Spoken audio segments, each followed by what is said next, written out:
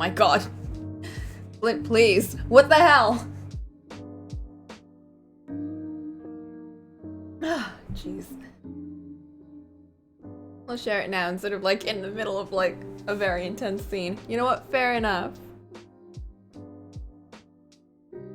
I'll just change that over there.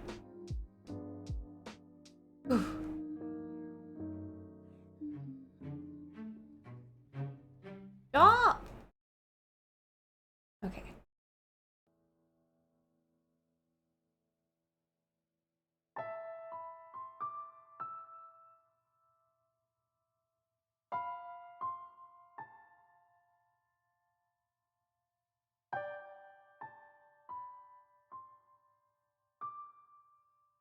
And again, do tell me how the volume is, whether it's good,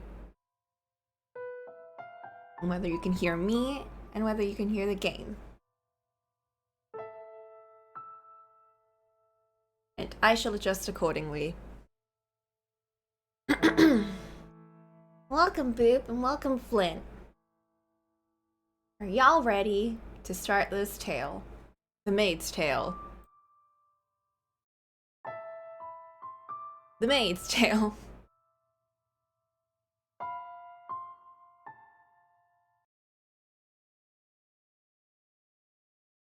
Here we go.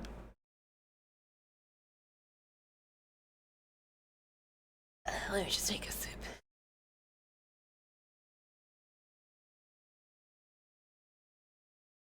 This is my tale, and the Maid's Tale.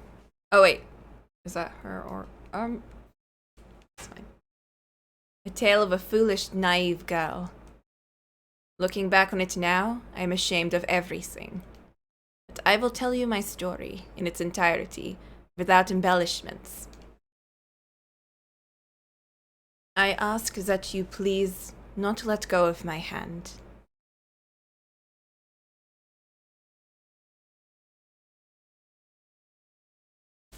The only things the knights left behind were a garment and a large pool of your blood. Both had seeped into the fabric, and it was beginning to dry. When I clenched it in my hand, it made a soft crackling sound. The oppressive stench of death lingered in the tower.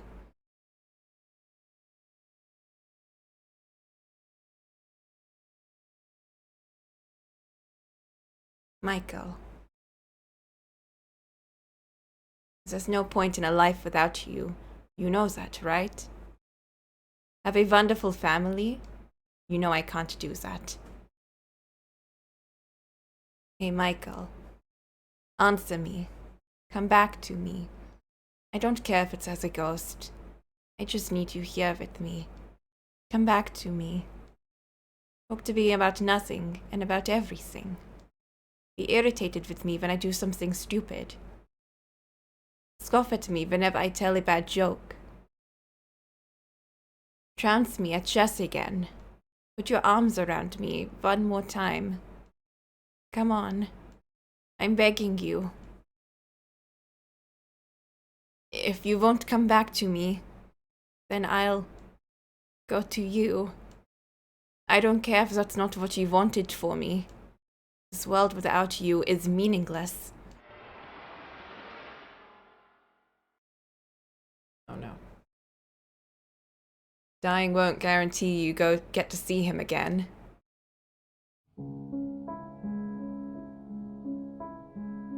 He spends all this time refusing to talk to me, and when he finally does, he begs me to save his love. Oh, how the mighty have fallen. Rather disappointing, to be honest. Who? Who are you? Where are you? Ha, quite daft, aren't you? Within these walls, I am everywhere. And you've heard of me before. What? I have no... Heavens, you are slow. Is that pretty head of yours only for decoration? But what? But... No, there's no one else. You might be thicker than these walls, my dear. Although, I suppose I shouldn't be surprised. You never did believe anything Michael said about me. You thought he was going mad. Haha, this is brilliant. No, there's no way, it can't be. The cursed witch, Morgana? Oh, you even know my name, do you? It would appear my legend has survived longer than I expected. I suppose I should thank all the humans who passed it down for me. You actually exist? I most certainly do, my dear. As I recall, you don't believe in the supernatural, do you? But it's hard to deny when that very witch is talking to you right this moment. Michael was not even slightly mad, my dear. I told him he was better off without his sanity, but he refused to listen. He wasn't deranged, his surroundings were. His environment, the people around him, his whole world. Can you imagine how dreadful that must have been? To be the only sane resident in a world gone utterly mad. It's a miracle he managed to keep his head. Remember what you said just before he died, my dear. You said it was all in his head. You said he couldn't tell the difference between illusion and reality. You said he had long since gone insane. Shouted it at the top of your lungs. No, that's not what I meant. Oh, poor Michael. If only you had believed him about the witch. I feel bad for you too, though. You have my pity. What did you ever do to deserve this? Oh, and just to be perfectly clear, I played no part in either your or Michael's misfortune. The only force to blame for that is fate. You were a good, honest, joyful, lovable woman. And look at how the world treated you. May I ask you something? Was it you who sealed me in the tower? Yes, it was. That was what Michael wanted. Once, I told him I would grant his wish, so I did as he asked. Though it looks like that ended up causing you even more pain. How tragic. So, you're planning to die. Are you hoping to reunite with him in heaven? That plan's destined to fail from the outset, my dear. God teaches that suicide is a sin and you'll go to hell for it. Then, I will not kill you. Why not? Because I swore to Michael that I would save your life. Poor Giselle. If you have any other wish, I'll be happy to grant it. I can't bear to see you so miserable. A wish. You have but a single desire right now, to see him once more. Isn't that right, Giselle? Are you saying you can make that happen? You'll bring him back to life for me? The forces of life and death are outside of my realm. That is God's territory, or the angels. However, I can guarantee you this. His reincarnation? No. His reconstruction. His reconstruction? Yes. You can meet him again. Not in this life, but in some future life. Just imagine it. Finding your beloved again after overcoming so much tragedy. 10, 20, maybe 100 long years from now, you're finally reunited. Doesn't that sound marvelous? True, unparalleled love in its purest form. What do you think? Oh no. Just because you can bring his soul back doesn't make it Michael. I want to be with him, that brusque, impenetrable, slightly immature but gentle as a butterfly man, the man who sincerely, deeply loved me. If it's the same soul in a different body, can you still call him my Michael? Ha ha ha! Oh, my apologies. You beat me to the punchline, and you did it with such ardor you threw me off balance. You're exactly right. The idea that if your love is strong enough, you can both be reborn and have exactly the same relationship is utter fairy tale nonsense. You must be the same people to have the same love. Which is why I'm not promising his rebirth or reincarnation, but his reconstruction. Your wish can become reality, Giselle. As long as you wish for it with all your heart, it can come true. I'll wish for his reconstruction as well. You have a witch asking to make this happen, my dear, so you can be confident that it will bear fruit. and you wish for him to remain as himself. If he truly loves you, and he too wishes to reunite with you, your wish shall be granted. Will you really wish with me? I most certainly will, my poor, pitiful, dear Giselle. I shall offer up my most heartfelt prayers for you.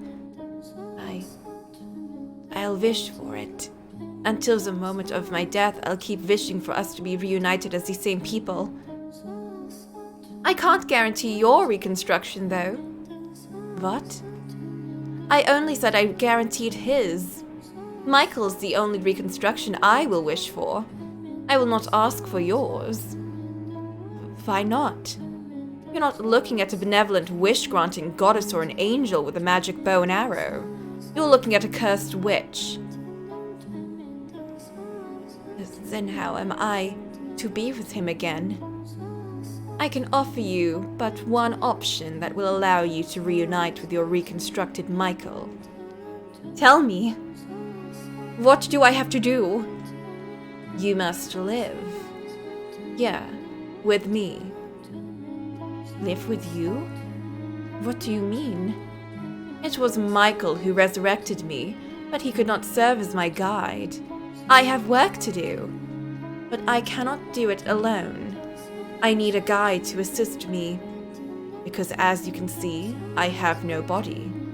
If this house did not exist in this world, perhaps I might be able to give myself form, myself's form. I don't understand anything you're saying. You don't need to understand. All I need from you is for you to show your utmost hospitality to the people I'm expecting to show up at this mansion someday. Entertain your guests? That's right, my dear. Michael isn't the only one whose reconstruction I'm wishing for. There are others. Several heinous sinners. Oh no. So I want you to serve as a maid and watch over them when they arrive. And until then, keep the house in good condition. What? What are you scheming? Is that something you truly need to know, my dear? All you need to do is wish. Pray for the day your beloved appears before you again. For the day he wraps his arms around you once more. One word, Giselle. That's all I require. Do you wish to see him again? Do you want to hear his voice again? I can promise you you'll have your happiness back. What reason is there to hesitate? There isn't one. Or are you simply going to give up? I wonder, what would happen if you said no? If you disappear from this world, how will Michael react when he comes back? Will he be sad, angry, or will he forget about you and fall into the arms of another woman? No, he can't. Then make up your mind. Will you come with me, or will you throw it all away?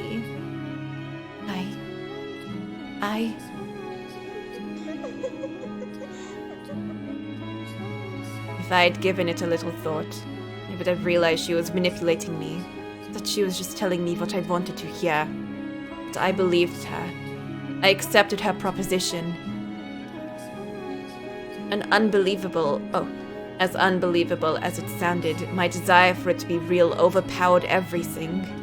It was impossible not to grasp at straws she was dangling in front of me. That was all I could do at the time. Zavitch's voice also had an inexplicable power to it. It made me believe, as outrageous as it was, that she could really bring back or reconstruct you.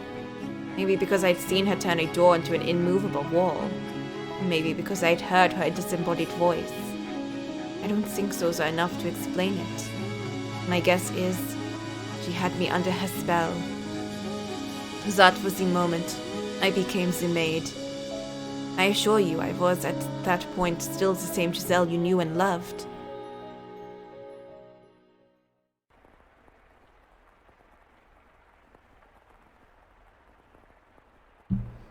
The sound of the rain never seems to stop. Am I hallucinating it, maybe? From the moment I lent my ear to the witch's sweet temptations, the mansion underwent an unimaginable transformation. No light shone through the windows, despite them still being unobstructed. Not morning, day, or evening. In fact, the concepts of morning, day, and evening did not seem to exist. The darkness resembled that of when the windows had all been sealed off. There was something more fundamentally unreal about it, like it was hovering over a vast, all-consuming abyss within a constant haze of malice. I felt like I had been cast into some unknown realm, and that was why there was nothing beyond the windows. The house was not the only thing that underwent changes. I too was no exception. In the blink of an eye, all my basic human urges vanished. I stopped feeling hungry. I no longer needed to sleep.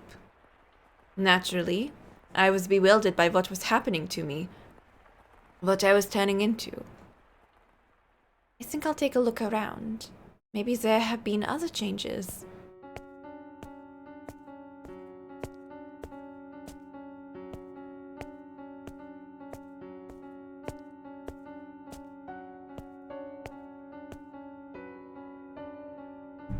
So, I meandered through the mansion's halls. My original intent was to explore the entire house, but I found myself drawn towards one room in particular. That's right, your bedchamber. There was no light, not a trace of color remaining in your chambers. But the bed was the same shape, the walls the same texture, the curtains the same design as when you had been alive. Michael, I'm praying. I'm always praying that someday we'll meet again.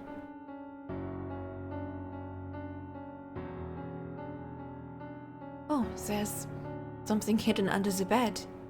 What could it be? It's that painting.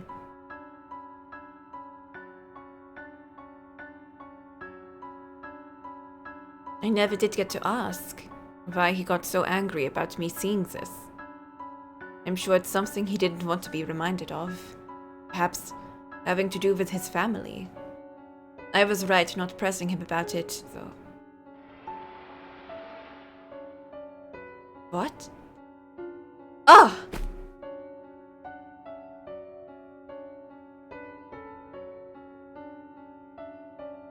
What the? Did that painting just smirk at me? Oh god. Ah! Oh jeez, Giselle. What are you doing tripping over yourself? It was just that accursed witch messing with your head. No need to get spooked over a tasteless prank. When I stumbled, I guess I knocked a drawer open. There's something inside. Letters, it looks like. I shouldn't touch these, they're not mine. But I want something of Michael's to have. Something to remember him by. His letters would be in his handwriting, as they would contain his words. Please forgive me, Michael. I don't mean you any ill will, but I'm going to take these. I must say, they are an impressive number of...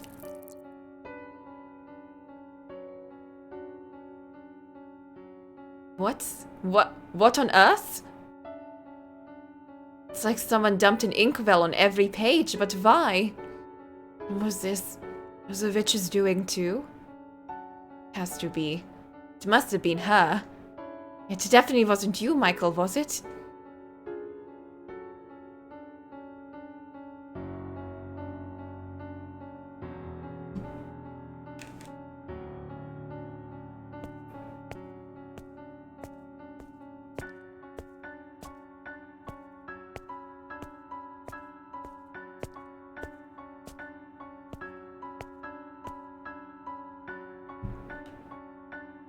The front door. I wonder what it's like outside.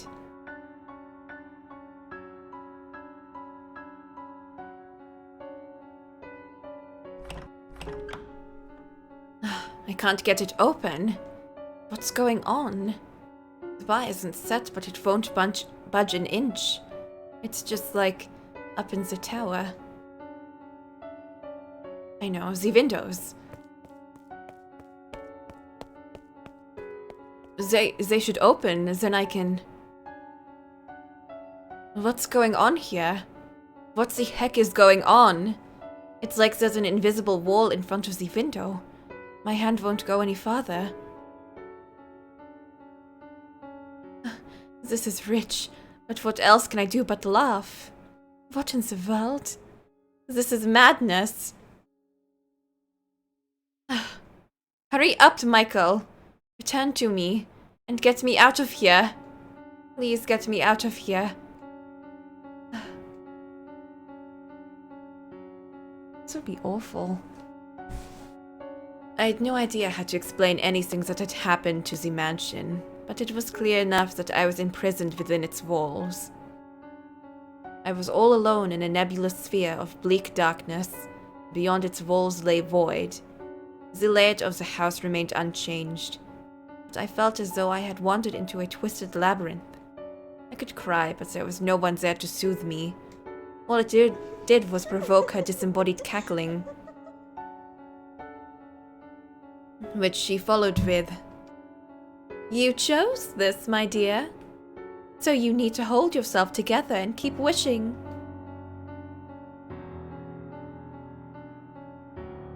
My only real pastime was cleaning.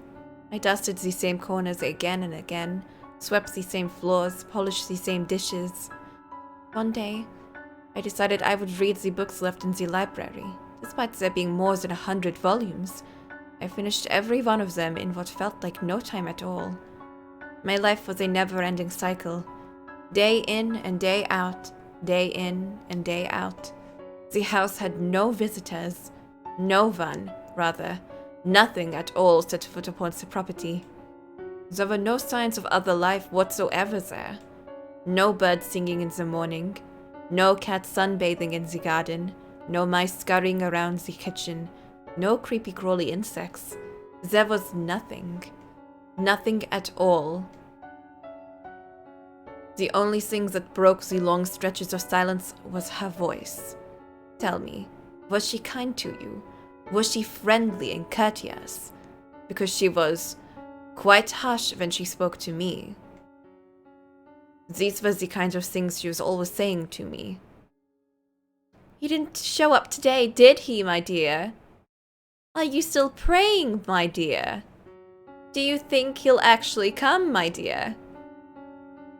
I'm still wishing just like I promised, my dear. You know why he hasn't come for you, my dear?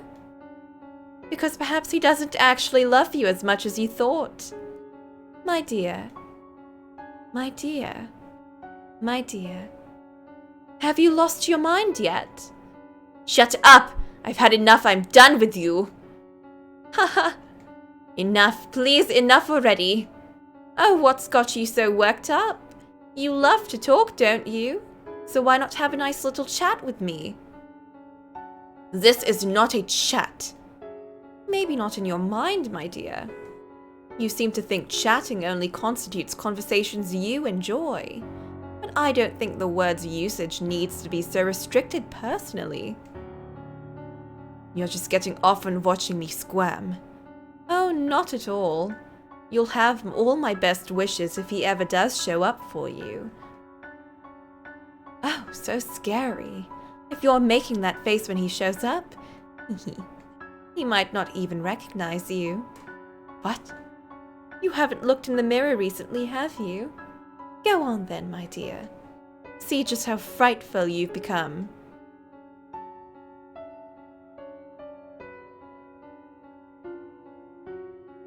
No. The witch was right. I looked nightmarish. My face was pale and lifeless, my eyes hollow, my cheeks sunken, heavy bags beneath my eyes. My hair had lost its sheen and grew wildly. I was quickly losing everything that had made me recognizable as me, and the thought sent a shiver down my spine. No, this isn't me. This is some kind of trick. You're trying to deceive me. Baseless accusations. You really must stop blaming people every time something doesn't turn out the way you want, my dear. But, my face was more what? More expressive? More cheerful? Brighter? Rosier? You're right.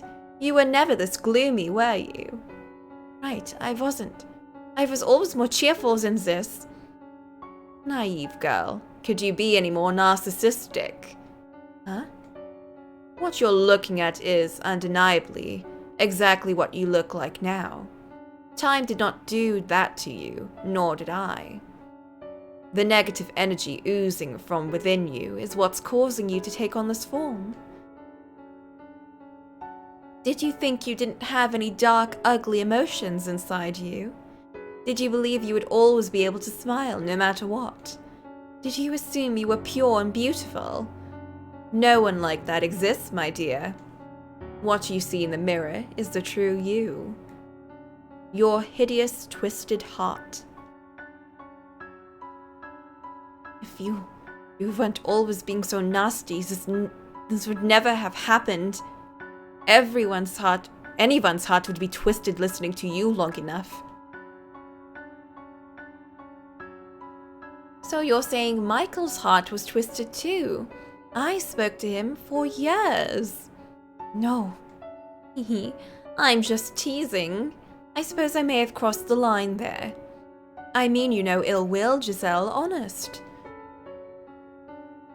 Allow me to give you one word of advice, though. Look at yourself in the mirror often.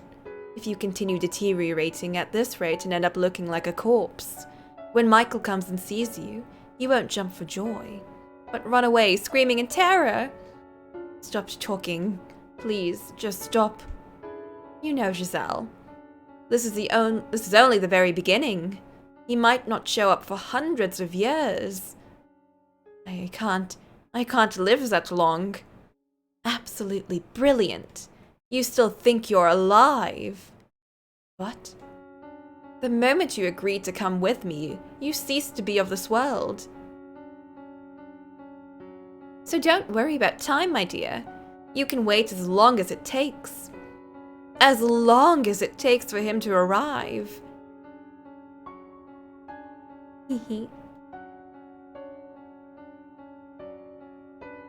As Yvitch had suggested, I started checking my appearance in the mirror every day. I wanted to ensure I didn't turn into some horrifying creature. My hair grew, so time seemed to be passing, but I didn't appear to age at all. The flow of time had become perplexingly vague and uncertain. Was it stopped, or was it moving? I couldn't tell. On occasion, I would practice smiling in front of the mirror. My smile was, after all, my one and only distinctive feature. I was certain you had seen me smiling more than anything. Even if my appearance had changed drastically, I thought you would still be able to recognize me by my smile. A woman standing alone in front of a mirror practicing how to smile. I'm sure that was quite a comical sight.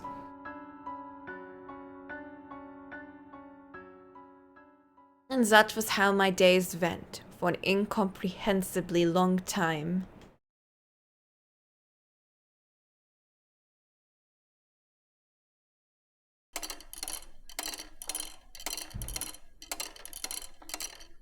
Oh God.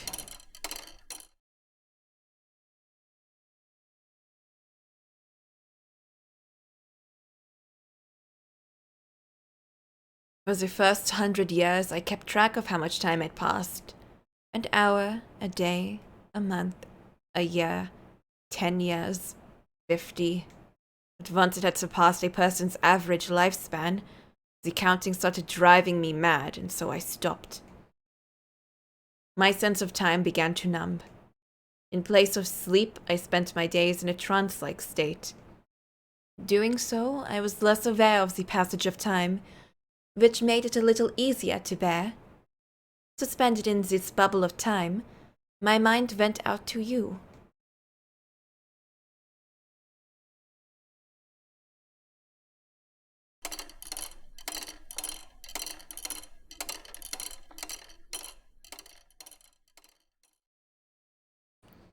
The next thing I lost was myself.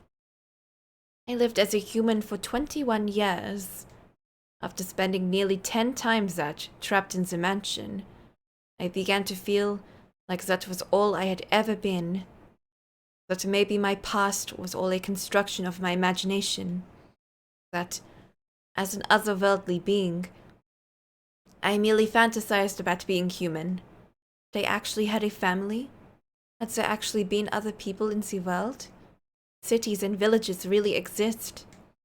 Was there ever really a time when light shone through the windows, when we were happy? But I knew if I started doubting everything, I wouldn't be able to maintain myself. So I settled on believing one thing. That you, Michael, were real. That you had been with me. And that I loved you. And that it was you I was waiting for. I tried to always remember that one fact.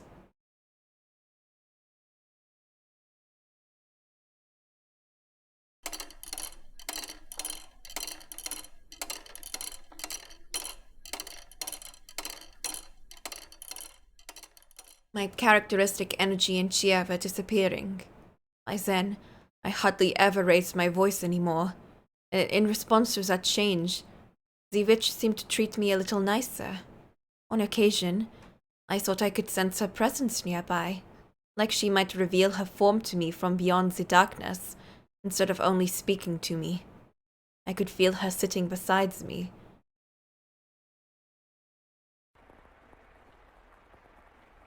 Giselle, do you think you're still Giselle even now? I suppose it doesn't matter either way. Sometimes I think love and fanaticism are two sides of the same coin. What are you implying? Oh, nothing. I have an idea, though.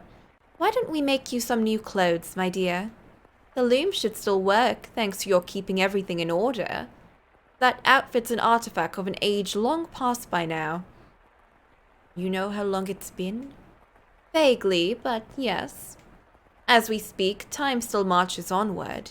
Not too quickly, not too slowly, but at the same pace as your breathing. Now, on your feet, Giselle. We have plenty of time, so let's make you the perfect maid outfit.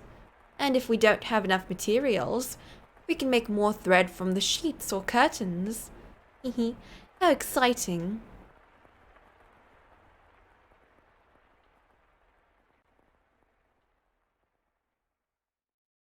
Following Heck's instructions, I wove a garment in a style that did not exist in my era. They were quite strange to behold. The old me might have been stricken with fascination by them, but at that point, I wasn't even sure how to rejoice, how to be impressed, or how to be moved anymore.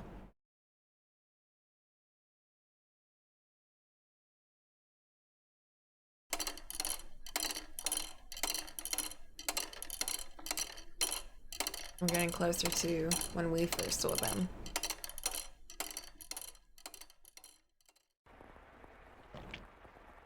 It sounds like rain again. Hiss, hiss. Hiss, hiss. Hiss, hiss. What year is it? Doesn't matter what year it is. It doesn't matter where it is.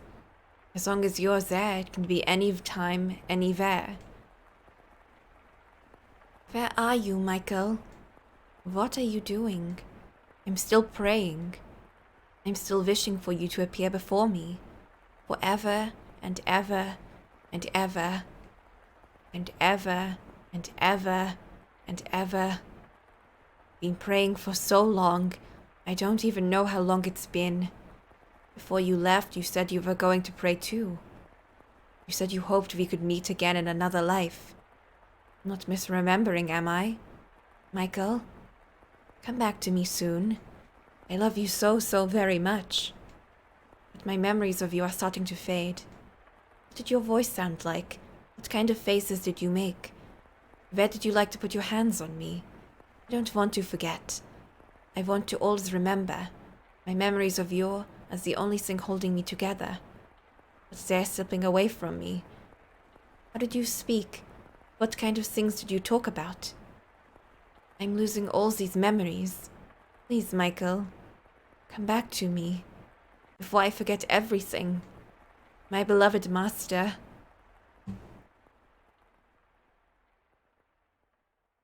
The thought crossed my mind that maybe Morgana's guarantees that you would be reconstructed was just a lie to trick me into staying here. But I quickly discarded it, because if she had been lying, it would strip me all meaning from my very existence. It would take from me my purpose for being here. So I didn't want to accept that possibility. I had no choice but to persevere in my beliefs that you would return. I had always thought I would be alright, and that my faith would never waver. I still believed in myself. But you can be the happiest, most optimistic, resolute person in the world. And you will still break eventually. And I was at the point where even the slightest tap would shatter me into fragments.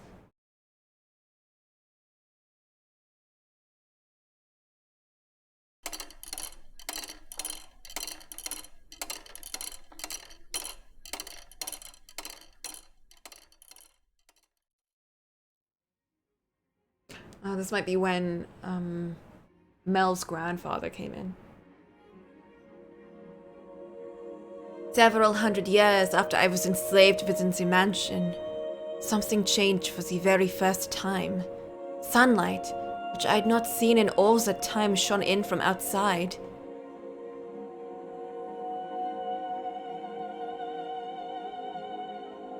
At first, I did not believe it was real. I thought it was a hallucination born of my inner desires. I thought I must have gone completely lost it for my fantasies to have escaped my mind. But it didn't matter if it was all an illusion. The gentle breeze blowing in through the window felt wonderful. The smell of grass, the chirping of birds, glistening blue sky. It was like 1,000 memories rushing back all at once, and it brought tears to my eyes. The time has come, Giselle. It's time for you to get to work. And as she always did, the witch's voice crushed my elation, dragging me back to reality. Reveling in the sight of the outside was the last thing I should have been doing, for it was at that moment that began my true decline. Work? What kind of work? Oh no. Have you already forgotten? Oh, good heavens, do you have your head on straight, my dear? As I said, I need you to watch over the house. Show your utmost hospitality to those who show up. Is someone? This is merely an appetizer. It looks like someone's here. Hold on, I have no idea what I'm supposed to do. Do the same you have been doing. Be a maid. Convince the house's guests that this is a wonderful place. Make them enjoy their stay. Now go on. I'm quite looking forward to this.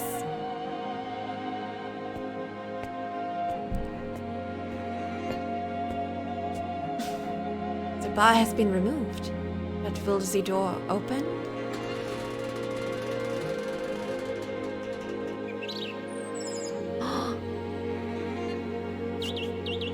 For so long, the door had refused to budge. For so long, light had forsaken these halls. For so long, there had been no trace of life. And now, all of that had been turned on its head. I felt like I had stepped into heaven on earth. I know it sounds melodramatic, so please don't laugh. It was almost certainly a perfectly ordinary slice of nature. Leaves and grass rustled in the wind, flowers specked the earth, and in the distance was a city I didn't recognize. I wondered where I was, of course, but I neither shouted nor jumped in surprise. Instead, I found myself accepting of my circumstances, as unnatural as they might have been. As I was standing there idly before the entrance, the carriage rolled up.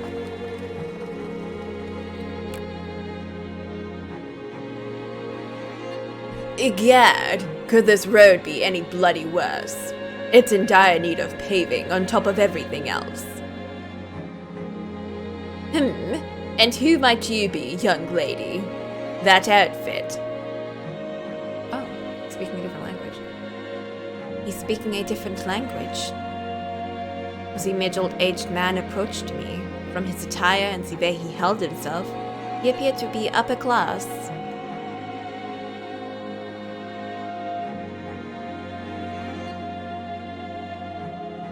However, the words coming out of his mouth were not in a language I had grown up speaking.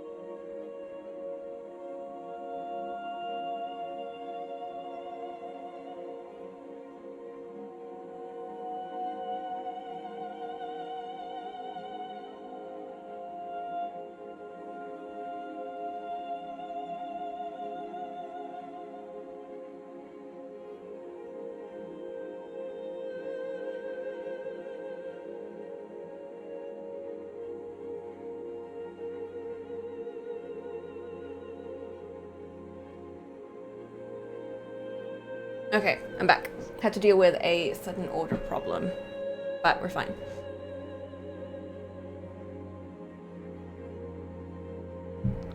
So, when last we left off,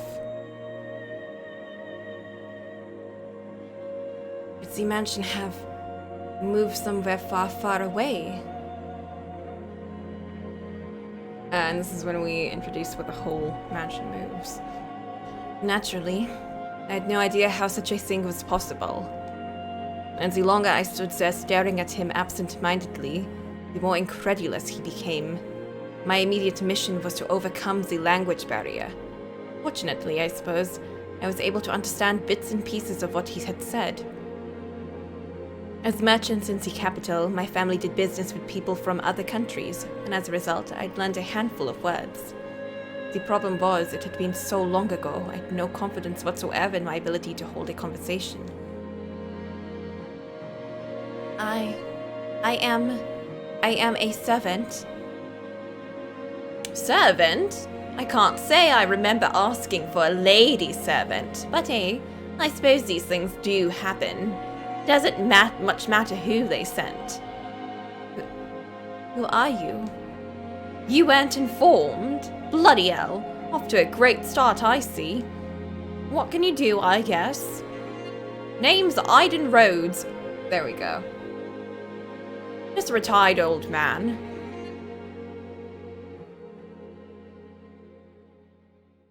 As I am sure you have already guessed, this man was the Rhodes siblings' grandfather.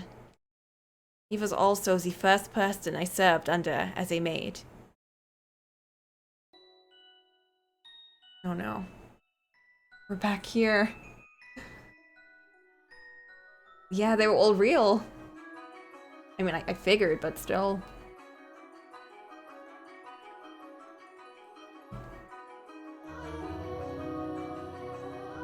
For a member of an esteemed noble family, Haydn was a bit on the eccentric side. He only hired a handful of servants, claiming he was not fond of clamor. There was a single chef, a physician, a servant to take care of all the cleaning, and then me, who served as his personal assistant. Whenever he got the chance, Haydn would chase me down and make me practice proper etiquette. According to him, I had much to learn.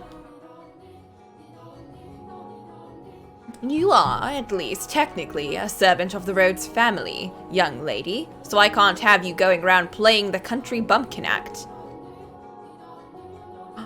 Yes, sir. And we'll have to do something about that accent, too, while we're at it. I have an accent? Thicker than bloody molasses. Now, I have no interest in sticking my nose into your business, asking where you hail from. But while you're here, it's canon! She has an accent, it's canon!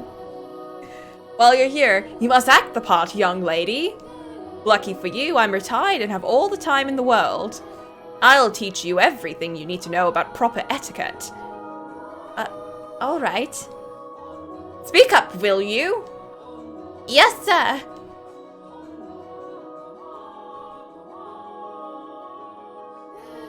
Haydn did not go easy on me either. In addition to my day-to-day duties, I studied etiquette, the language, proper pronunciation, and formal diction. Anytime I made the slightest mistake, he would shout his dissatisfaction. Listen carefully. A servant is the face of a house. I know. A servant's gaff is her master's gaff. Always keep this in mind. You are not just a maid. You must always act with elegance and grace. You must always maintain your composure, even if the house is falling down around you. Whatever happens, you deal with it quickly and quietly. Your language must be immaculate. No ums, or pauses, for any reason. Yes, sir. No stammering either. Sorry. Bloody hell, you are not going to make this easy, are you? Whose idea was it that a country bumpkin would make a good servant? I'd like to give him a piece of my mind. Is that her puppy face? I am not from the country. Not even slightly. I was raised in the capital. Is that so, eh? A prim and proper city gal, are you? In that case, you should be a quick study. Absolutely. I can learn anything in a week. Tops, piece of cake. Is that so? All right, then. Starting tomorrow, I'm tripling your lessons. I didn't think this true. Giselle, no.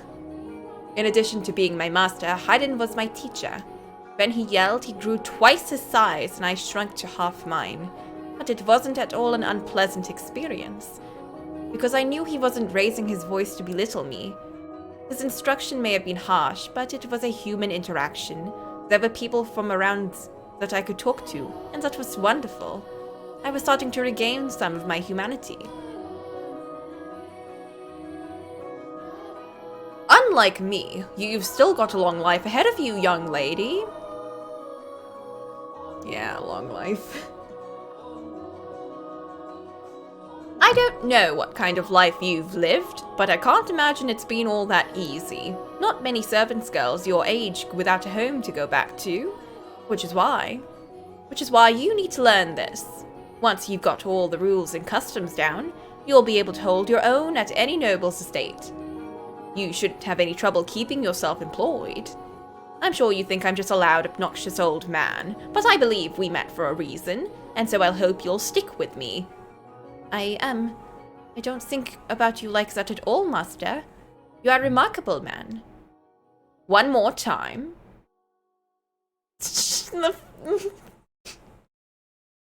I deeply appreciate your generous consideration, master, from the bottom of my heart.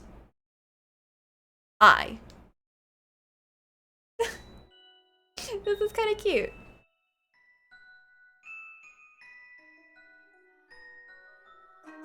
I didn't know much about Haydn's situation, why he retired to this mansion all alone, away from the rest of his family. But any time I asked about them, he would say, "It happens sometimes," with a melancholic frown. Before long, 2 years had passed. By that point, my etiquette had improved enough to satisfy his high standards. In that time, the mansion underwent a number of decor changes, as well as some other stuff. He also sealed off rooms that were not in use, such as the observation tower and the chapel. It was a sad thing, seeing areas with so many memories for me falling into disuse. But as a mere servant, I had no say in the matter. In addition, I didn't seem to greatly enjoy renovating the house, and so I watched him warmly. The furniture was all gradually replaced, gorgeous paintings hung on the walls, colorfully patterned curtains installed, and the rose garden. And a brilliant rose garden planted. These roses come from all across the world. Nowhere else can you see so many different varieties in one place. It's beautiful. Did you know that in the city, people are starting to call the mansion Rose Manor? Rose Manor. And to think there used to be nothing but weeds here. Amazing how much it has changed. I never thought that I would see this garden turned into something so beautiful. Are you fond of roses, young lady? Yes, red ones especially. Red roses mean a great deal to me. They remind me of a time long past. Given one as a gift, were you? No, I believe I was the one who gave the rose. So red roses are a symbol of my feelings. They are very precious to me. I gave you a rose as a gift. You plucked it from its stem and placed it in my hair. Am I remembering correctly? My memories are so vague now. I can't even remember the look on your face that day. There are some kids I'd like to give roses to myself. Who? My grandchildren. Oh my! You have grandchildren? Though we haven't been in touch for some time. Last I saw them was 4 years ago. When my second grandchild was born.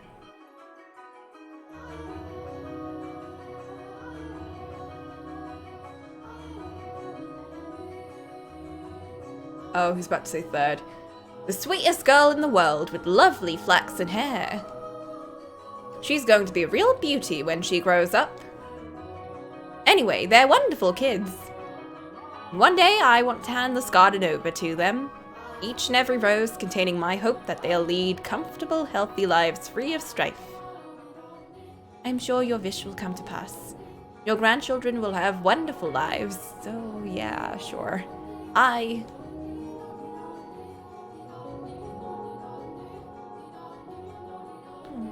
The grief of not having you around still weighed heavily on my mind, but I was slowly approaching contentness. Life at Haydn was slow and uneventful, peaceful and relaxing. I imagined my heart was seeking anything to alleviate its pain. And it found that in the beautifully remodeled mansion, the garden blooming wildly with roses, and my time with Haydn.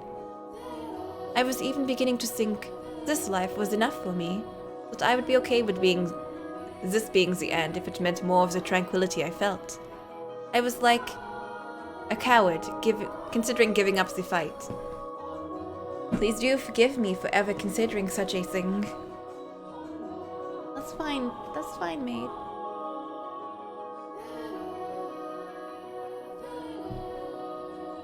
I didn't seem to be in high spirits that day. A gift had apparently arrived from his son who lived far away. It was in a tea set. In it was a tea set, some leaves, and a small jar of sugar.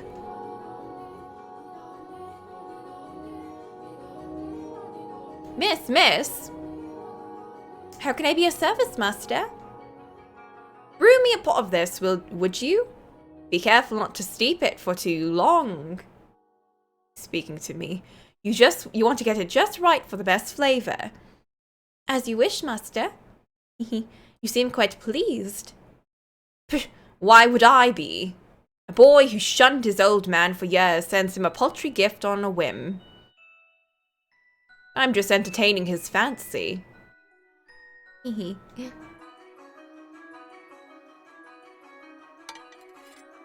Your tea is ready, master. Ah, what a wonderful smell. Tea and roses are life's best damn spices. Now let's see what that boy chose for me. If it's no good, I'll be sure to write him an angry letter. He looks so happy. He must really love his family. It's a little bitter. Shall I brew another pot? No, it's not your fault. Must be something in the leaves. Would you like to add some sugar, then? There was a small jar of it for the tea set. Now that's some bloody fine sugar he's procured. Oh no, he's gonna ruin the tea. White as snow and sparkles in the light. He chose it just for you, master. Bloody hell, what demon possessed him? All right, give me 2 spoons, then. Yes, master. Here you are. Splendid. This is some exquisite tea. The sugar balances the bitterness of the leaves perfectly. Lies! I guess that boy does have some. Oh no. Master?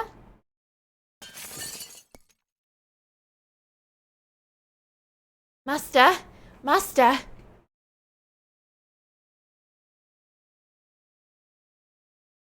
The doctor. I need to find the doctor.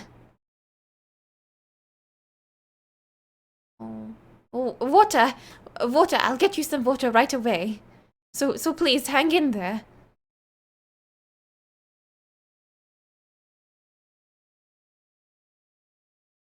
But he died in a different way.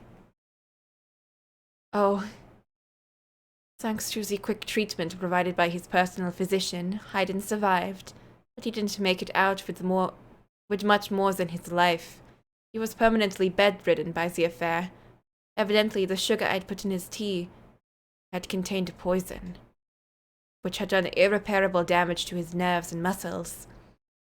Most of his body was completely immobile, except for his left arm. What? Why would they?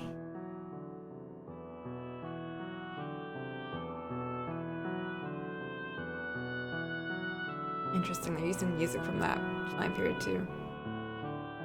Can I bring you something? Some water? I've had more than my fill of water. You don't need to wait on me hand and foot. Haha. That face says you need to distract yourself by working.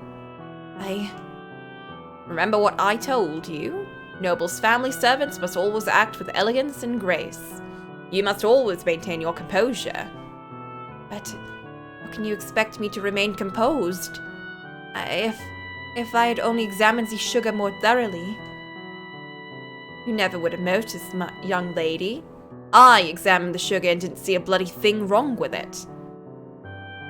He was damn crafty, that's for sure. Why would he do this? His inheritance, I presume. Something must have come up. He needed money quickly. That's no reason to poison your own father. Blood is nothing but an obstacle to ambition. Or maybe he just hated me. How could anyone possibly hate you?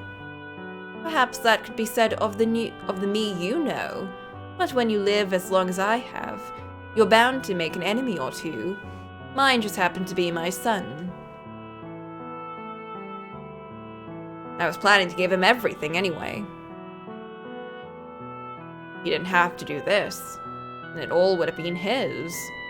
Master, killing me doesn't accomplish anything, but I guess it doesn't much matter. Say, could I ask you something, young lady? What can I do for you? I don't want to get out that Hayden Rhodes was poisoned, so could you tell people that I passed away peacefully with a beautiful nurse tending to my every need? You're not dead yet. Please don't talk like that. You're scaring me. No stammering. But I'm not saying it'll happen immediately, but I am an old man, and one day you'll wake up and I'll be gone. Aw, he made up the story. This is about my own pride, not my son. The last thing I want is to go out with a black spot on my name. Tell me you'll do this, Giselle. He's never said my name before. As you wish. Thank you. You're a peculiar girl, you know. Sometimes you seem greener than the leaves in summer, and sometimes you seem like you've seen 12 kinds of hell. And every so often, you seem not of this world. Your skin is pale, and your hands are cold as ice. At one point, I thought you might be Death himself. But I was wrong about that. You seem too big a heart to be Death. You care too much. You must be carrying a very heavy cross on your back. What am I supposed to do? I don't want to lose you, Lord Hayden. I don't want to lose this life. You have someone, don't you, young lady? Someone you're dying to meet again. Yes, but I don't know anymore. I don't know how long I'm supposed to keep waiting. If something doesn't happen soon, I don't think I can hold myself together much longer. I was so close to breaking down, and it was you who kept me on my feet. I'm sure you've tried to remain strong plenty of times, so I'll give you some different advice. A trick for when you think you're losing hold of yourself. Build a cocoon. Oh no. Cocoon? A sturdy shell to keep your weak inner self safe. This world has no interest in protecting you, only swallowing you whole. You mustn't readily expose your true self. You build a cocoon, and you play the role you need to play. That way, the real you will remain unharmed. It's not pleasant to hide yourself like that, but it's better than letting the world crush you. But a word of warning, if you spend too long in the cocoon, the real you is liable to disappear forever. You'll be swallowed up by your own protective shell. Oh no. I hope you find whoever it is before it's too late. Now, I think I'll get some sleep. All this talking's worn me out. As you wish. Good night, Master. See you in the morning. Aye. See you in the morning, young lady. Not gonna see him in the morning.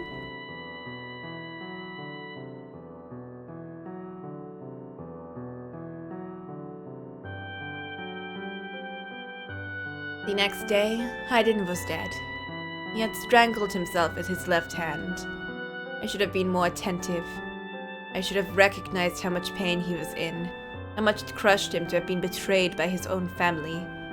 I should have realized how he truly felt, how fragile he really was.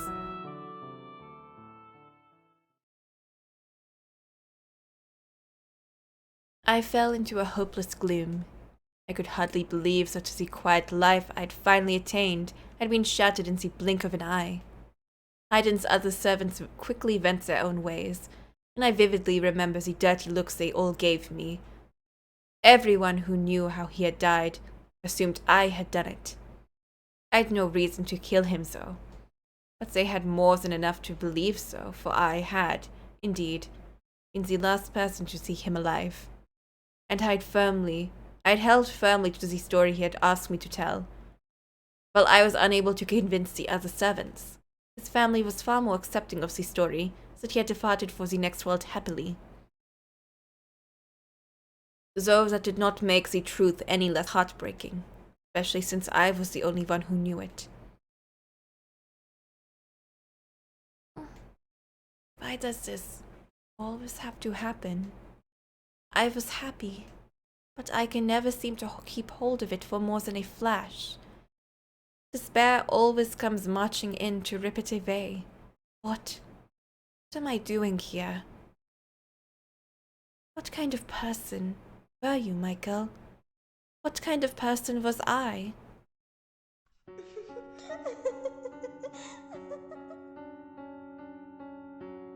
Oh, my dear, you look positively miserable.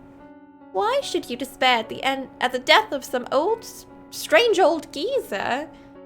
Morgana, was Haydn one of those whom you wish to be reconstructed? Huh, I've no interest in that wrinkled bag of bones. And if he was one of them, do you really think I would have let him go so peacefully? Peaceful? You call that peaceful? You called his misery peaceful? I most certainly do. And since you do not seem to understand this, the pain of death lasts but an instant. The worst torture can only be inflicted upon the living. Setting two loved ones against one another, manipulating one into taking the other's life, and then forcing him to live with that. The stage hasn't even been set yet, my dear. And you would have me play a part in that. Indeed. You agreed to accompany me. You are here to be my guide, and you're doing a wonderful job of it so far. I haven't done anything. Oh, but you killed that old man, did you not? Thanks to you, my wish is one step closer to fruition. What? What do you mean I killed Haydn? You mean to claim you didn't? Tell me, who was it that put the poisoned sugar in his tea? No, I didn't mean to. Your intentions are irrelevant. Everything moves along the path forged by my wish, and you shall continue to follow its will. Ah, you know what? I'm done feeling like this. I don't want anyone else to go through what Haydn did. And what are you going to do about it? I'm done listening to you. Without me, you have no influence over this world. Oh. So I'll die. I'll take my own life right here and now. I grabbed a nearby knife and held the tip against my breast. My hands were shaking, my heart pounding. My whole body was racked with terror, but I could have sworn I heard Morgana gasp. This was her one weakness, I thought. What are you thinking? Don't do this, Giselle. Don't be foolish. Put the knife down, right now. I'm done, trusting anything you say. Giselle, Put the knife down. I have missed you so very much, Michael. I wanted nothing more than to see you again. But if my being Morgana's guide is going to cause other people suffering, then I can't. It's all over, Morgana. Huh? There's no blood? Not even pain, why? Oh. Ha ha ha! Absolutely brilliant. I told you not to be foolish, but you just wouldn't listen to me. Oh, such a silly girl. I really am.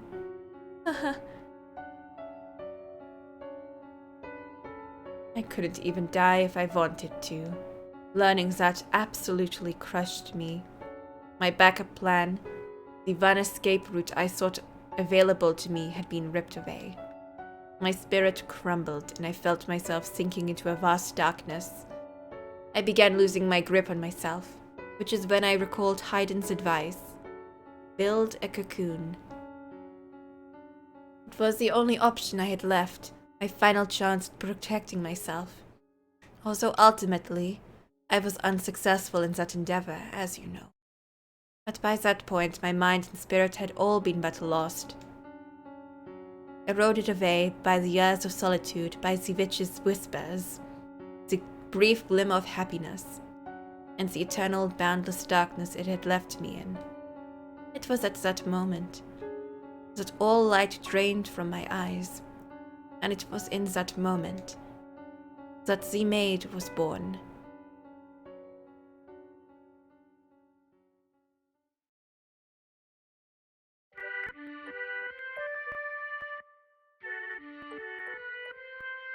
And then she stopped calling herself Giselle. Oh, dearest Mel, come over here. There's so many beautiful flowers. Now, Nellie, there's no need to run. You're gonna fall, and you can't say I didn't warn you. Oh, now she's got such a vacant look. Hello, I've never seen you before. Are you the new maid? Good afternoon, Lady Nellie. That is correct. It is an honor to serve you. Oh, did you do all this? I did not. The garden was your grandfather, Lord Haydn's work. Wow, is grandfather a wizard? Perhaps he was. I am sure he would be delighted to know you like it. Did grandfather like flowers? Yes, he loves them quite dearly. Wow, I love flowers too. I've never seen a garden with so many pretty flowers. Did you know this kind of flower is called a rose? Just like our name. Why, yes, they do sound alike. And like the flowers, you are also a very sweet little girl. Hee hee. Say, what's your favorite color of rose? I like all colors. But you don't like any the most? That's too bad. My favorite's pink. Pink roses are so pretty. Indeed they are. Oh, geez, they... Oh. Oh, no. Jeez, there you are, Nellie. Oh, my apologies. Please don't mind my sister. Oh, not at all. We were having the most wonderful time. Oh, that's good. I imagine we'll be seeing each other around, so it's a pleasure to. Dearest Mel, let's see what the inside's like. Mother says I have my very own room. Oh, slow down, Nellie. I beg your pardon. The inseparable siblings ran off towards the mansion, hand in hand. It was a heartwarming sight. But the next moment when they stepped inside, I saw something else. The darkness enveloping the mansion seemed to flare up, the open door a gaping maw into its hungry bowels. The whole house looked as though it was cackling. It was, I presume, the witch Morgana's madness taking form, a manifestation of how she felt now that her centuries in the making wish was bearing fruit. Those two children were the ones Morgana had been waiting for. Had I still had the willpower to fight left in me, I would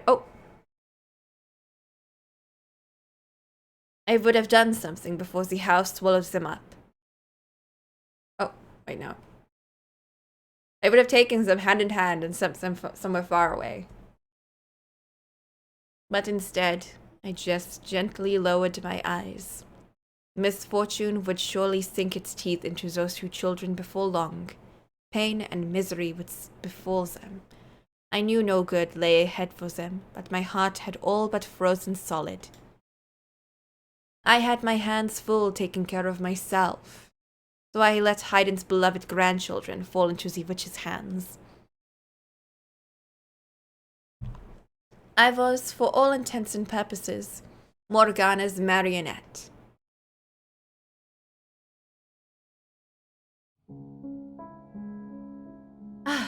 At long last, it has arrived. The time I have been waiting so long for has arrived. Darling, devoted Giselle, I know not how to describe for you the fiery excitement burning within me. Oh, I know! I can tell you my story. Tell you exactly what that mild-mannered little boy once did. You'll be open to listening now, won't you, my dear? Oh no. And you'll surely understand that I am doing nothing wrong, because you're my ally, my trusty servant. You and I, we live in the same world. We're as close as family. Are we not? Yes, as you say. So let us curse them, all of them. Let us inflict a pain worse than physical torture on them. Let us put their souls on the rack for all eternity. Curse them, make them suffer, curse them. Now listen carefully, Giselle. This is a tale of wicked men, and my curse upon them.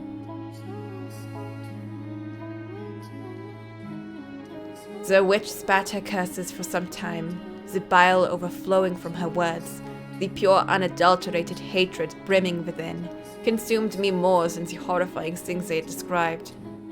She was brutally honest, each word a carefully sharpened blade of animosity. How much bitterness did you have to carry inside you to become her? How long did you have to feel nothing but hatred to become like her? I felt like, if I let my guard down, I would be consumed by her enmity. It would become mine, and I would grow to despise them myself. All the while I kept on my mind one thing. That is, what was left of my mind locked away inside a shell of my own creation. It was that solitary truth that allowed me to hold on to my human emotions, to continue believing. I'm always waiting. My love will never fade. When I was still my old self, I called them master and would do anything for them. Michael. That was their name. They were beautiful. They had pearly white hair and ruby eyes. They are going to come for me.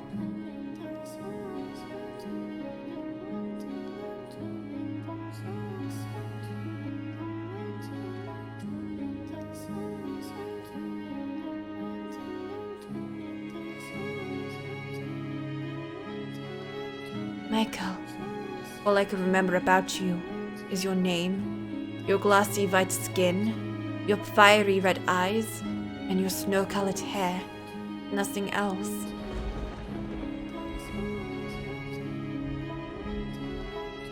And that's why, when I saw her that night, dripping from the storm raging outside,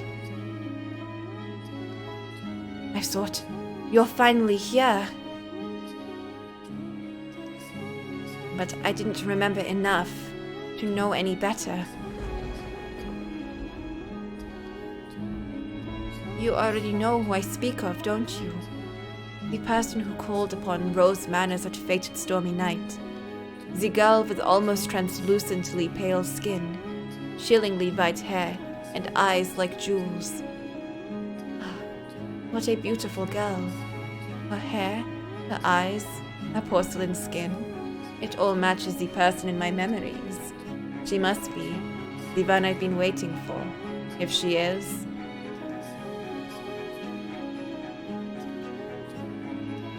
Is something the matter? No, I just thought I felt someone watching us. Hehe. It's only your imagination, I'm sure.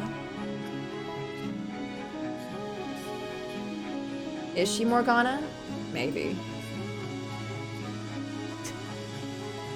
Maybe she's like a reincarnation of the Morgana. Or something. Who was wronged by whoever these people are. If not your imagination, then perhaps some unseen force was watching you. Unseen force? Are you familiar with how people refer to this mansion? Rose Manor? Yes, indeed. It is called Rose Manor because you can smell the sweet fragrance of the rose garden even at a great distance.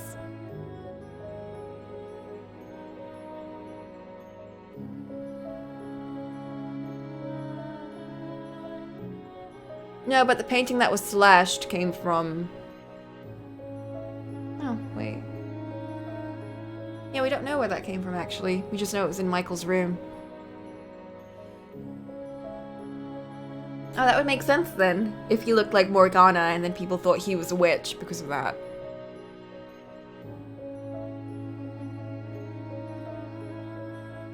That's not what I meant.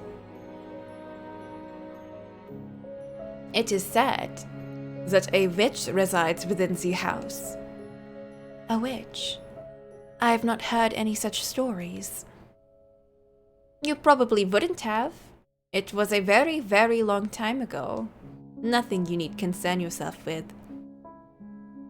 You have a peculiar presence about you. Should I consider that a compliment? Hehe.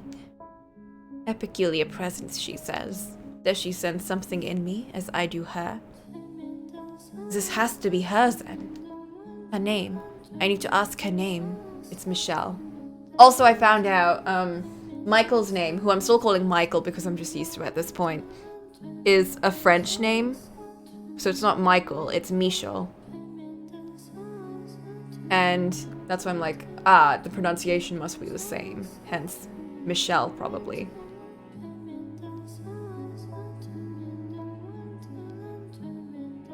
It's getting late. You should get some rest. A room has already been set aside for you. But first, may I ask you one thing? Yes? I do not believe you have given me your name yet. My name is Michelle.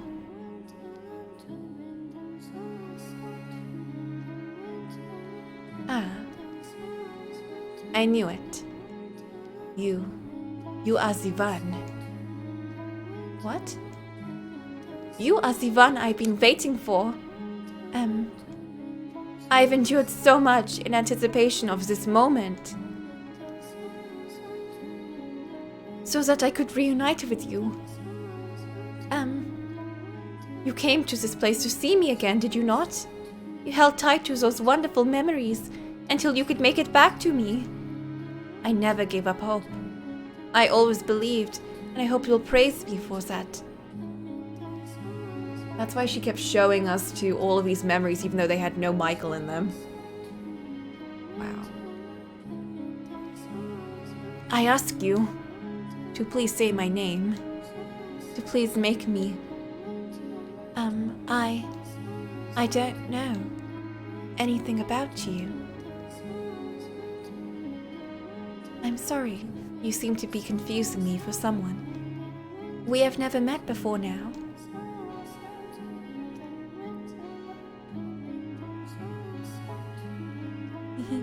You jest.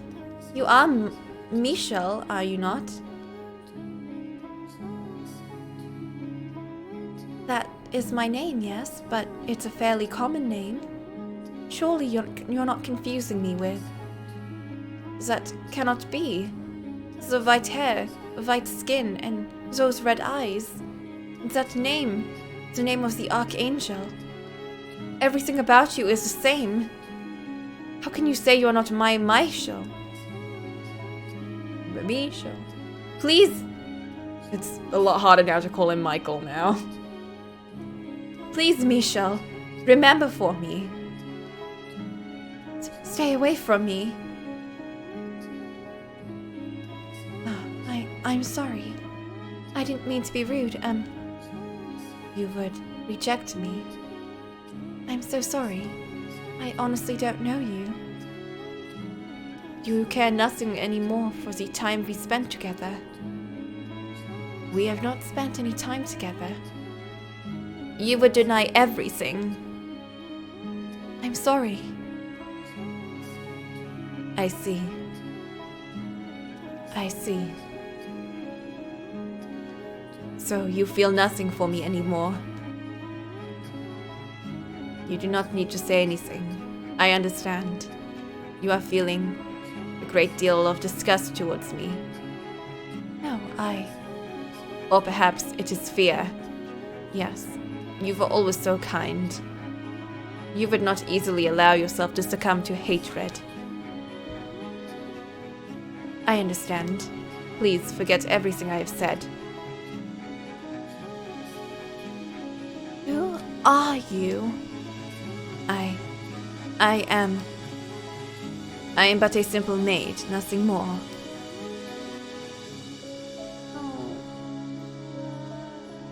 Laughable, isn't it?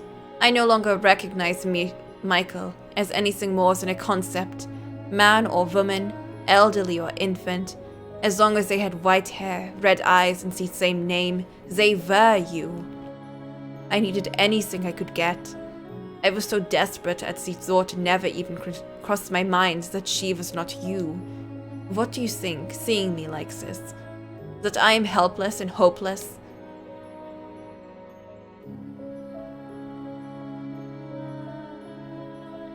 Listen to this, Morgana. Michel is back. She's finally come for me, but she doesn't remember anything, it seems. Not me, not our past, nothing. She saw me and was afraid, in fact. Are you listening, Morgana? Ah, darling, devoted Giselle. You poor, pitiful soul. That must have been quite harrowing. But don't worry, you still have me. Besides, this might not be your only chance. As long as you continue on, Michael could appear before you again. Or Michelle. You think she will remember me next time? I can't say. That's up to Michel. You do have another option, though. Forget Michel yourself and seek out a new master. Someone who can be yours. Someone dedicated and faithful, who needs you. Someone worthy of this mansion. Someone who needs me? That's right. Michel didn't need you after all. It's all right, don't worry. You have plenty of time. Oh yeah.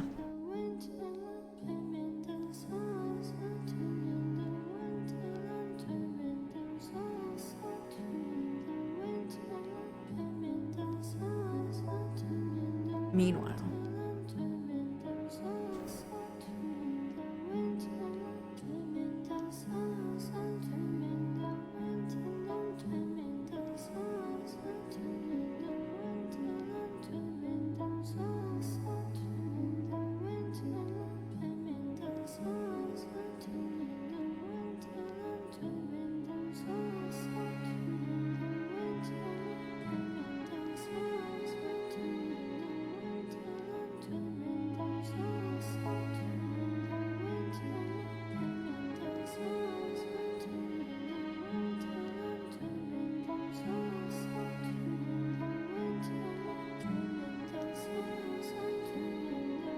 I know.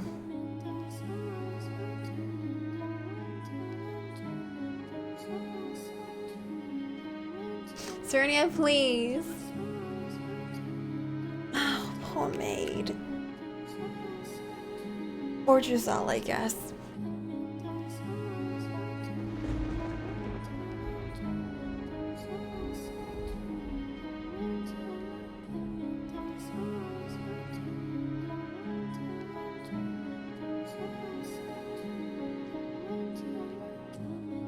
she met Michel after that then. After she ran away.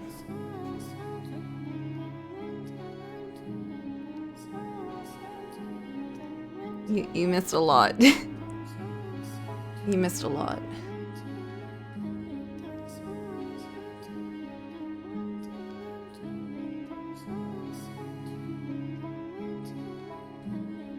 It's raining again today. I kind of wonder what happened to him after he fled from the mansion. Although, I suppose it doesn't much matter to me. The witch is surely watching him. Such a dreadful storm. It sounds like someone's crying. Oh. I was at that point completely out of my mind. Broken. My smiles, frowns, and gasps had all been replaced with imitations. Shortly afterwards, the flaxen-haired boy moved out of the house and went on to become a priest. The girl fell ill a few years later, her disease eventually taking her life. The boy never once returned home. The Rhodes family crumbled. I couldn't bring myself to grieve for them, or to reflect on Haydn's sorrowful end. I simply waited for time to begin moving once more. No, I don't want to jump to this next one. No.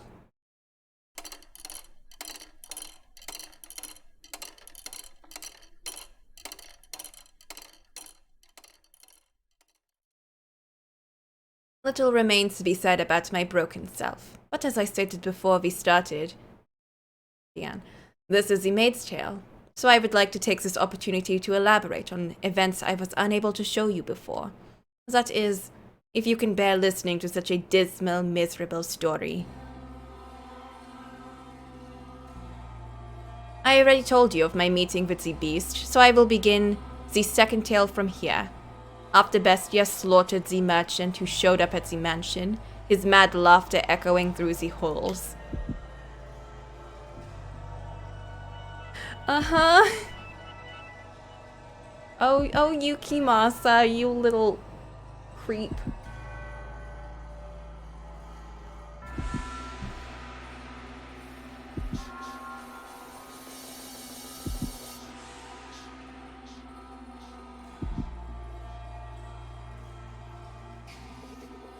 Ha ha ha.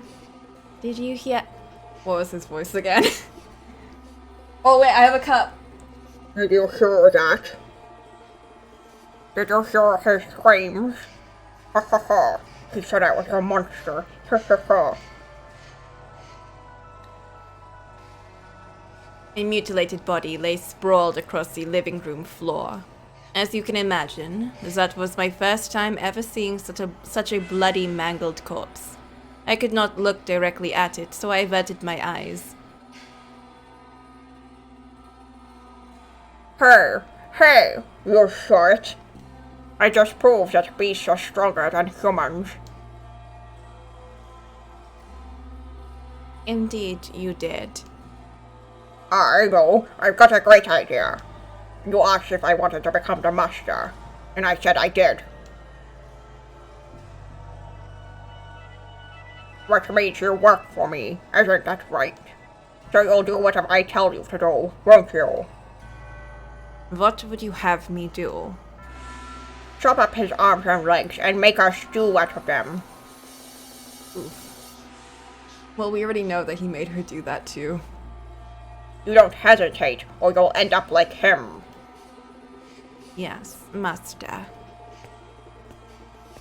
He's trying to assert his total dominance over me. That's not proper behavior for the master, although I am the one who offered him the role. Do it. He's an utterly mad beast. But am I really all that different? There's blood all over my hands. It sounds like someone's laughing. Morgana, why you do this? Is it him, or is it her? No matter what happens, it won't affect me.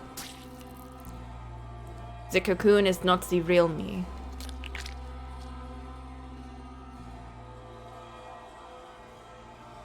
I was looking down at what could only be described as a pile of human debris. I had done this, but the fact did not register with me. I felt nothing at all. No regret, not anger, not sorrow or despair. Put it on the fire. He said he traded in spices. That should give him a very unique flavor. How am I supposed to work with this? I was quite simply puzzled. No one had ever made such a request of me in my hundreds of years at the mansion. That's all I was. Puzzled. But he interpreted it as hesitation or fear. So he grabbed me by the shoulder, knocked me to the floor, and skewered me with that curious blade of his.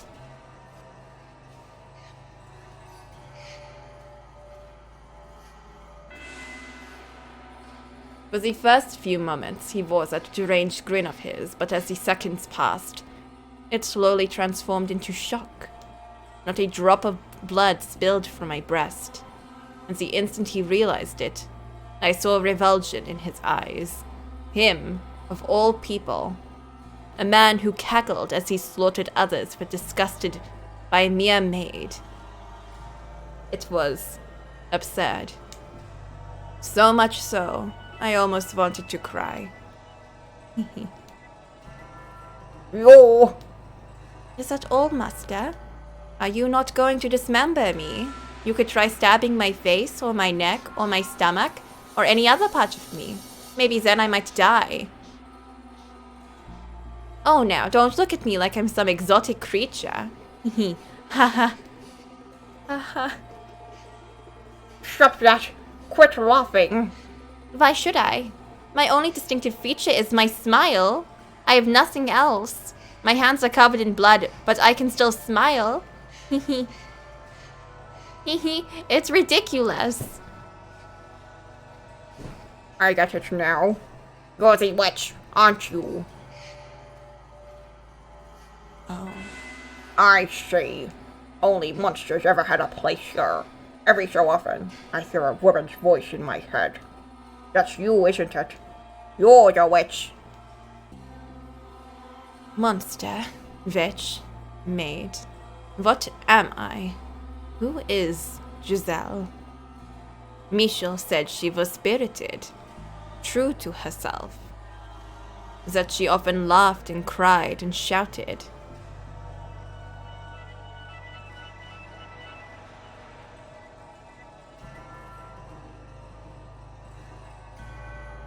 But I don't know anyone like that.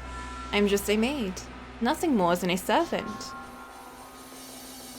The woman's voice he had said he heard was probably the real witch's, but I had no interest in that. I almost would have preferred not having to think about anything at all. Nothing would cause me to waver if my head was empty. A world without joy or sorrow sounds quite wonderful, but nothing ever went the way I planned.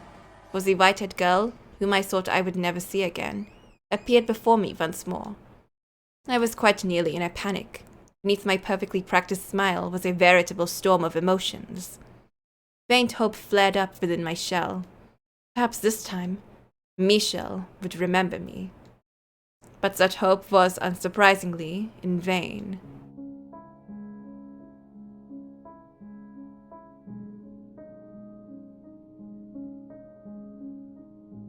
Is someone there? Yes, I came by to ask if there was anything you needed. I cannot offer you anything extravagant, not like before, but I am here to provide you with anything in my capacity. I appreciate the offer, but I need nothing. Being allowed to stay the night is more than enough. Do you work here in the mansion? Yes, indeed I do. I've been here for a very, very long time. A very long time? You might think this an odd question, but have we met before? Something about you seems familiar. Morgana, why are you doing this? And I get the feeling I have been in this mansion before. Yes, we have met. It was quite some time ago, though. When was it? It was an unimaginably long time ago. Do you remember a boy and girl with flaxen hair? Flaxen hair?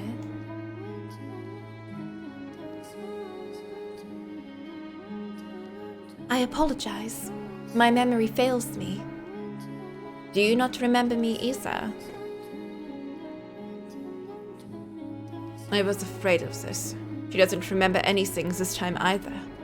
But I will not be so pushy this time. I could not bear to be so blatantly rejected again. I see. You should probably not push yourself to remember then. There were joyous times and there were less than joyous times. But would you be so kind as to answer one question? What might your name be?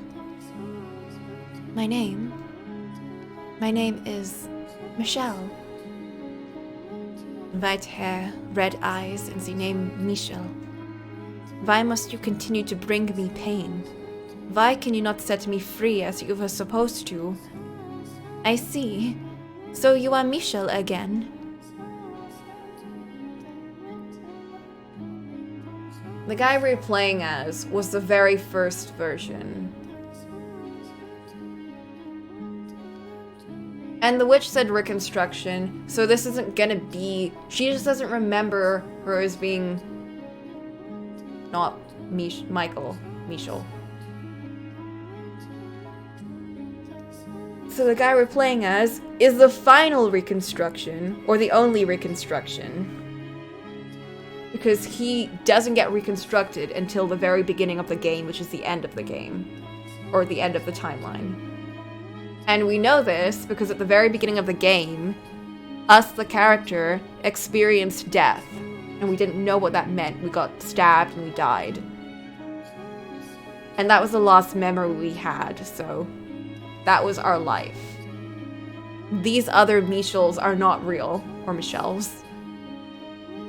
Well, they're real, but they're not us. Who knows who they are?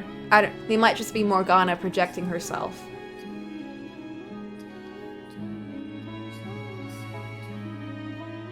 I don't know, boob. I don't know. None of this matters because we know who we are. We're just trying to get the maid to remember who she is. We're just hearing the maid's tale. You should get some rest. I will make tea for you in the morning. Also, go on, close your eyes.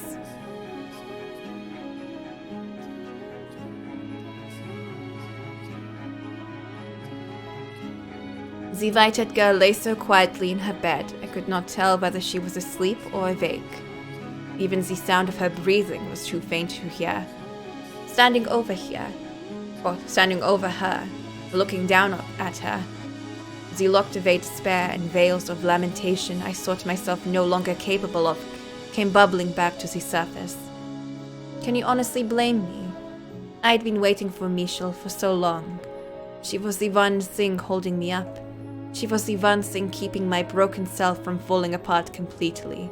Yet she claimed not to remember me. Did you pity her, having to go through tragedy after tragedy? But every time she showed up, she said she did not know me, bringing me more and more grief. I'd been waiting for hundreds of years, waiting for her for so long, my mind slipping away with every passing day, waiting and waiting and waiting. Oh, my apologies. I have to be careful or I'll slip back to what I was then. If you weren't here holding my hand now, Tell me. You are Michael, aren't you? That's a relief to hear. Yes, thank you. I'm all right. You think I'm as muddled as I feel? Let us return to the tale then. You don't know what it feels like. You don't know how much it hurts for someone you've waited so long for to say they don't know you. You have no idea how much it crushes me. Rather than feel like this anymore, maybe I should just end it all with my own hands. I reached my hand towards her slender neck. I was not an especially strong woman, but I thought even I would be able to suffocate her with relative ease. She was blind at that, so she wouldn't be able to run. However, that was one thing I could not bring myself to do. I can't do it.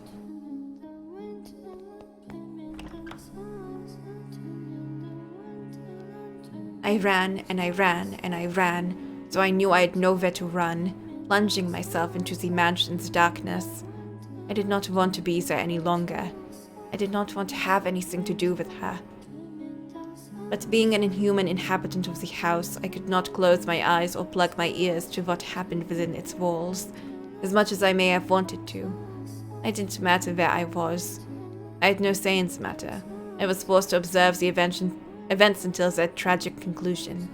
Twisted, bloody madness. Their wretched wails creating a whirlwind of misery. When it was all over, Morgana cackled like a little girl.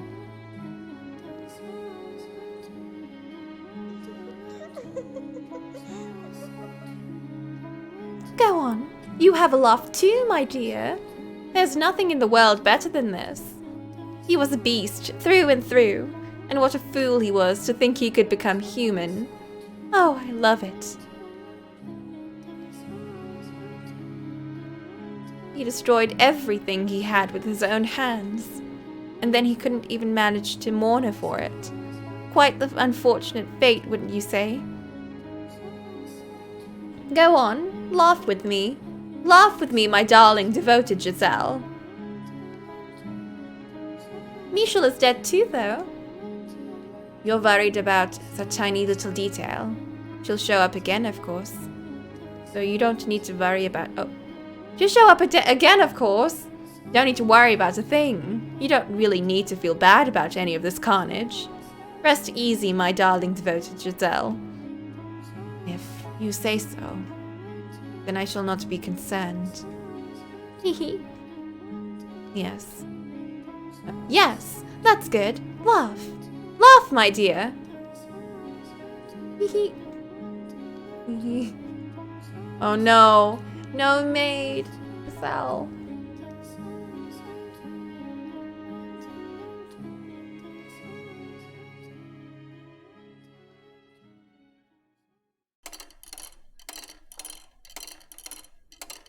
Okay, before we jump to this next... Oh, this is just before that happened. Probably... Oh! We probably find out all about that stuff. I need to get some water, actually. We'll call it a tea break, though.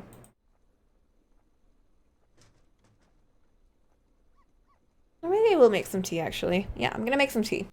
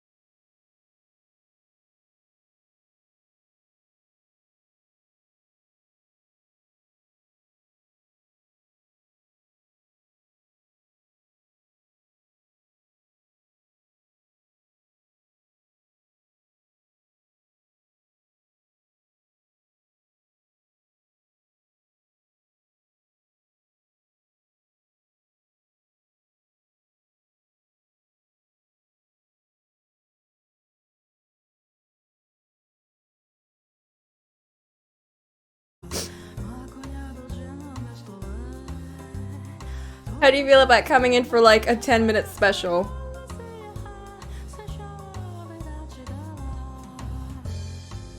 I don't want to butcher this voice. And I know I am because I can't do it. I could just turn it in French again. You guess? Can you or can't you? If you can, then please do. I would love to have you for this one section. I'm gonna hop over here. Get over here.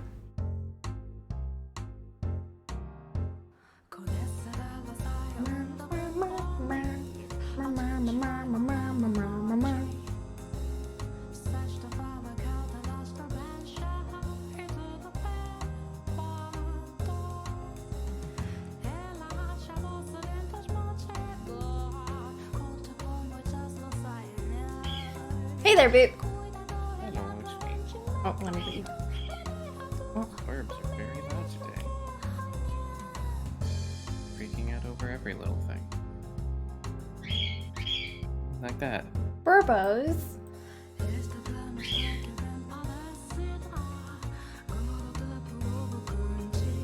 Okay, I need to turn down the game volume a bit.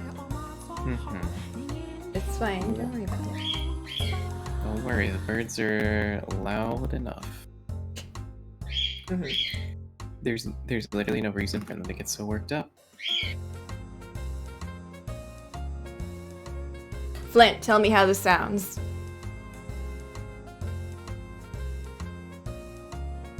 Yeah, it's just they're in the background of the scene. Don't worry about it.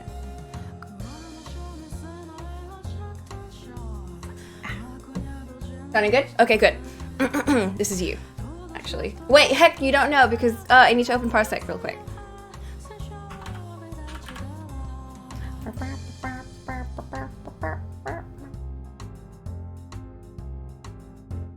And I have to sign into Parsec too. Well, heck.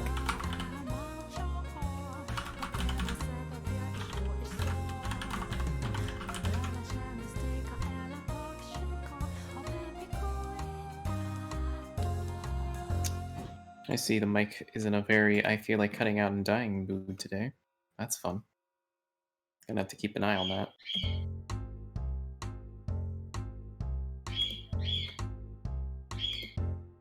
Can't even hide. Even when the door is closed.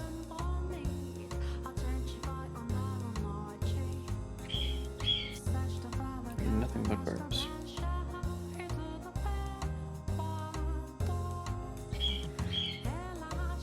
Did it? I've logged in. I need you to open up your Parsec. It's opening up.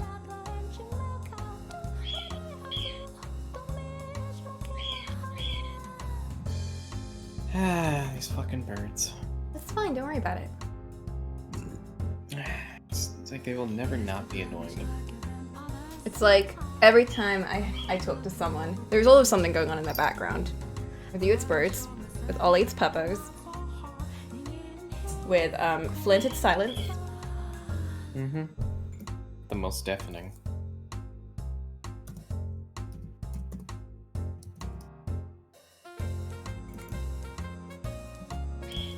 One of these days, Flint.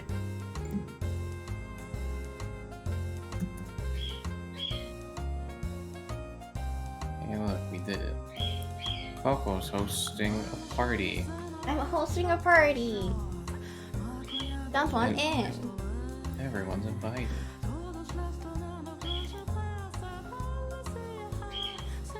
Host is no longer online. Oh, okay. Oh, am I not online? What? What? What? Okay. Let me just invite. Oh.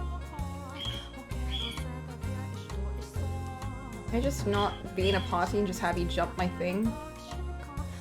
Can you just jump into my computer?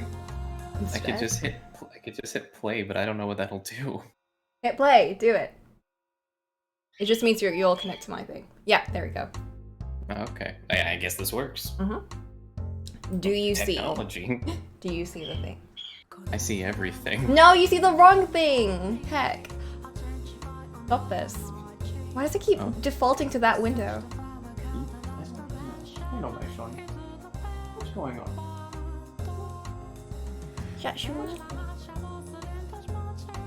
Oh, there we go. Yep, okay. The third visitor, I wasn't actually reading the titles. Now I see it, and I'm just like, oh, okay. Okay. This is you. Every time I turn around, I just see my son. He's laying on the bed. He's under the blanket. No, he's not under the blankets anymore, but he's just like, hello. I can get some water in my throat.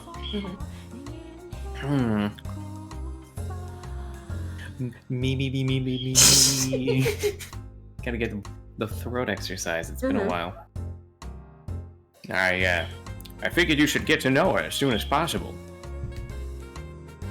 Since you'll be spending a lot of time looking after her. Hey, get out. Christ, there's not a goddamn competent bone in your body, is there? Damn. I'm sorry. I'll be right out. Remember, Coco, he does really love her, though. He does really love her. He does really love her.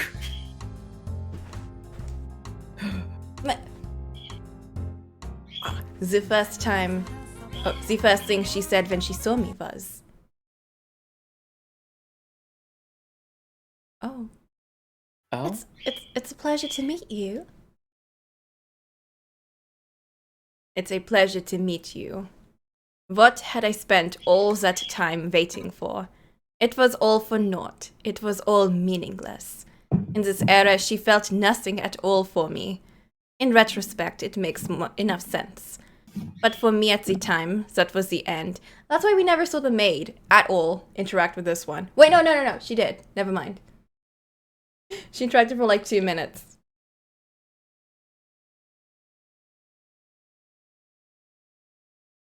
Oh my god, I was like, if they cut up this era, like, immediately. Morgana. Cast me into darkness. Make me a formless being like you. I don't want to be here another second. I don't want to look at her ever again. Morgana. Please listen to me. I'm begging you. I think that might actually be it. Hey, Boof, you want to be the witch? That was my cameo. You're free to leave if you want, but you can be the witch if you Check, want. please.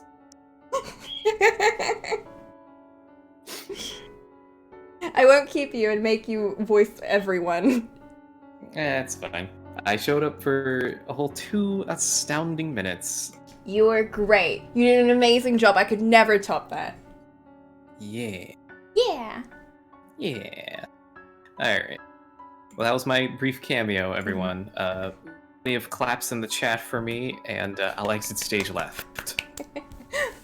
Yeah, unless the title... You know what? You can stay until the title changes, just in case Jacopo's like, hey! Surprise. I'm actually the witch. Oh no. Who knows? Good shot. God. What a weird act that was. It's a very strange bit. But you know what? It's fine. It's great. That's great. This was actually not going as bad as I thought. I think at this point I've just kind of gotten numb to everything. You've gotten numb. Yeah, that's essentially what she's saying. She's like, at this point, it's just all the same.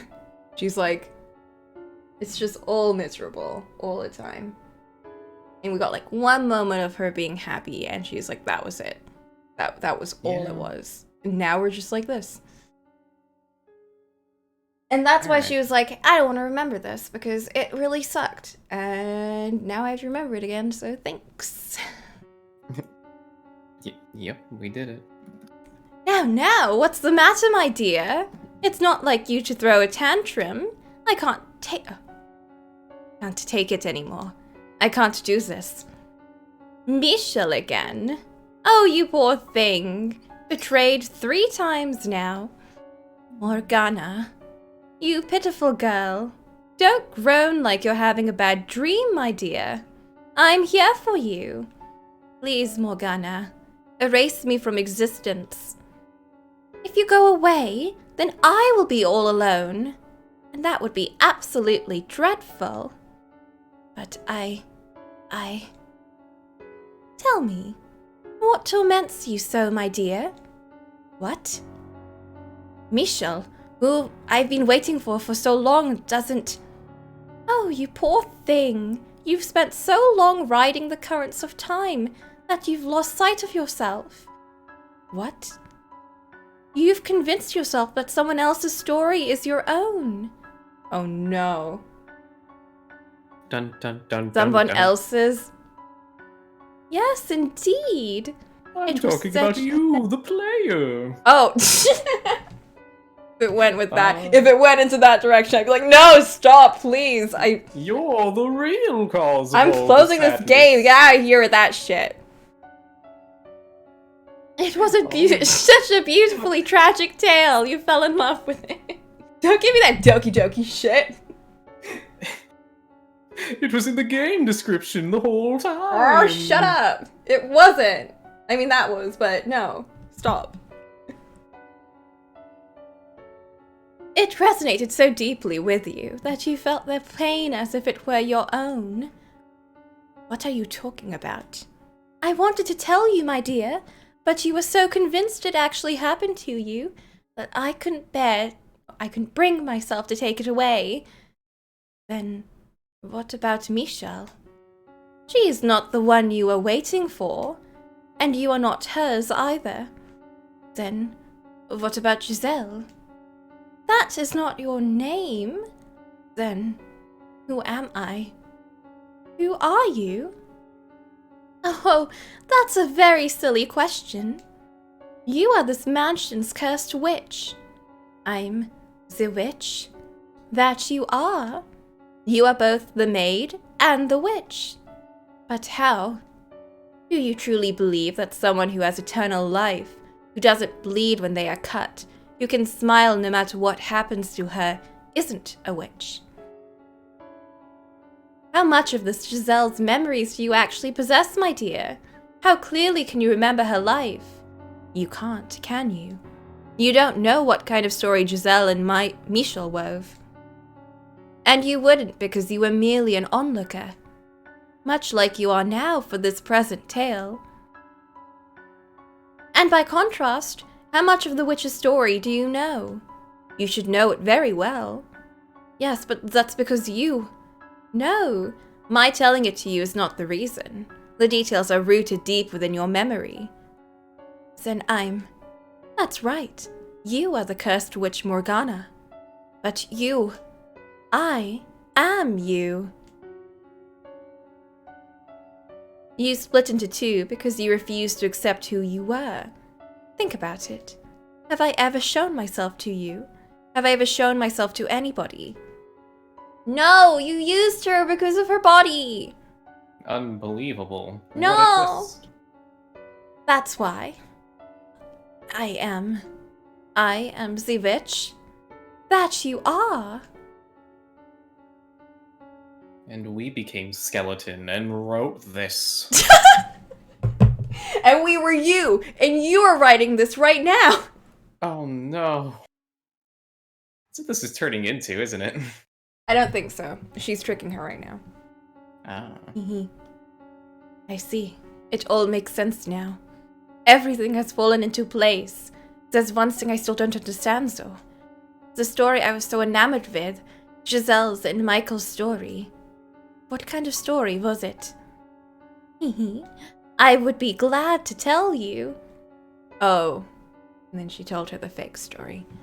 You look like you're ready to know the truth.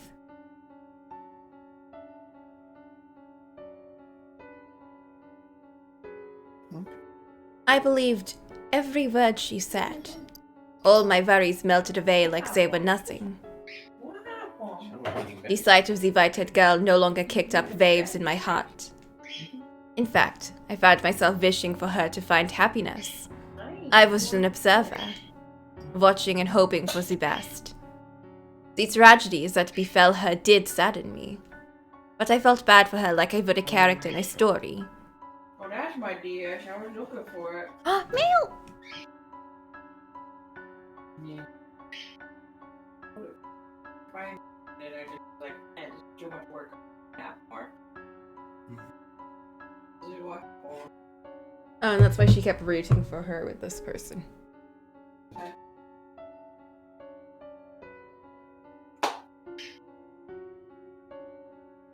Aha! It's a good thing we kept Boop around.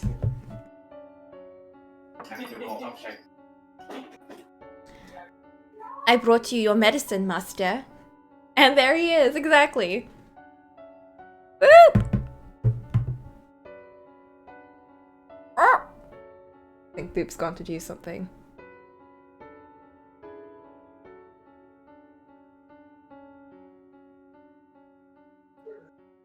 Oh, heck.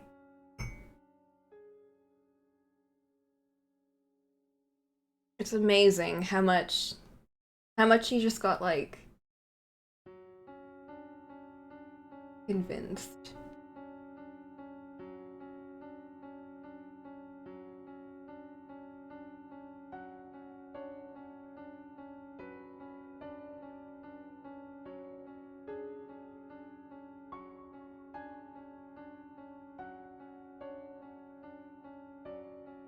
It was.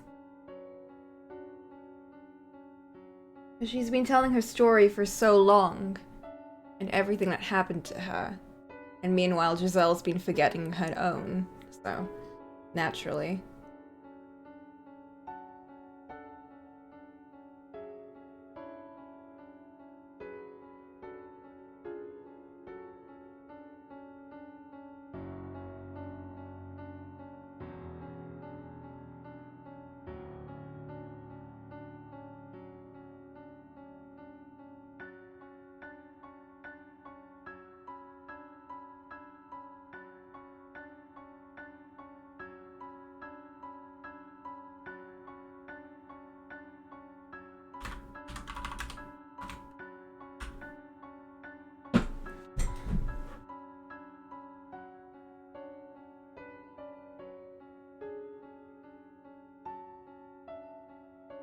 You know, the smiling that she taught her to do.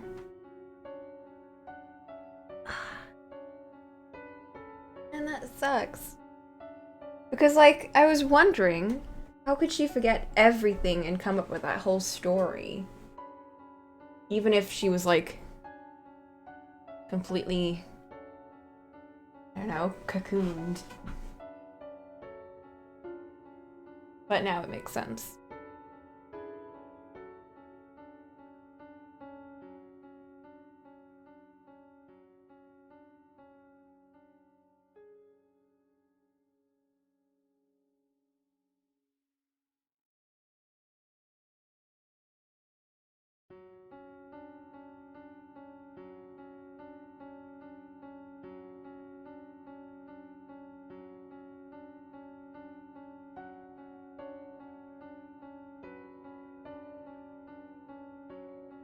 I assume that they were Morgana when Morgana was human.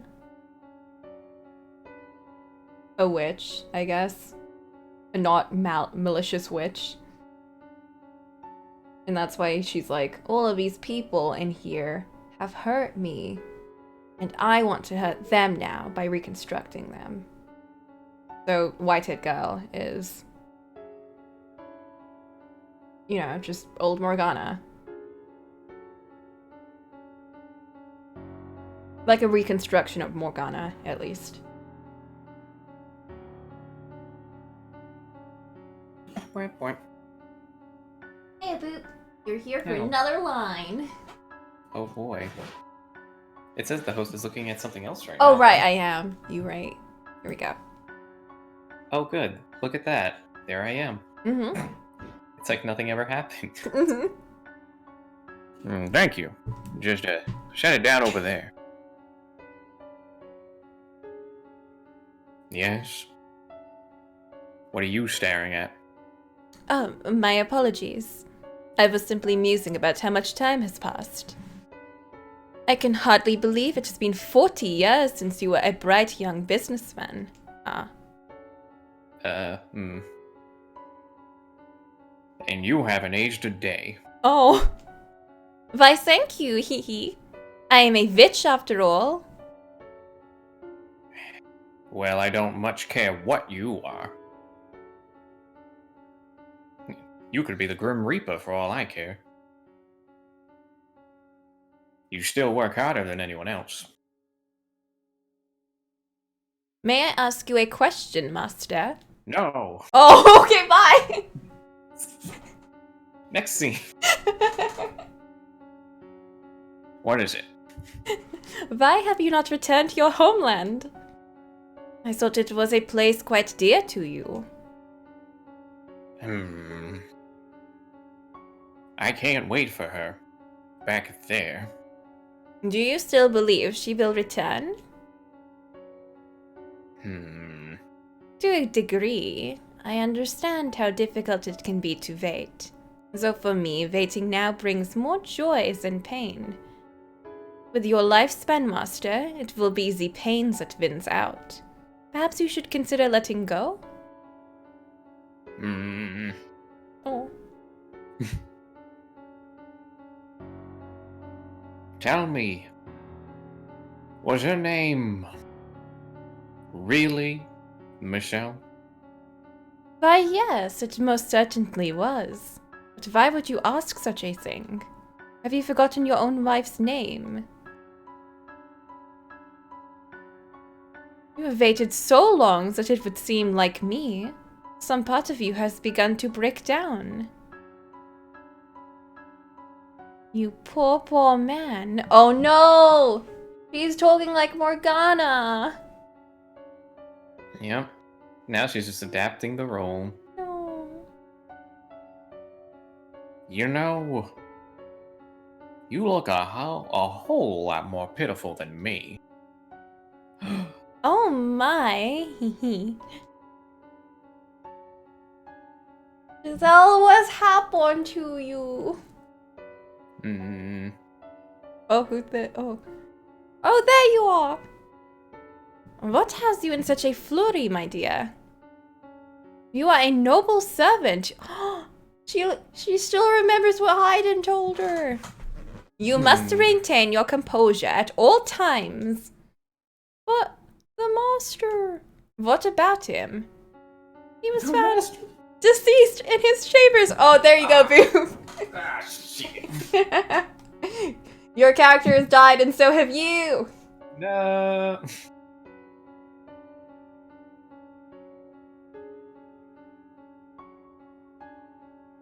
Doctor just came out. He said he was an ailment. It seemed the master knew his time was short, for he left a will, asking not to be given a funeral. I see. I feel kind of bad for him, though. Not only did he not have anyone at his side for his final moments, he didn't want to be sent off at all. Isn't that sad? It is for the best. There's not a single soul in the world left who could send him off.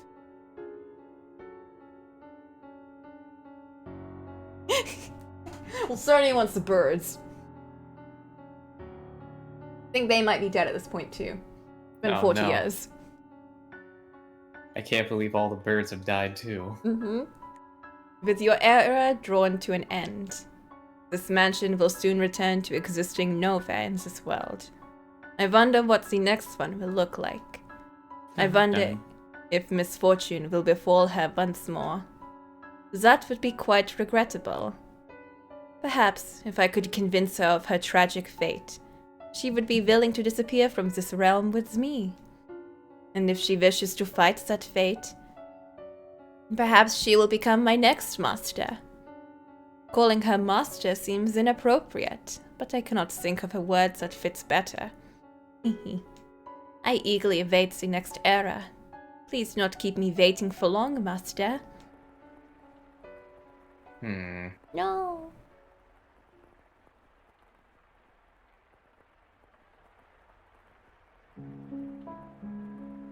Oh, oops. Time pressed onwards, and then at long last you arrived. Oh, the final visitor would be us. Oh, splendid. You have finally awoken.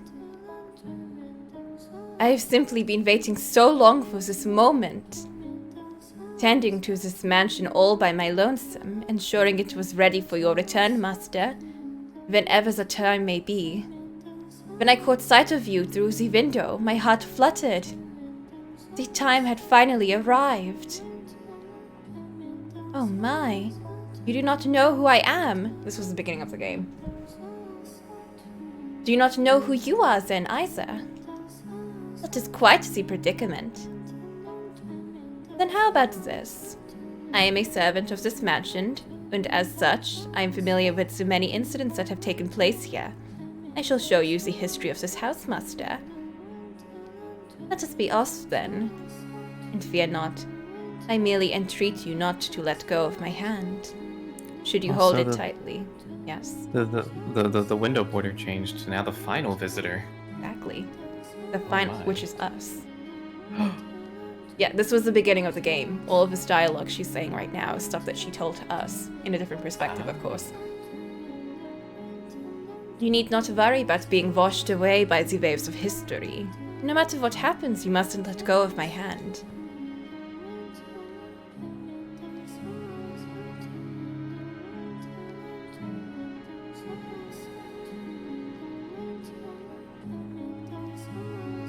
No matter what happens, no matter what you see, never again let go of this hand.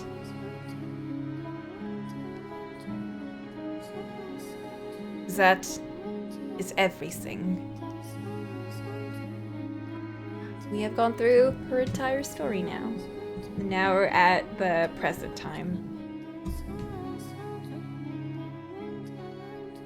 Oh, this is me now.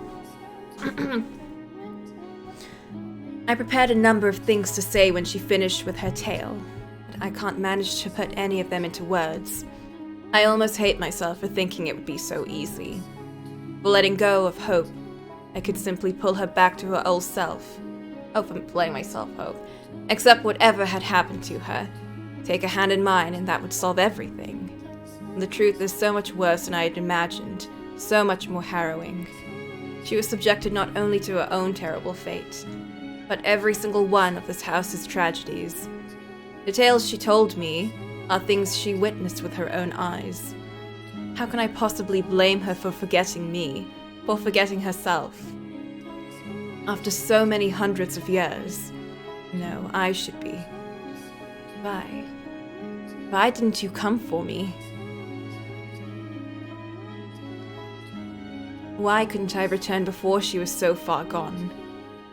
Why? Why did you show up now? Giselle.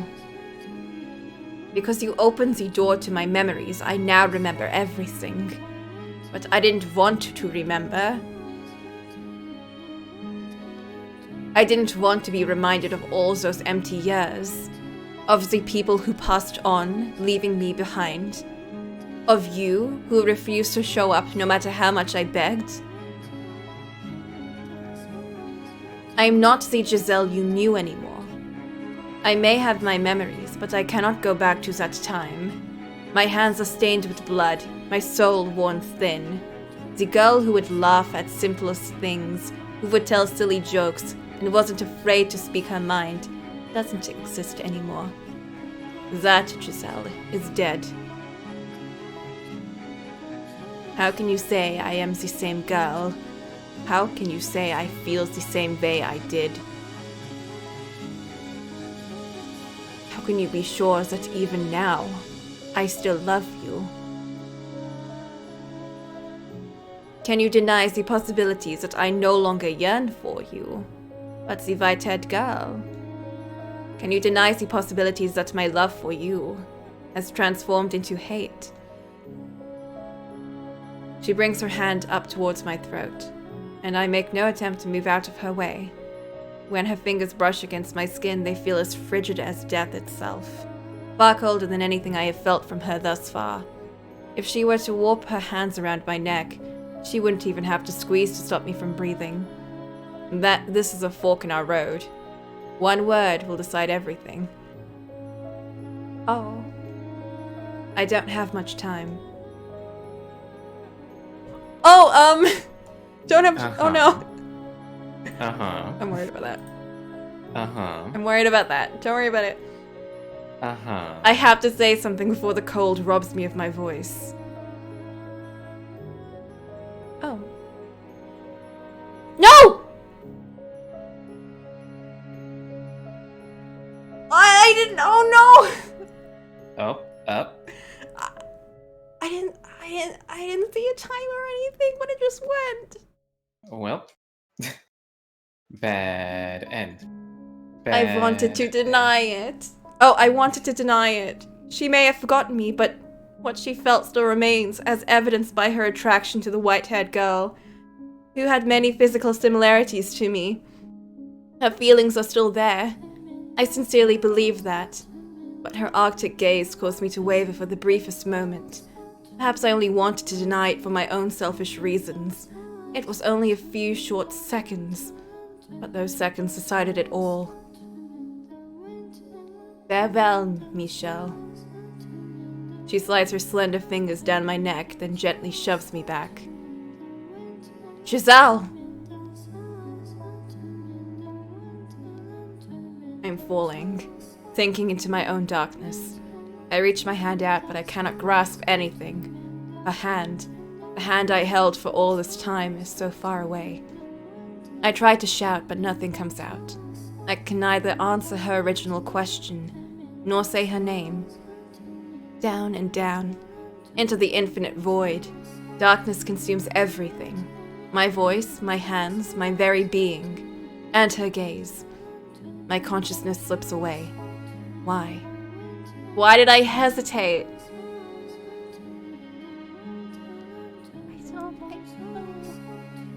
I wish I could have at least told you that I still loved you, even if you did not love me.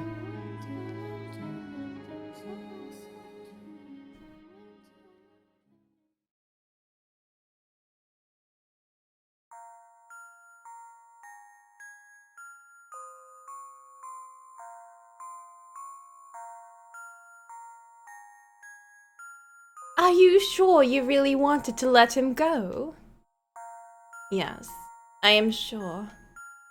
I see. I don't think I'll ever understand. If you hate someone, you should chain them down and torture them for all eternity. It was the perfect opportunity to trap his soul. I do not hate him. Oh, is that so, my dear? After everything you said, I simply assumed. I could never come to hate him. I could never want to see him dead or tortured. Oh-ho! Then why did you say what you did? I don't think you would understand. Probably not. I'm not particularly interested in understanding either. Doesn't matter what happens in the interim. In the end, nothing's changed, has it, my dear? You are still my darling, devoted maid. With enough time, you will once forget your name. Once more forget your name. What a wonderful world this is. No, this isn't the fate I wanted. I didn't mean to. I can't believe it. Now No, watch as a they delete. moment of hesitation. Mm-hmm. Why? This is what happens, Coco. I didn't mean to. No one ever does. I didn't want to. No one ever does. Why do they put a QTE in this game? Because now watch in horror as they actively delete all your save files. Oh shit! God, please don't. That'd actually be the worst. That would actually make me want to die. And not really play. Well, I mean, there is a skip button. But We still. did. We did it! Wow, we beat the game. We beat the game! What is this picture? It still looks dumb. This is Maid, this is Michelle, and this is Michel. Mm-hmm. Who I just call Michael because it's... Because I found out it was Michel later, but it's fine. Mm-hmm. I don't know how to pronounce French names. Mm-hmm. Anyway, luckily I saved. Yeah. No, I you didn't- had to hurry I up didn't and know it'd every be- option. Uh-huh. Luckily, I didn't know it was gonna be that quick. Or that it was gonna be a time thing. I thought they put, like, you know, an actual timer or something. Oof. Here we go. Here we go, though. You gotta do No it. hesitation this time. Oh, damn. No! Deny it! Oh. Oh. Of course I'll deny it. Oh. Did it work? While I was floating in the darkness, I heard a voice. Regrettably, it took me far too long to realize that it was your voice crying for help, calling for me. You may have lost hold on your old self, but somewhere deep down, you kept calling for me, which is how I found my way here. I refuse to believe that isn't real. I refuse to stomp on a love that survived for hundreds of years. By all means, hate me. That's how you feel. That's how you feel. I don't care if you spit bile at me for the rest of eternity. I will not let go of this hand, because you asked me not to. I could kill you, right now. If that's what you want, then go right ahead. But I will fight you with all I've got. Giselle. I've missed you too much to lose you again. I don't care if it makes you despise me. I don't care if you think I'm being inconsiderate. I want to save you. But I am not the Giselle you once knew. I am an abomination. My mind and body are twisted beyond recognition. I am a disgusting monster. The woman you fell in love with does not exist anymore. So just forget about me. You are the one who should be saved, set free from me. You look the same to me. Your manner of speaking, your temperament, your physical appearance may have all changed, but you are still the same Giselle I love. You should never have done anything for a foolish girl like me. You gave your life to save mine, and I hated you for that. I never once considered how you felt when those knights pointing their blades at you, or what drove you to allow me to live. I should have, but I didn't. I was the one who trusted the witch, and yet I complained when you never showed up. I unfairly resented you for it. I'm a horribly self-centered person. You would be so much better off with someone pure and unburdened with all this nasty suspicion and doubt and animosity. You would be so much happier with someone like her. Giselle. You've been paying attention, haven't you? You were there for all the tales I told you. For everything that has happened up until this moment. You should know just how loathsome a woman I am. Too weak to even keep herself together. No, Giselle. I'm nothing compared to her. Giselle! See? You haven't changed one bit. You still get louder and louder the more you lose your temper. Why do you feel the need to compare yourself to her? Because she's a better match for you. Giselle, I want you to listen very carefully to what I'm about to say. I'm so sorry for keeping you waiting, and I want you to believe me when I say that I dearly missed you from the bottom of my heart. I wanted you back, and that has not changed. Believe me. I love you.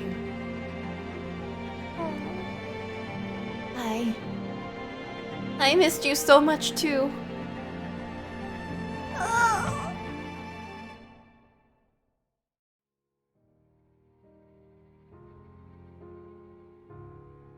She leaps into my arms and she's just as cold as ever. Her warmth-deprived body feels like the embodiment of all my mistakes. I wrap my arms around her, and I'm immediately filled with unparalleled relief. Even as she sobs into my chest, her body cold as ice. And then, The darkness parts.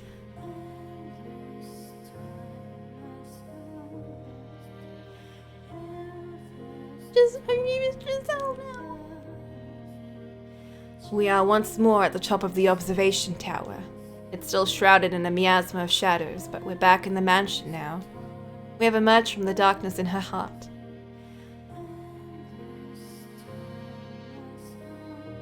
Michelle. Yes? I'm sorry. For what? I never should have erased you from my memories. Yours are the memories I needed to hold on tightest. I was so glad to hear you say you still loved me, even after learning the truth about me. Thank you so much. I'm incredibly relieved. As I watched, it felt like you were slipping farther and farther away from me, Giselle. It terrified me. Maybe it makes me a coward or pitiful, but I was truly afraid of you coming to hate me. I would never hate you, Michelle. Ever. Thank you. We must leave this place. What? It would not be wise for us to remain here long. The air is still thick with darkness. But the front door won't open, and even if we could get out from somewhere, what would happen to us? We finally found each other again after so long. I want to share a quiet, modest life with you like before. What if that all disappears when we step outside? After all, we are. She doesn't finish, but I feel like I know what she was going to say. We're different now. She's stepped far outside the bounds of mortality. And the same could be said of me. I am. The man known as Michel is. Long since dead. The mansion itself does not follow the rules of nature either, as beings no longer in possession of their proper forms. Stepping outside these walls could very well mean the end for us. I can't say what might lay in store, but we must return. Even so, by staying here, we could be together for all time. I don't imagine that would be a happy life. There is no sun here, no chirping birds, no trees or breeze or rustle of the leaves. If we stay here, the nothingness will eat away at us. We have finally retained our old selves. We need to take action now while we can. The witch is still here. We gotta leave. What if I say I want to stay here? Then I'll drag you out.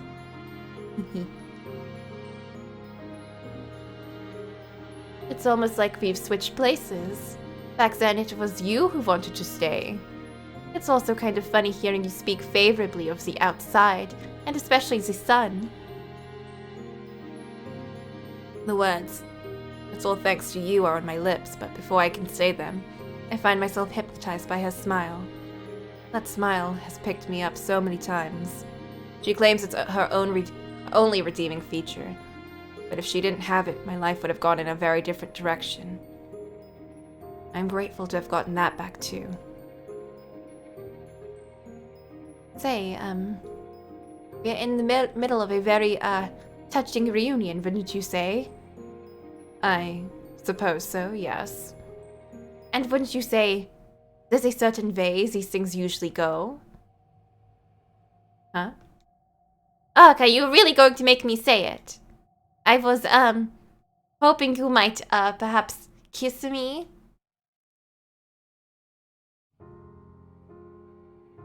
What? What? Oh, seriously, what? Where did all that boldness from a second ago go? What happened to all that momentum you were building? It's the ultrasol again. Mm-hmm. Ah. Yeah, about that. I think that might be more appropriate. Later. Later? How much later? After we find an exit. We're, in a hurry. You're just making excuses because you don't want to.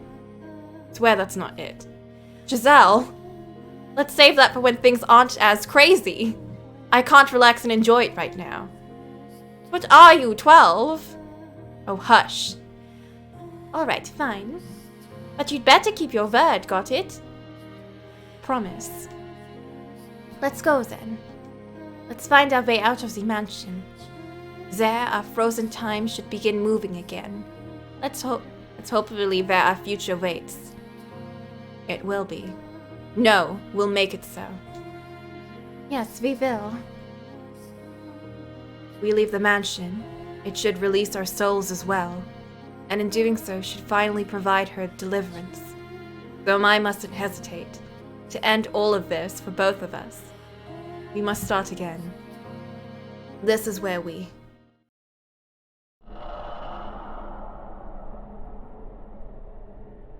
What? Oh no. Please, Final boss. please, Final boss. Please don't. Final boss time. Darkness. A blackness purer than anything I've experienced in this house. Not a trace of light anywhere to be found. Why did I ever think the house would let us go so easily? Yeah, I had a feeling. Why did I ever think our time in the darkness was over? Misha! The darkness surges through the open door like a wave, flooding the observation tower. Should have kissed her while you had a chance. Oh my goodness! Uh-oh. You should have kissed her while you had a chance, Misha! Like ivy growing wildly to cover every last inch of every surface. Consuming, defiling, eroding. Our fingers slip apart, and concentrated rancor rains down upon us. Ah, how hideous a world this is! No, Misha! Please, please! Don't let go of my hand! Oh god.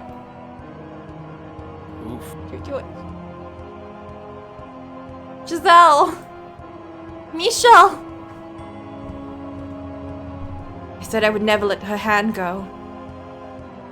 I said I would get her out of this place. I swore I would. But as hard as I tried to stretch, I can't reach her hand. No! Help, Misha! I can't move. I can't move my body. Oh. I went out of my way to give you a beautiful tragedy. So why must you stubbornly insist on this ugliness? The more you struggle, my dears, the thicker and more palpable your filthiness becomes. Oh, it's sickening. Wouldn't you agree? She's always spat her bile with a song-like cadence. Singing like a little girl, chirping like a morning bird. She celebrates misery, and she watches for the worst possible moment to let out a cackle. Morgana! What? Oh, is that her? Oh no.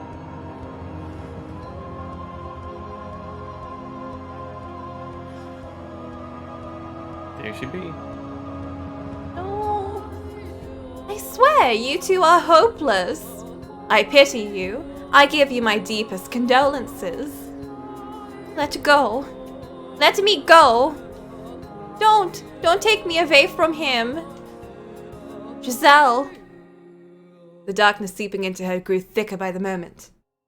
And its black tendrils weren't just wrapped around her, but me as well.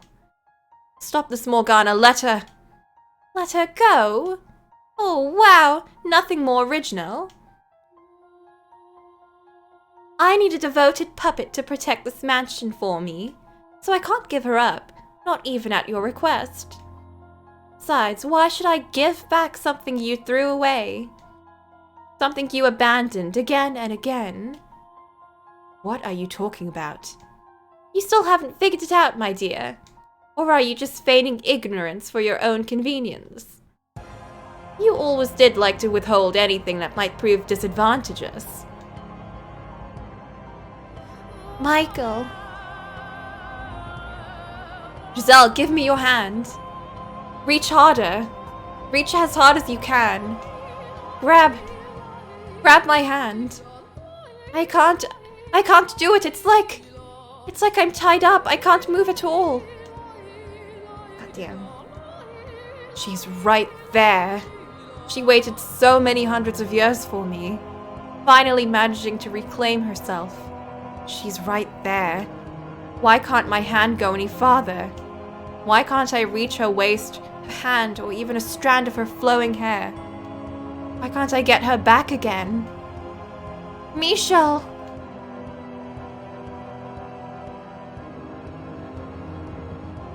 Her voice is growing fainter, more distant.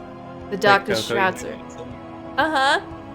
I'm just... might want to say before an event pops up. I have my mouse ready right now.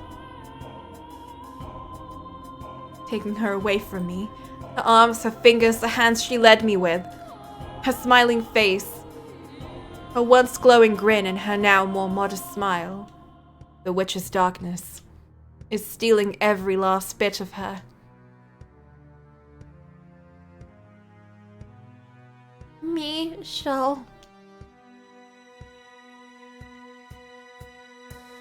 No, can I do nothing?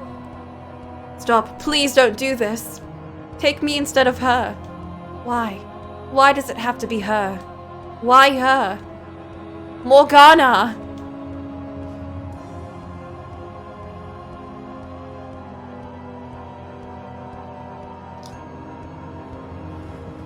Why? Because your work is done, my dear. By all accounts, as the one who resurrected me, you should have become my guide as well.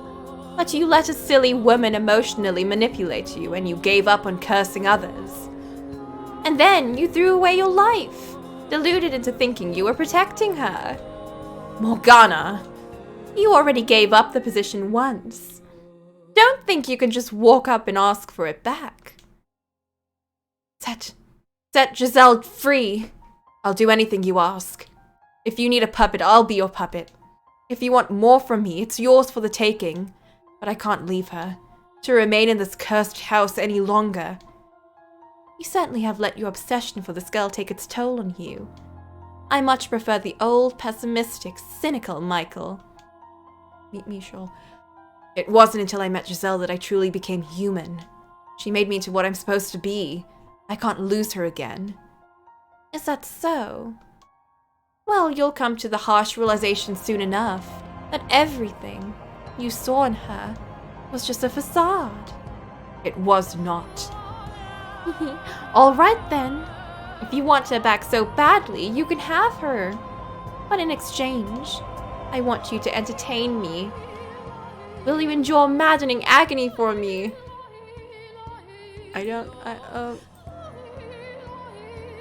It's time for a quiz show. Will you know that the pain enough to make you howl? Will you face despair again and again and again? If you need her that badly, you can bear anything, can't you? If that is what you want from me, if that will allow her to see the sun once more. Oh, brilliant!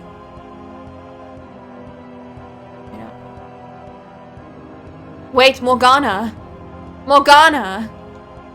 As you wish, foolish boy. I was looking for a way to keep busy anyway. So I'll use you to kill some time. Find your way to me, my dear. Find your way to me without going mad or succumbing to despair. And do hurry. She might lose her mind again.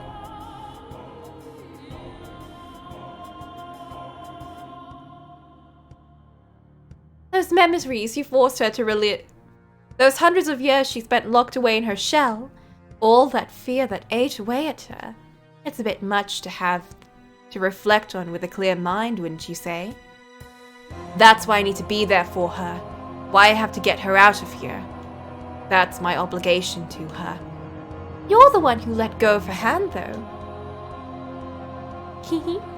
You can put a broken cup back together, but the slightest tap in the wrong place will shatter it again. Morgana.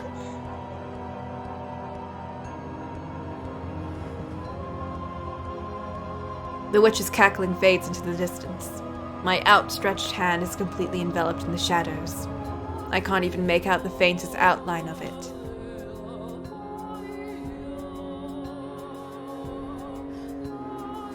I can't tell if I'm sinking, floating, being pushed along some invisible stream, or falling with incredible speed. My eyes are open, but they can detect nothing. The complete lack of sound is almost painful. Nothing, anything, anywhere. Void. My consciousness begins to drift. Vague remnants of the feeling of her hand in mine are the only link to reality, my one and only landmark. Giselle. I must get her back. She waited enduring for hundreds, no, almost 1,000 years. And now it's my turn to act.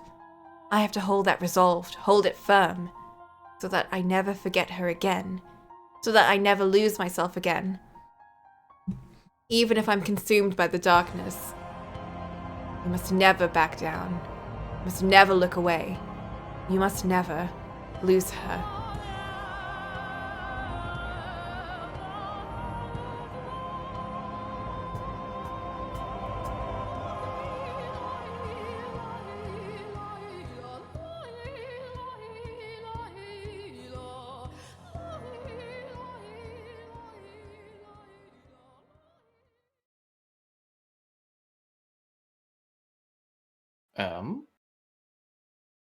Uh-oh.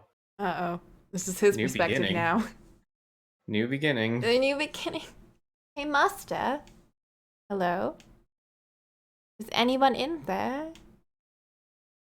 Master?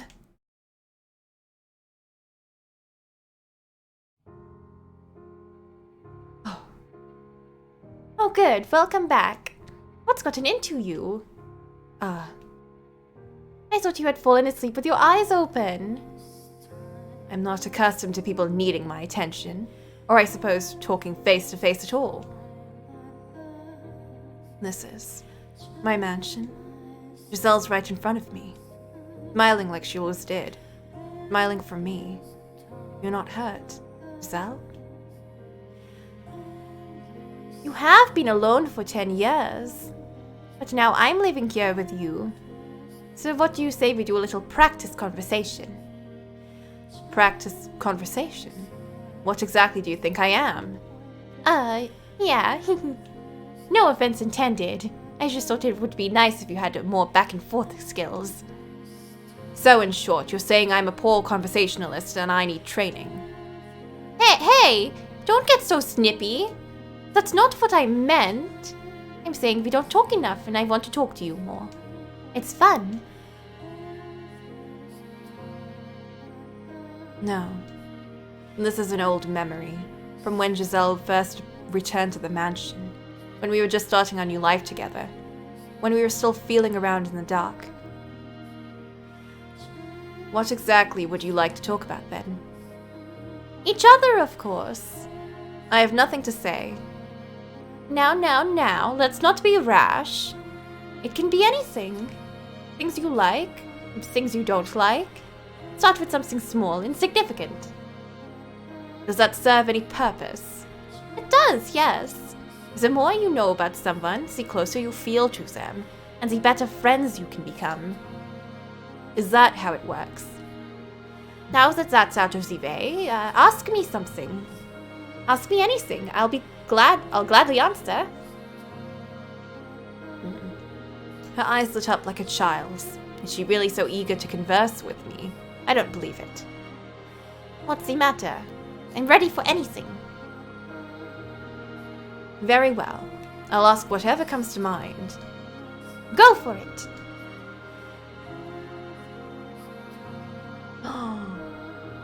The most important choices. Oh boy.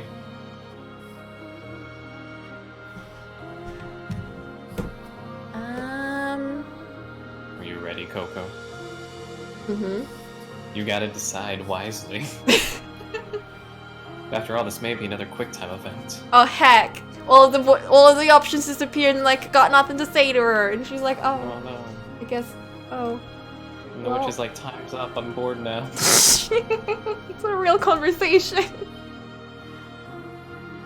Tell me about your... Oh no, that might be bad. What were your preferences? Wow! How very forward of you. Huh? My taste in men is the last thing I expected you to ask about, master. I don't recall specifying people. Now, don't fret the details. It's only natural to be curious, so let's make it about that. And that's the last thing I wanted to talk about. Alright then, tell me about your first crush, master. And I have to start. Well, heck. I never had one. What? No, I'm not buying it. That's not true. Witch was telling him, hey, are you sure you want to go for this girl after the last relationship? You were living at home until 10 years ago, weren't you? Surely there was someone who caught your eye. There was not. Not missing a beat. Oh, fine, then I'll go. My first crush was the son of a blacksmith. You missed the part where you ask, what kind of guy was he? This is such a pain. Since you asked, he was a huge, muscular... Oh! That makes sense now. He was a huge, muscular fellow. He was so tall, he could always hit his head on the doorway whenever he came to our shop to trade. That's why when she was reading the book and she was like, this protagonist is so muscular, and Misha was like, okay, cool, can we move on? Oh. Uh-huh. Nice beefy guys are really great, huh? They make your heart go all fluttery and tight. Are you trying to imply I don't have a chance? Yeah. So I think that was more admiration than love. You know, the way a group of girls will get together and fawn over a popular, good-looking guy. It was like that. So you're saying the buff bastard was popular? Very much so. I wonder what love feels like. I never got the chance to find out before ending up like this.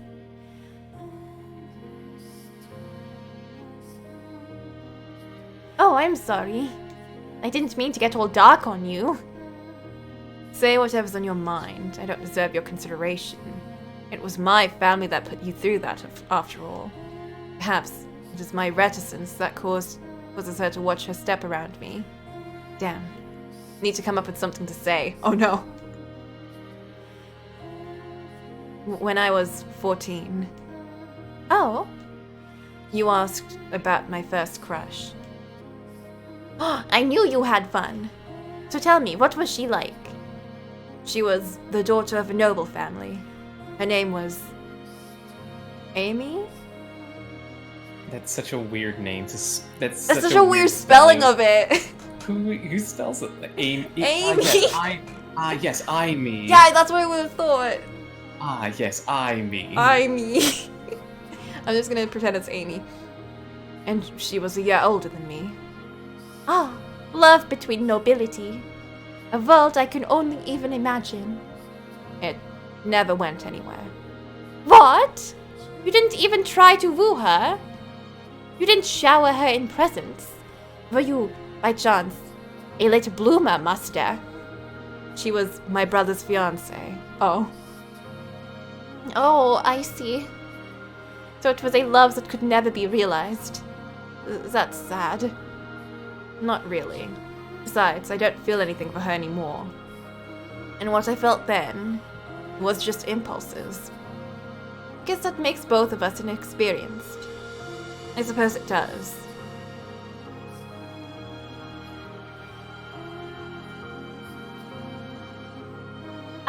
Okay. I think that's enough of that.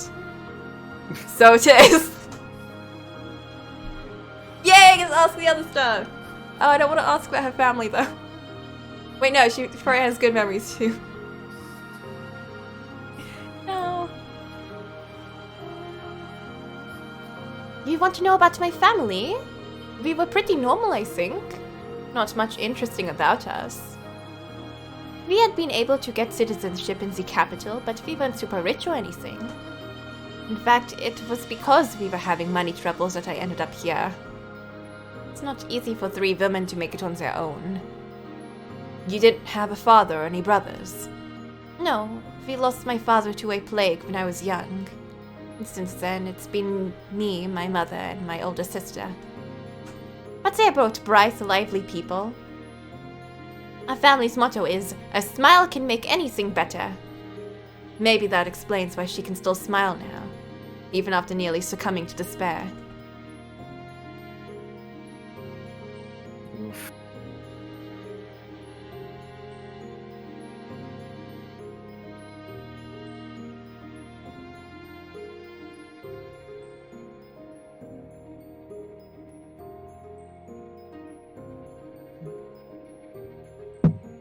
Oh.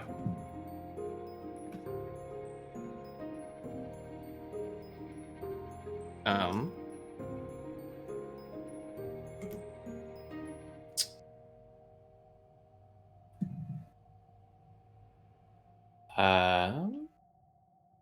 I'm not the only one floating in the abyss, right?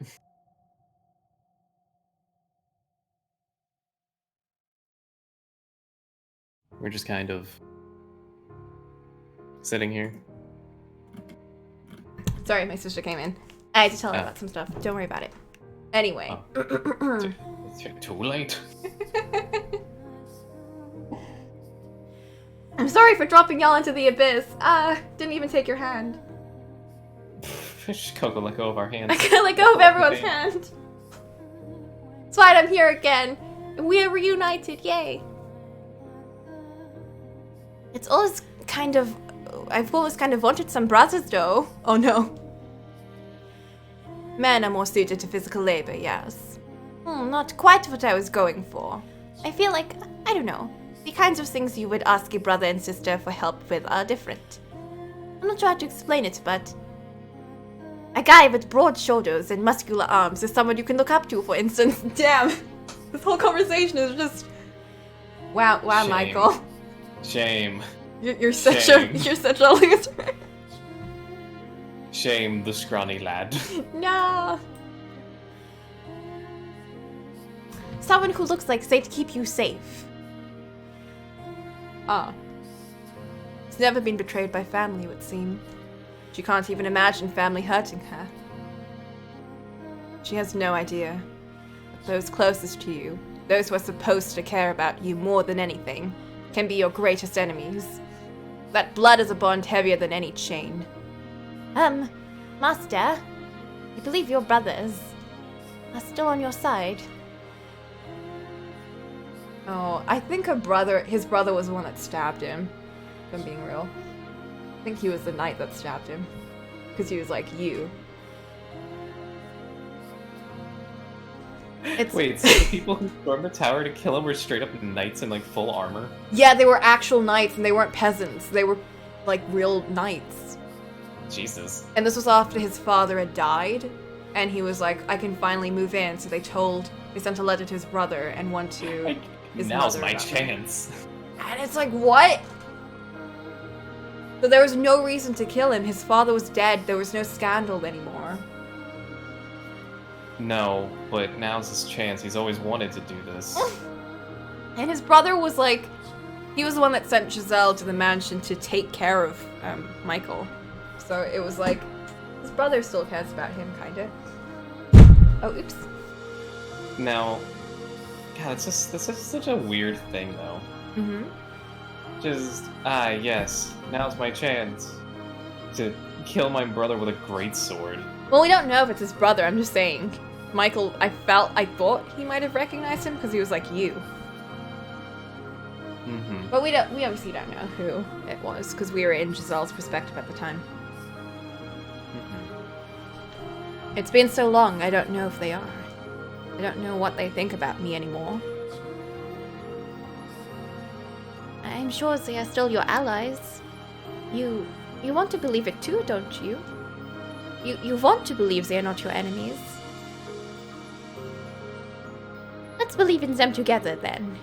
Anything you want to believe, you should.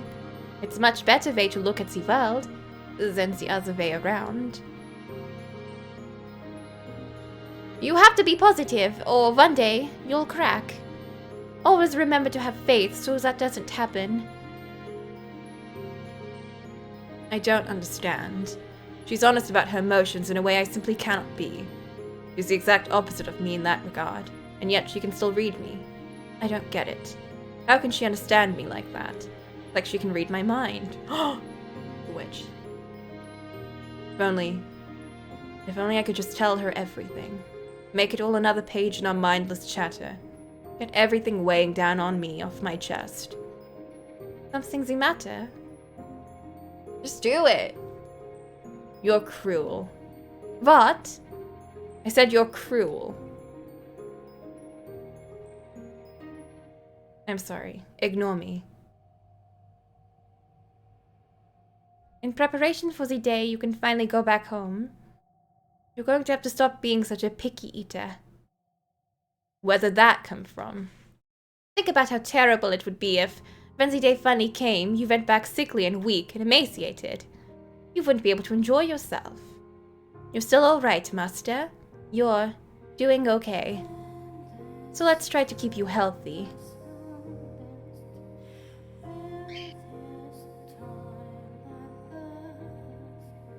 You haven't told me your age.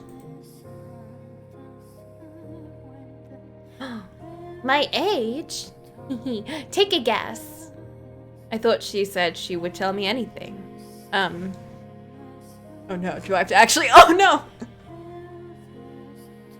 You must be 30! This is very important, I need to get this right. I'd say 20. We shall doubt. No, I need to know actually. But what if you're 30?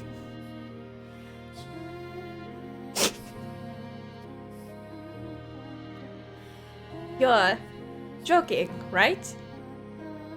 Yes. Some jokes are in bad taste. I'm not nearly that old yet. Good job ruining my day. No, I didn't mean to. I did actually. This topic is over. Choose something else. Oops. Should we go back or should we just leave that as the canon?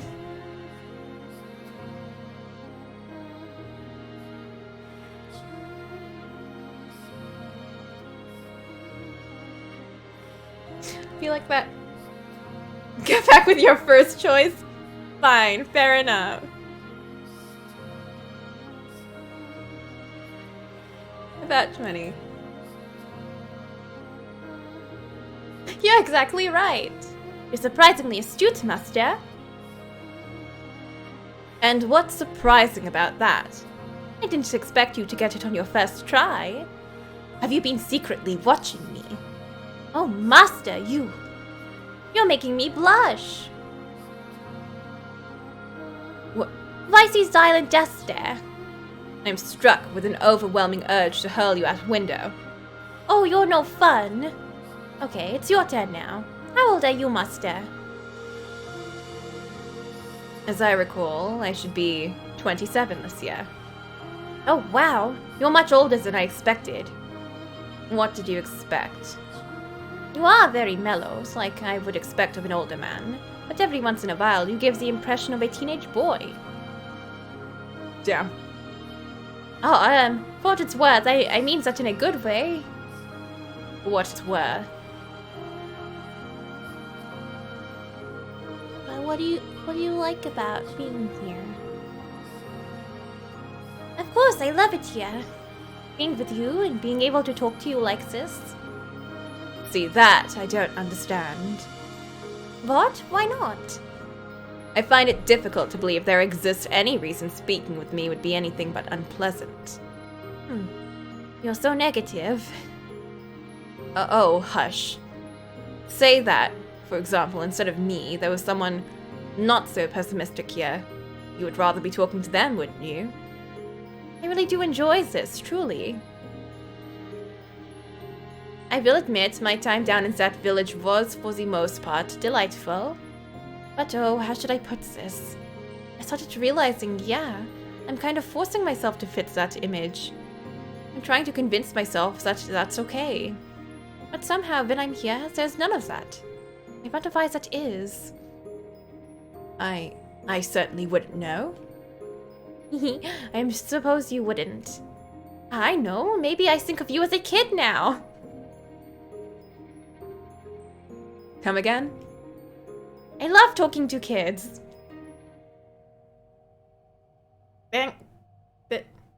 Thanks, Giselle. What? Hey now, don't give me that look. What I'm trying to say is, you're very sincere, master. You're not going to smile and then stab me in the back when I turn the other way. I can relax around you, which is nice. I see. Oh, you just blushed, didn't you? You're blushing, you adorable little thing. It's alright, you're allowed to fall for me. Hehe. Is there any window in particular you'd like to be thrown out of? No fun at all.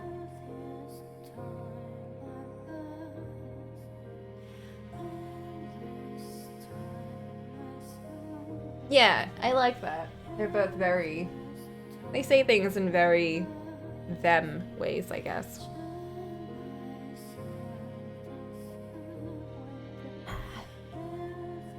See what I was saying, master? With just a short conversation, I know you better than I did before, and you me. That's fine and well, but what do I do with that knowledge? Huh? You don't do anything with it. It's fun learning things you didn't know before. That's all there is to it. And what happens when there's nothing left to learn? That's a day I don't think will ever come. People are always changing, growing, so there's no upper limit to what you can know about them. There's always something new to discover. Maybe we'll be here for many more years, or maybe you'll find you'll be able to go home sooner than you expect. But either way, I hope we can keep getting to know each other until then.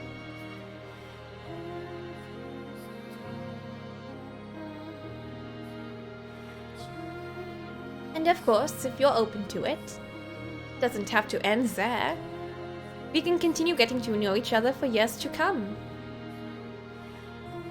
And hey now, what are you looking away now? What do you think? Because you keep throwing me off balance. A few moments ago I was doing everything in my power to avoid her. Yet now that smile of hers seems oddly enchanting. I don't understand.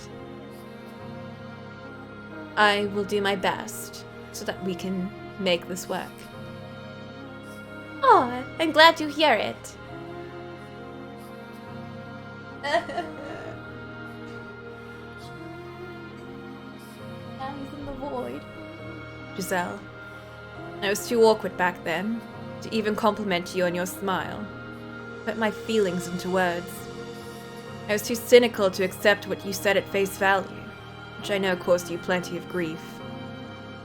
I'm not much better now than I was then, but I will tell you this. When next I see you, I want more than anything to let you know how much I adore your smile, how much I don't want to lose you again, or it ever again.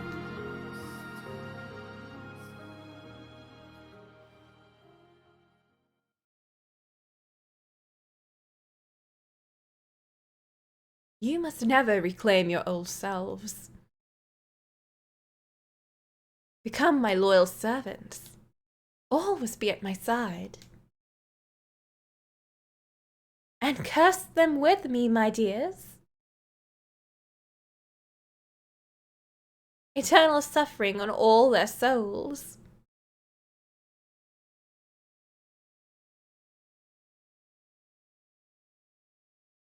Oh no.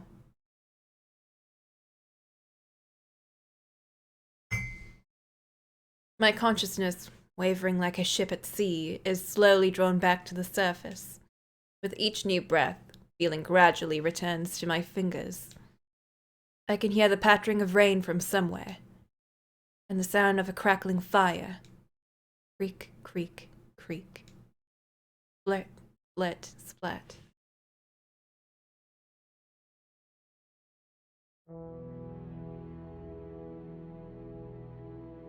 It takes a moment for me to realize I'm in the very same spot where I first woke. I don't know how I got here, but I'm sitting in a rocking chair, hunched forward.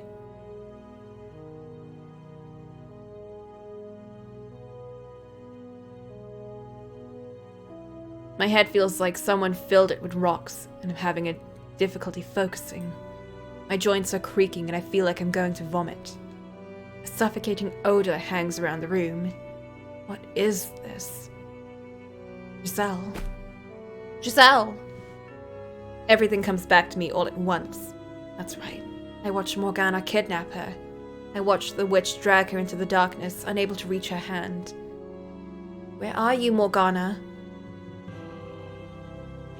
I know you're there, cackling as you look down on me. Say something, witch. I will find you, and I will take her back.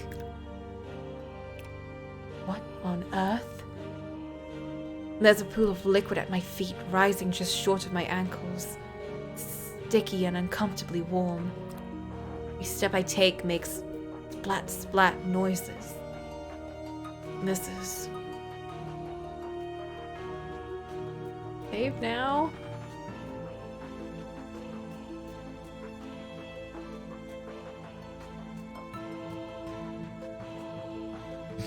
Fair enough.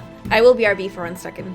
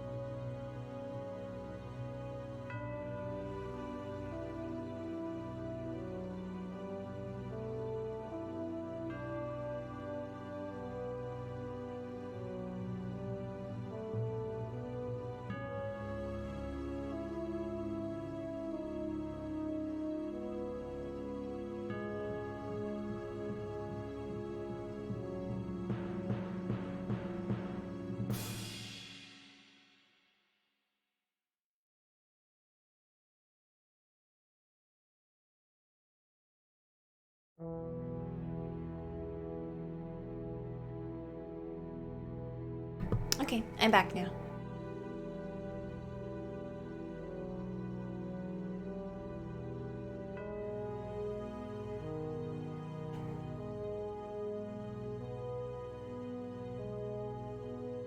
Here we go.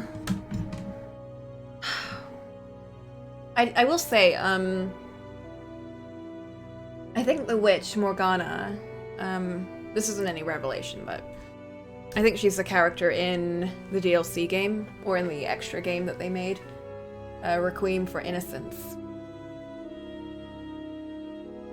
Because, I don't know, she has red hair, and I feel like that's her. Because that's what the girl looks like on the cover of that one. Yeah. Although the guy in that one looked kind of like Jacopo. Oh, I don't know.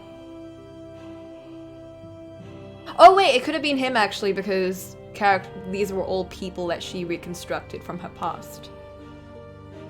Maybe.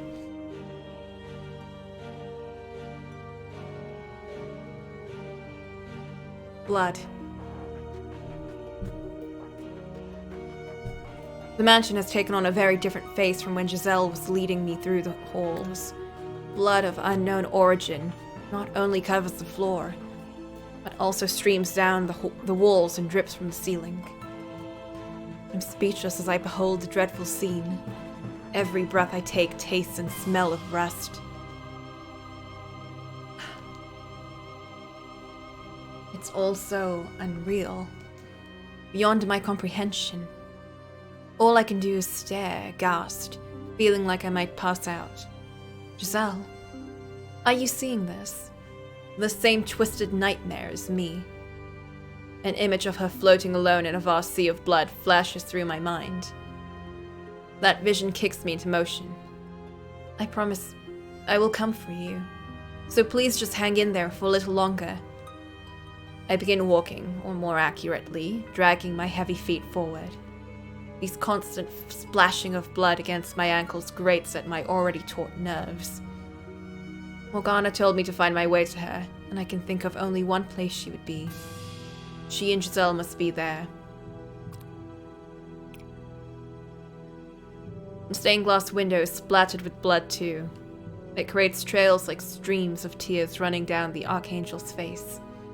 I give the window a brief glance before making my way to the door leading to the observation tower. However, why won't it open? There shouldn't be a lock. So why? Lustrous black chains seal the metal door. I can recall no such obstruction present during either my life or my time hereafter. What on earth is going on in this house? No, that's not important right now. What matters is making it through this door. Damn it! I pull and I push, but the chains won't give an inch.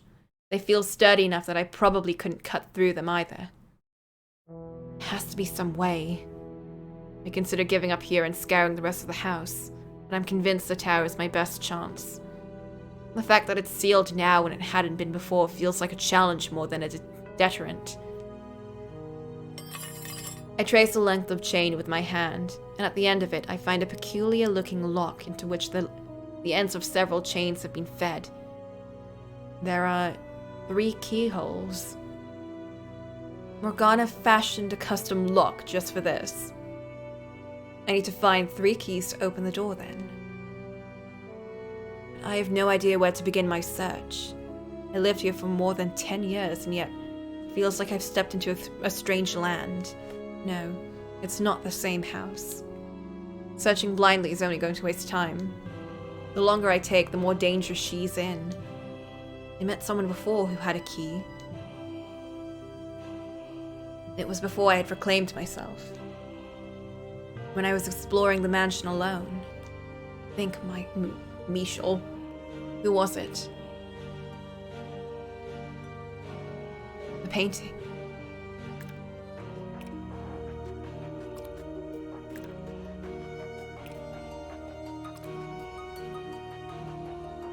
Like everything else in the house, the painting is covered in blood. That it depicts a serene rural landscape only makes the contrast that much grimmer.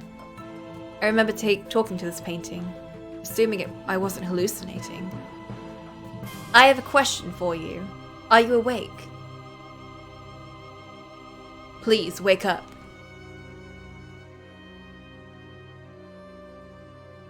Ah. Can you hear my voice? Please say something. You reside here in this house like the witch, don't you? You've been here with her all this time, haven't you? Then you must know how to get into the observation tower. About the 3 keys that I need to open the lock. I need to get into the tower. Please tell me where I can find the keys. Say something, damn it. Answer my question.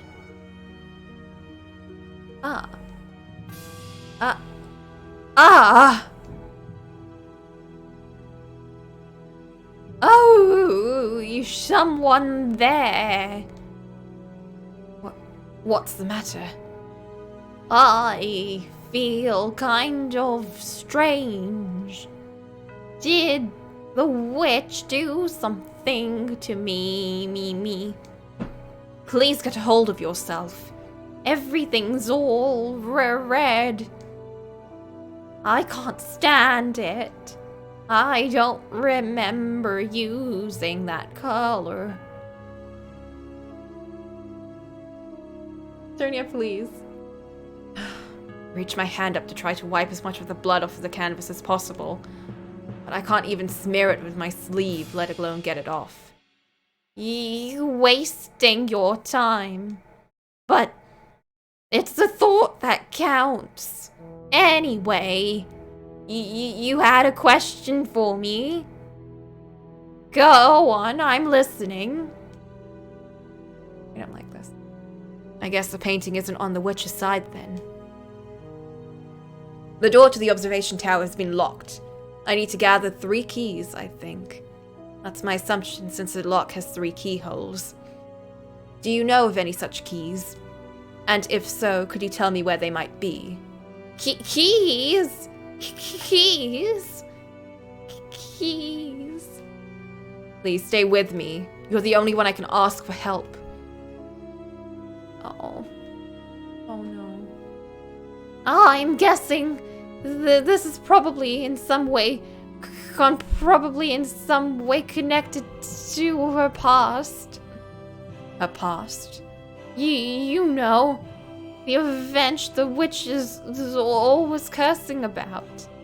What happened between her and those 3 men? What happened between them? The keys are probably with the 3 of them. The 3 shadows. You must have seen them. 3 men. Shadows. Find them. And you'll probably find the keys too. Watch yourself. They aren't all likely to trust you easily. The depths of their sins grow greater the farther you go. Visit them in order. The first one probably won't be a problem. So tell me something. You're the Michelle, aren't you? What? I've wanted to apologize to you for so long. Wait. What do you mean? Do you know me? Did you? What do you want to apologize for? Tell me, please. Could you be? But why? How? When everything else is finished, I'm going to need to visit this painting again. But now, I have other things to do. The painting gave me a hint about where I could find the keys. I don't know anything about this past Morgana has for the 3 men. I never asked her about herself after all. So maybe I'm going to end up having to do more than simply take Giselle back. Has our involvement with the witch caused us to be swept up into a twisted maelstrom of fate? Regardless, I need to get to work. Painting said to visit them in order. I assume he was referring to the order I entered the 3 doors.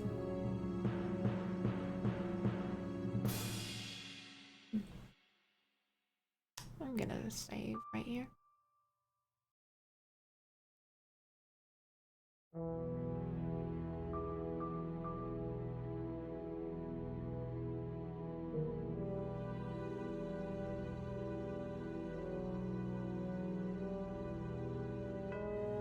I make my way to the rose garden. The corridor leading there is a mess and the wooden doors rotting away. I can smell the flowers on the other side. Everything is different from when I was alive. From when Giselle planted and raised that single rose.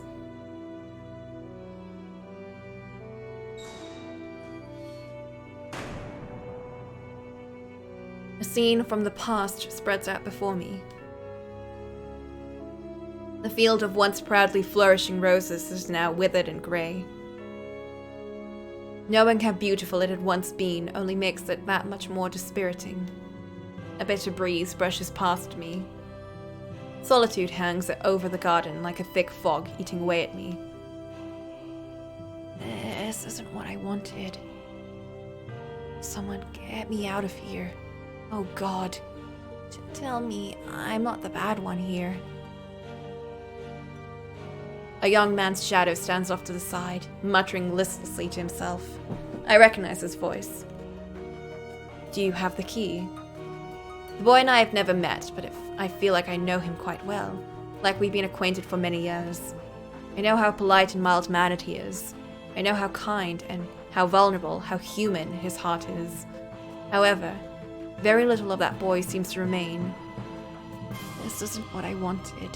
Oh God. Please answer me. Someone get me out of here. Tell me that I'm not the bad one here. Answer me, Mel Rhodes. I know that's you. Huh? And as soon as I say the shadow's name, it turns to face me. I still can't make out much detail, but he seems slightly less tenuous now. Who are you? How do you know my name? My name is Michel. I once lived here in this mansion. Michel? I know that name. I know it very well, but something's not right. You look different from the Michel I remember. I'm not the Michel you know. Our names simply sound the same. Oh, that makes sense. She would never come see me. I have a question for you.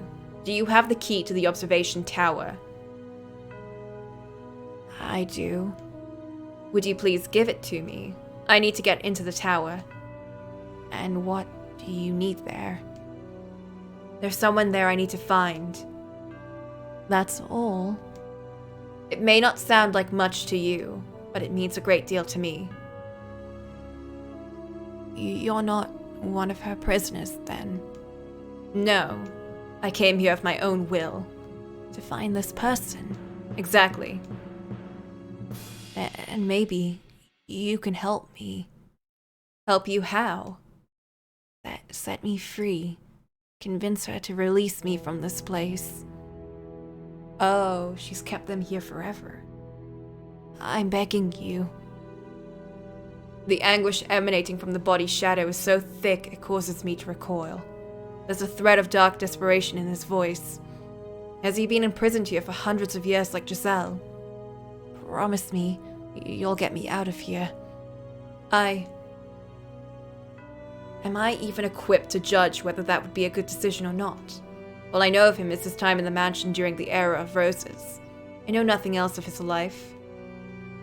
I don't even know if I would be capable of keeping such a promise. Do I have the strength to save anyone other than her? Do you absolutely need the key?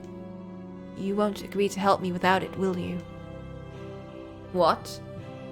I dropped it. Over there. Huh? The boy is pointing to a thick bramble of roses. Despite the flowers themselves being wilted, the thorns are still sharp. It was an accident, I swear. But I didn't want to scratch up my arm, so I left it there. It's not my fault there are so many thorns. I really want to hit this boy. Why couldn't you have just said so? Because I thought if I didn't have the key, that you wouldn't help me. There's only so much I can do, regardless of whether you have the key. I can't promise you anything. Nor can I be the judge of you. I see. I do not have enough information to make such a decision. Cheap promises and superficial kindness will only serve to destroy the both of us. Now, if you'll excuse me, I'm going to retrieve the key. What? You'll never get it out of those thorns. I don't care if it's at the bottom of the ocean, I will have that key. You're wasting your time. I approach the bramble, reaching out for it with my right hand. From behind me, I can sense the boy watching. First, I attempt to spread the tangled, thorn-ridden stems so I can put my arm in it without injuring myself. But they seem to be made out of iron rather than plant, and my efforts prove mostly fruitless.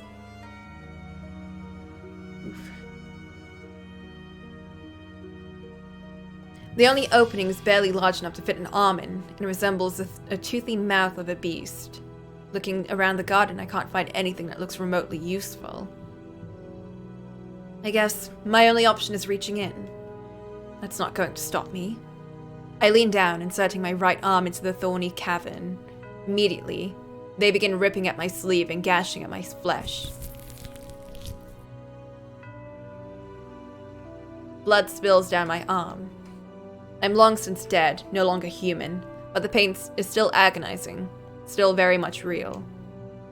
Giselle, she doesn't bleed, she doesn't feel pain. Am I not the same as her then? That doesn't matter right now. Focus on getting the damn key. Streams of crimson spread through the steel like tangles gnawing at my arm, like a ravenous animal. Where the hell is the key? The thorny stems are twisted and layered, so thick I can't see inside at all. As I dig around blindly, I start losing feeling in my arm. It's an endless deluge of pain. Hey, cut it out.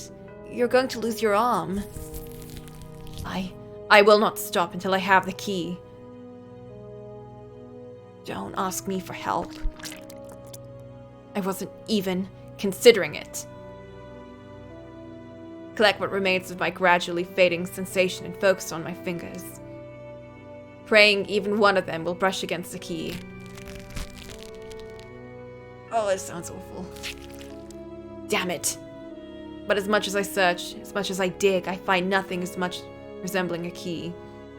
Which means it must be deeper than I can reach my arm. Even so, I cannot give up.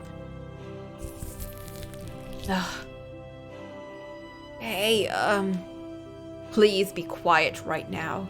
I need to focus. I'm sorry, I do have the key, actually.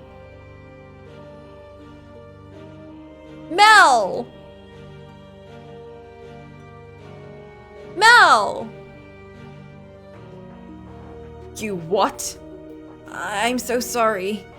It didn't look like you were willing to help even if I gave it to you, so... Plus, she told me not to give it to anyone, for any reason. Hold still so I can beat you. I didn't mean you any ill will. You most certainly did. I'll give you the key, so please have mercy. Trembling in fear, the boy's shadow sticks out a hand, holding a key. The arm I used to dig around the thorns is so bloody and gashed I can barely look at it, but it does still function. And so I take the key from him with my right hand.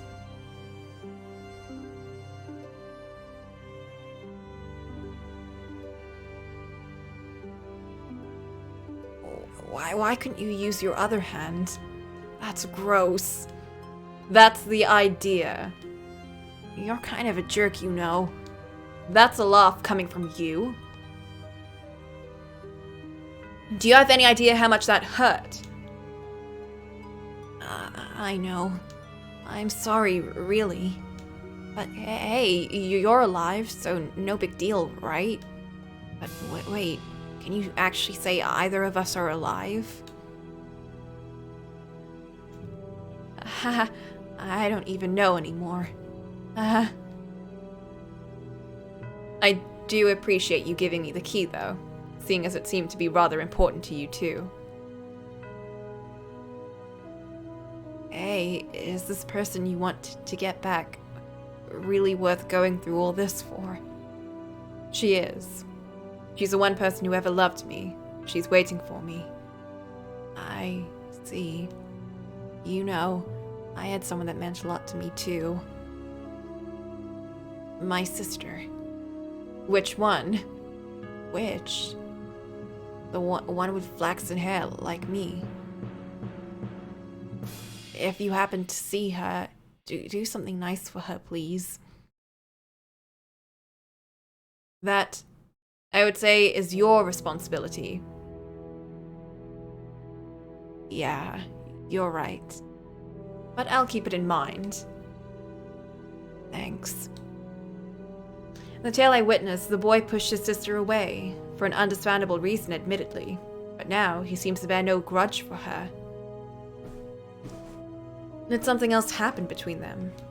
Even if it did, I don't have the time to ask about it. I'll be on my way. All right. Take care. There are 2 more keys. Watch out, though. They're not the most friendly people. And they'll probably be even more enraged locked up like this. Oof. I appreciate the warning. Yeah, I'm not looking forward to the rest.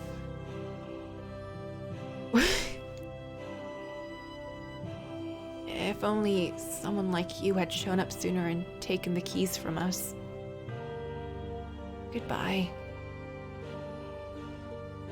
After bidding me farewell, the boy's phantom dissipates into the shadows of the rose garden. I wonder if he's gone back to mindlessly muttering his regrets. I should get going. No, I don't want to go to the cellar. No. Oh, might as well get it over with.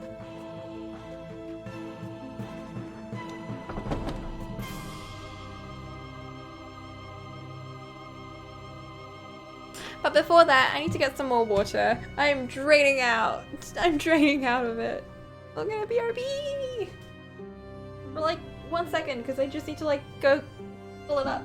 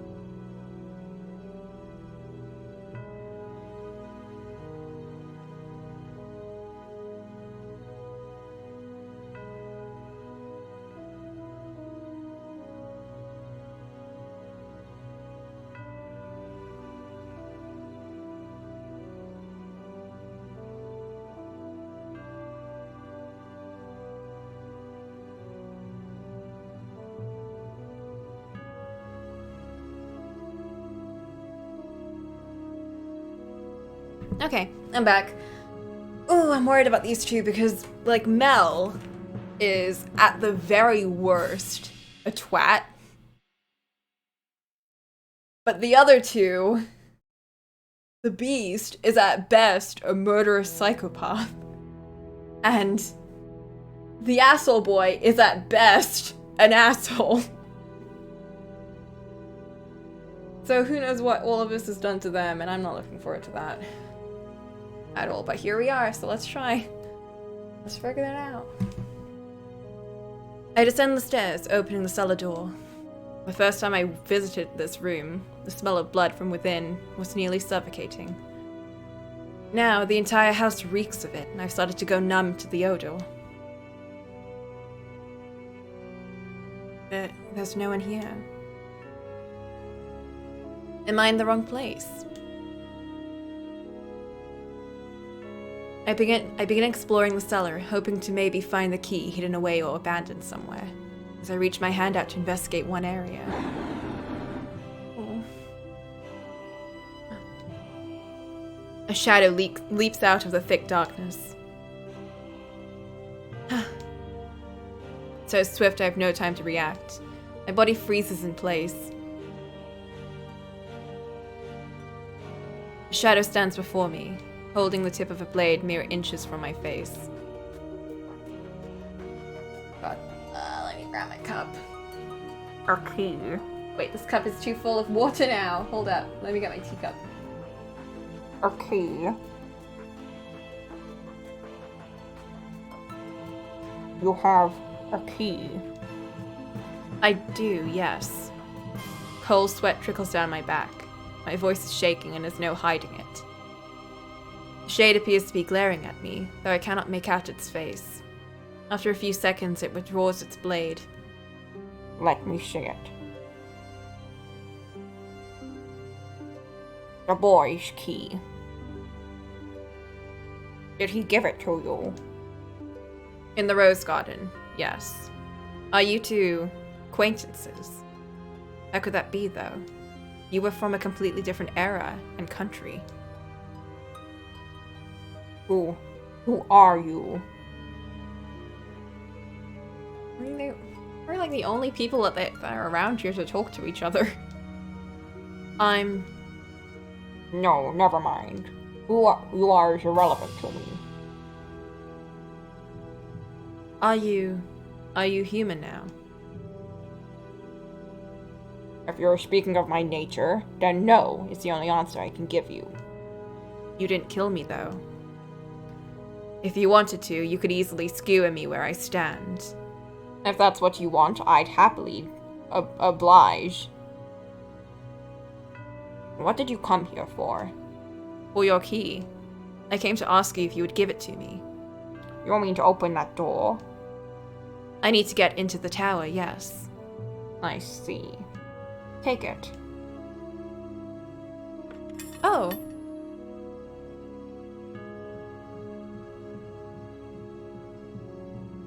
Guess time has mellowed him down. The man's shadow tosses the key at my feet. I'm not quite sure what to think. I didn't expect him to give it up so readily. What? Take it. I won't stab you in the back while you're bending over. I thought you were supposed to hold on to this at all costs. I no longer have any reason to guard that key. In the past, I might have severed your head from your shoulders the moment you mentioned it, though. What point in the past? That's a question I wish I knew the answer to. Hey, do you know why I'm here? Where this place is? When it is? Why can't I get out of here? What's happened to me? Tell me!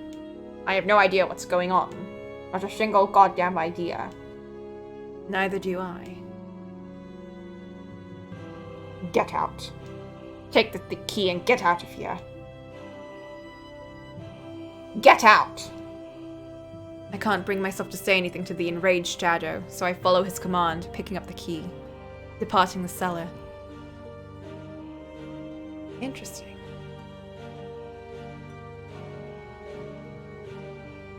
I thought I was dead for a second. This makes two, though. What could have happened between these people? Painting mentioned a past with them. And Morgana spoke of the wicked men she cursed. Does that mean they did something awful enough to earn Morgana's spite?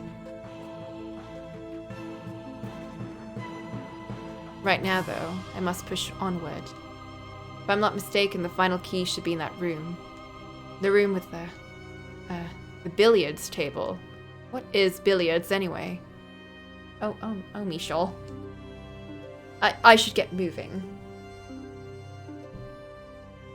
What is a computer?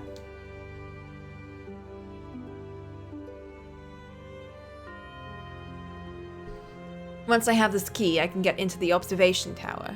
I'm almost certain Morgana is waiting for me there. With Giselle. So I gather up my resolve and hurry to the last room, not wanting to take even a second longer than necessary getting her back. Fata Morgana, isn't it Mirage?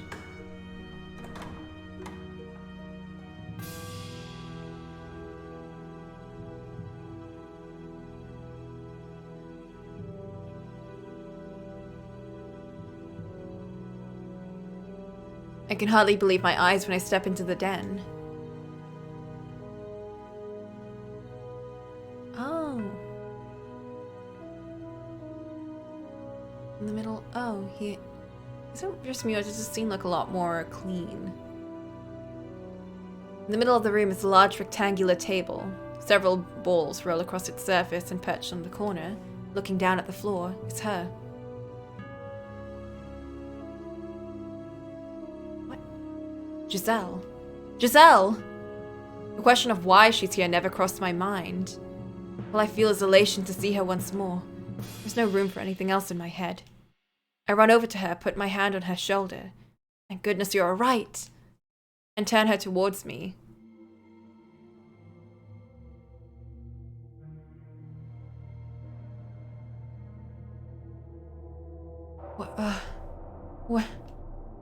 Giselle?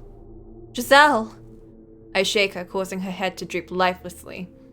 There's not a trace of life in her unmoving eyes. Why? Giselle, why?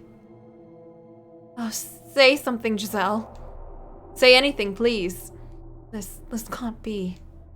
You can't be. Can't be. My mind goes blank. I can't catch my breath. The world is hazy. Why? Why is Giselle? Why did I have to find her like this? Why? I swore I would do anything. I swore I would never lose you again. No, this can't be. Thought crosses my dazed, despair-wrought mind. It's probably nothing more than vain hope, but... Not a drop of blood spilt from my breast. That's right, she doesn't bleed. So this can't be her. This isn't her. Or maybe Morgana has the power to alter Giselle's very nature, kill her with a flick of a wrist. No, I don't even want to think about it. There's no hope to be found down that path. All I can do is pray. Beg for her to still be alive. Or if alive isn't the right word, herself. My prayers bring me back to reality, which is when I realize. Something hard pressed against the back of my head. I hear a harsh metallic clink.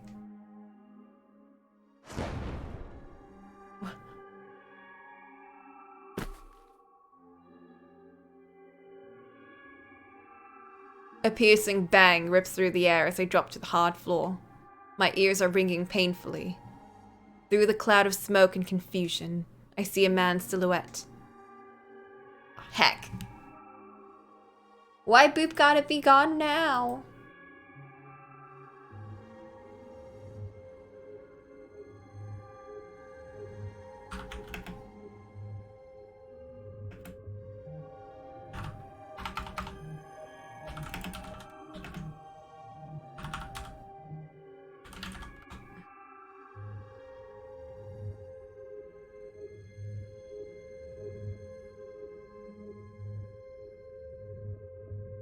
You didn't think he'd appear again? Really?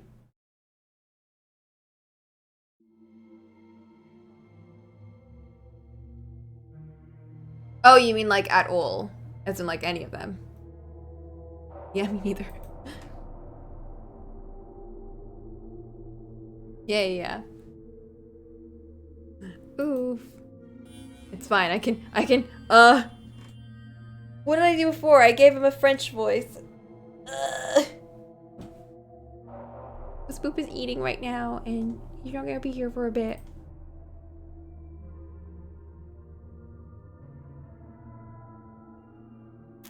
Yeah, it's weird.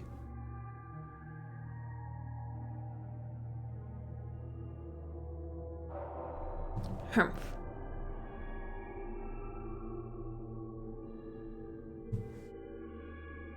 Meshed. It takes several moments for me to recognize the object in his hand as a gun. Not only because it's draped in shadow, but because I've never seen one with my own eyes. Had I not witnessed what they were capable of through the stories, I would not have understood how terrifying they were. Not a problem, though. I'll finish you with the next one. Now, you hold still, boy. Start running around like a rat, and I can't guarantee you a painless death. Wait, hold on a second. What are you trying to kill me for? Because you make too much goddamn noise, that's why. Don't tell me you're the one who... What? I turn my gaze towards a large table. Giselle isn't there. It must have been an illusion after all. The realization sends a wave of relief through me. I still have a gun in my face, though. Curious man you are. Does the table warrant your attention more than me? I have a request. Could you give me the key in your possession?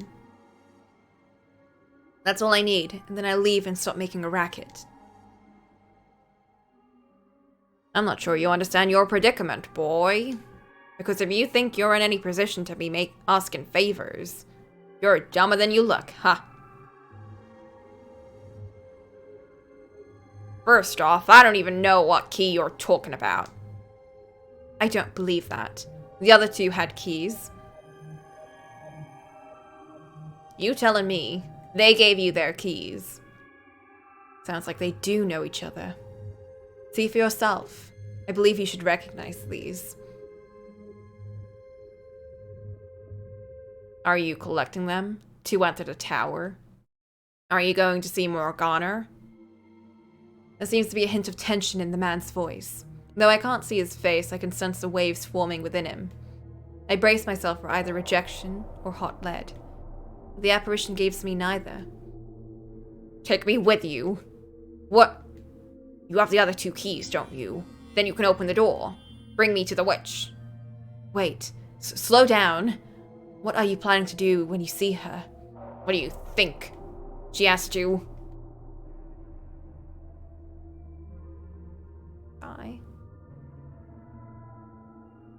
She asked you.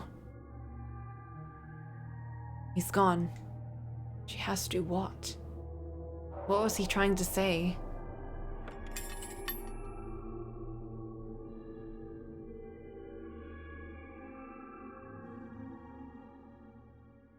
What an interesting segment. On the floor where the shade stood is a key. Curious though, I'm about his last words. Makes 3. I have all the keys now. Are you trying to rile me up, Morgana? Are you enjoying yourself up there, showing me these phantoms and watching me squirm? Just you wait. I'm on my way. I give the room a brief once-over before making my way back to the chapel. Mel was the worst!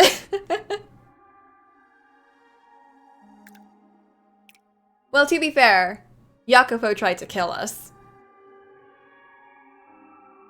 I'm just surprised that Bestia was the best. Or, like, least worst. That might have been because he's just so far gone.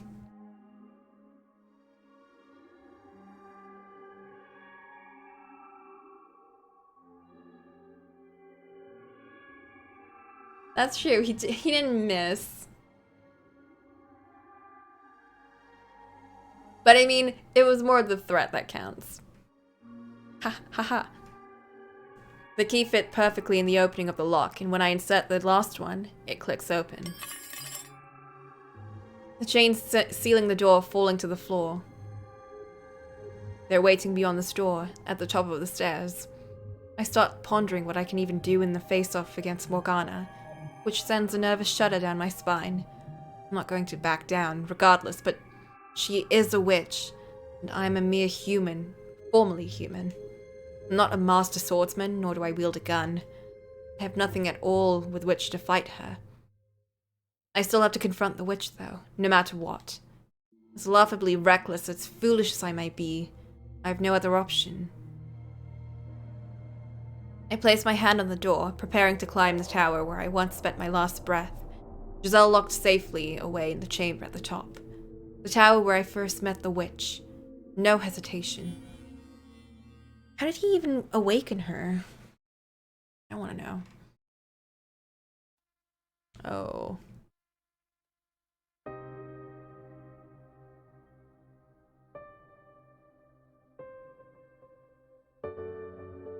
The sound of blood streaming down the stairs echoes off the stone walls. Although I have begun growing numb to the house's otherworldly ornamentation, the sight of a seemingly endless river of blood flowing down the spiral staircase sends a chill through me. Every step I climb makes a splat-splat noise. When I reach a window, I look out to see a churning reddish-black fog. Now this brings me back. You climbing these stairs alone, just like old times.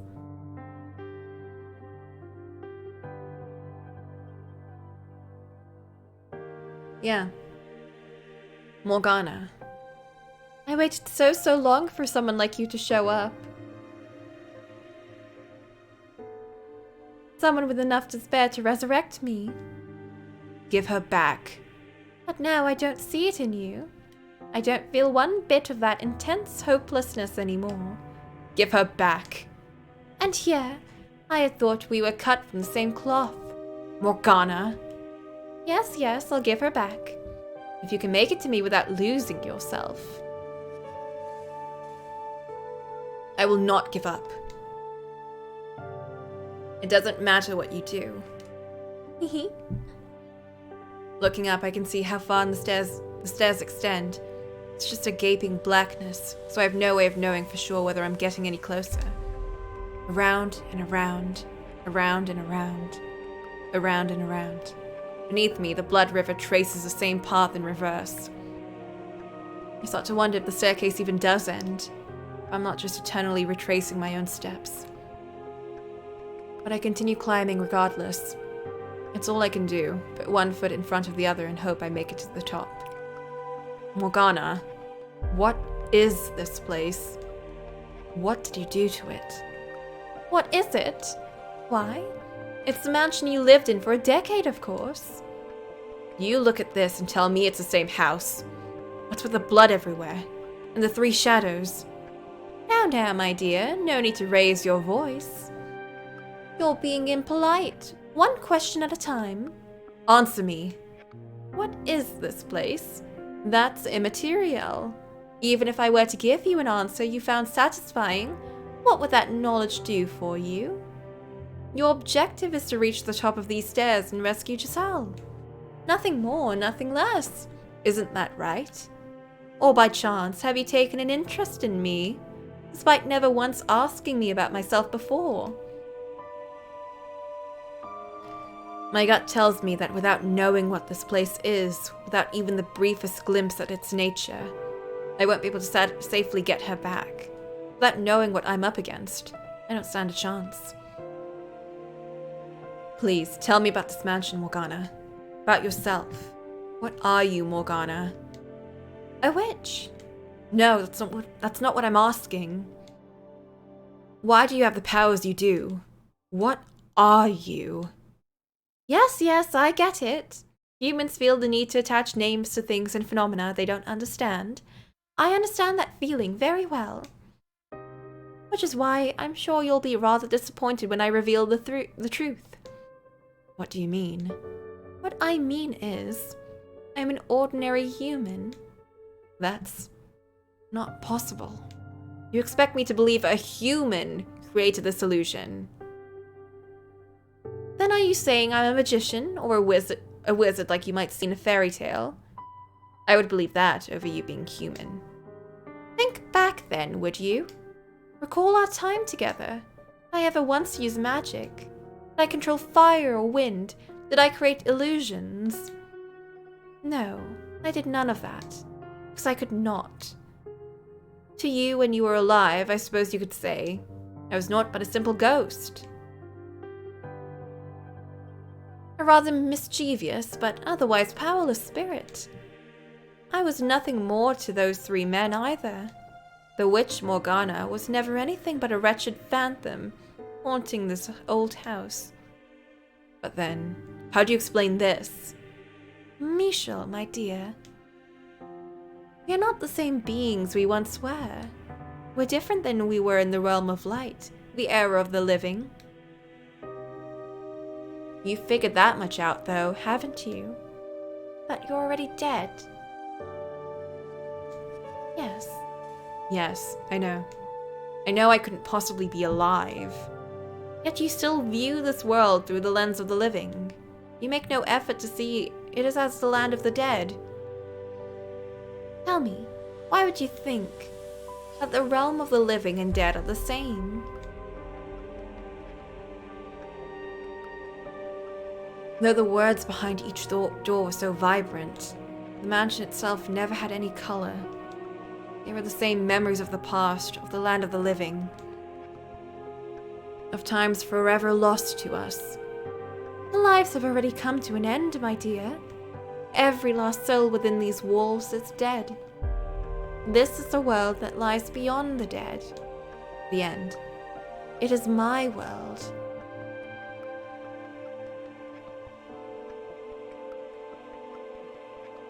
This is the afterlife. Why get caught up in the minutiae? None of us has a future. What reason is there for you to so desperately obsess over taking Giselle back? Just like you, she's long since dead. She's a walking corpse. Nothing I didn't already know about hearing her say it. Like a kick to the gut. Dead or alive, she still lives on within this house. My spirit found its way back too. Why then should I not wish for her to have a future? No matter what form it may take. No matter if my choices erase her from this world entirely. Having seen what lies beyond the door in her heart. What happened in all those hundreds of years. I could never let her remain here with you. Trapped in this world bereft of light. Drifting aimlessly for all eternity. So determined you feel the need to raise your voice. But you're not going to budge on that point, I see. I ask you this again, Morgana. Please, tell me about yourself. How did you become a witch? How did you end up attached to this house? I want to hear your story. You honestly want to know about me? I do now, yes. Not for me. For her, right? Don't be shy now. It's the truth, isn't it? Besides, if you did say it was for me, not her, I might die of laughter. As you wish. You have seen many tales of people's lives since arriving here, and now you shall see mine. Oh god. Though I ask you this, will you writhe in despair with me? Will you endure maddening agony for me? Will you know pain enough to make you howl? Will you face despair? Again and again and again. As I said before, if that is what you want from me. Let me tell you something though, my dear. It will not be as easy to watch as you imagine. Now that you've reclaimed yourself, you will be able to feel all my pain as if it were your own, to resonate with it. Resonate with it? You no longer have your little guardian with you either. My guardian. She was always protecting me. You'll have a wonderful time, I'm sure. It's a tale that could only have taken place in that era of miracles and spirituality. Wondrous and weird, senseless and stupid. Hopelessly tragic. Will you watch it with me? Hi, Mac. Oh no. As soon as the final words leave her mouth, I'm engulfed in darkness, not even given a moment to brace myself. The tower stairs crumble beneath me. My feet have nowhere to go. As I'm being battered by the roaring blood river, my consciousness melds with another. Another door? Oh.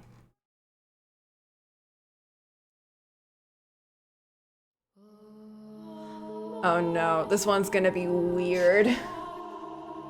Oh no. Get ready.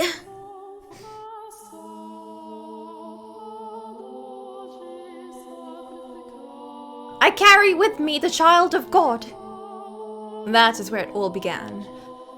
The words of one foolish woman determined the course of my entire life. Before I was even born, my fate was decided. Did her claim come from faith? Was it her way of escaping reality? Did she do it for money or fame? I don't know. I've been visited by an angel of the Lord. The village where she lived had suffered from years of poor harvest. It had been months since the last rain, and all villagers prayed desperately to be blessed with succor. I am with child, though I have known no man. So proclaimed the pregnant woman in the midst of the drought. And on the day of my birth, the very moment I let out my first cry, a heavy rain fell down upon the village. The storm quenched the parched earth, nourishing the crops and saving the village. The villagers were astounded, for they had thought the drought would never end. As plump drops of rain poured down upon the village, they gathered around newborn me in exultation. Oh, she's the child of God! Perhaps there would be more wonder in claiming I had magical powers. Perhaps it would make a better story if I were to say there were higher forces involved. But all these years later, here is what I truly think. I was nothing more than a fluke, an improbable stroke of luck, an unbelievably fortunate accident for my mother and the village, and an indescribably unfortunate accident for myself. I am with child though I've known no man. Ha! As if that's even possible. Maybe she had fooled around with a man who had gone and abandoned her, and she spouted those lies to convince herself it had never happened. None of the village men made any claims to be the father. Perhaps he was someone else's husband, and as such, he couldn't reveal himself, as adultery is a sin in the eyes of God. The girl they were praising as the child of God was indeed naught more than the ordinary daughter of a wretched woman. At the time, though, I thought differently. I believed my mother's words, convinced I was a saint, and it gave me a sense of duty, of purpose, rather than superiority. As a daughter of God, I believed it was my responsibility to help anyone in need. So every day I prayed. I asked my father what I could do, what I was meant to do. Not everyone is equally good, however. There will always be someone who lends their ear to the devil's whispers. One man claimed I was the daughter of a charlatan. He shouted for all to hear, "If you really are the child of God, then perform a miracle for us." Could he have been any more unreasonable? Miracles are neither magic nor parlor tricks. They are realized through the power of faith. A lowly villager has no place demanding God prove his own divinity. It is the height of arrogance, but the man refused to heed my words. So having no other choice, I contemplated what I could do to show him I was indeed a saint. And blood was the spark of my inspiration. Michel, the time when I lived and the time when you lived were not so different. Our views and beliefs about the world are very much the same. You should understand that in our time, blood was seen as unclean. It was a dreadful thing, ridden with disease, which is why we drained the blood from animals and purified the flesh before consuming it. But being a saint, my blood would have been different. Like the blood of the saints who came before me, mine would be blessed. I believed it would... Oh no.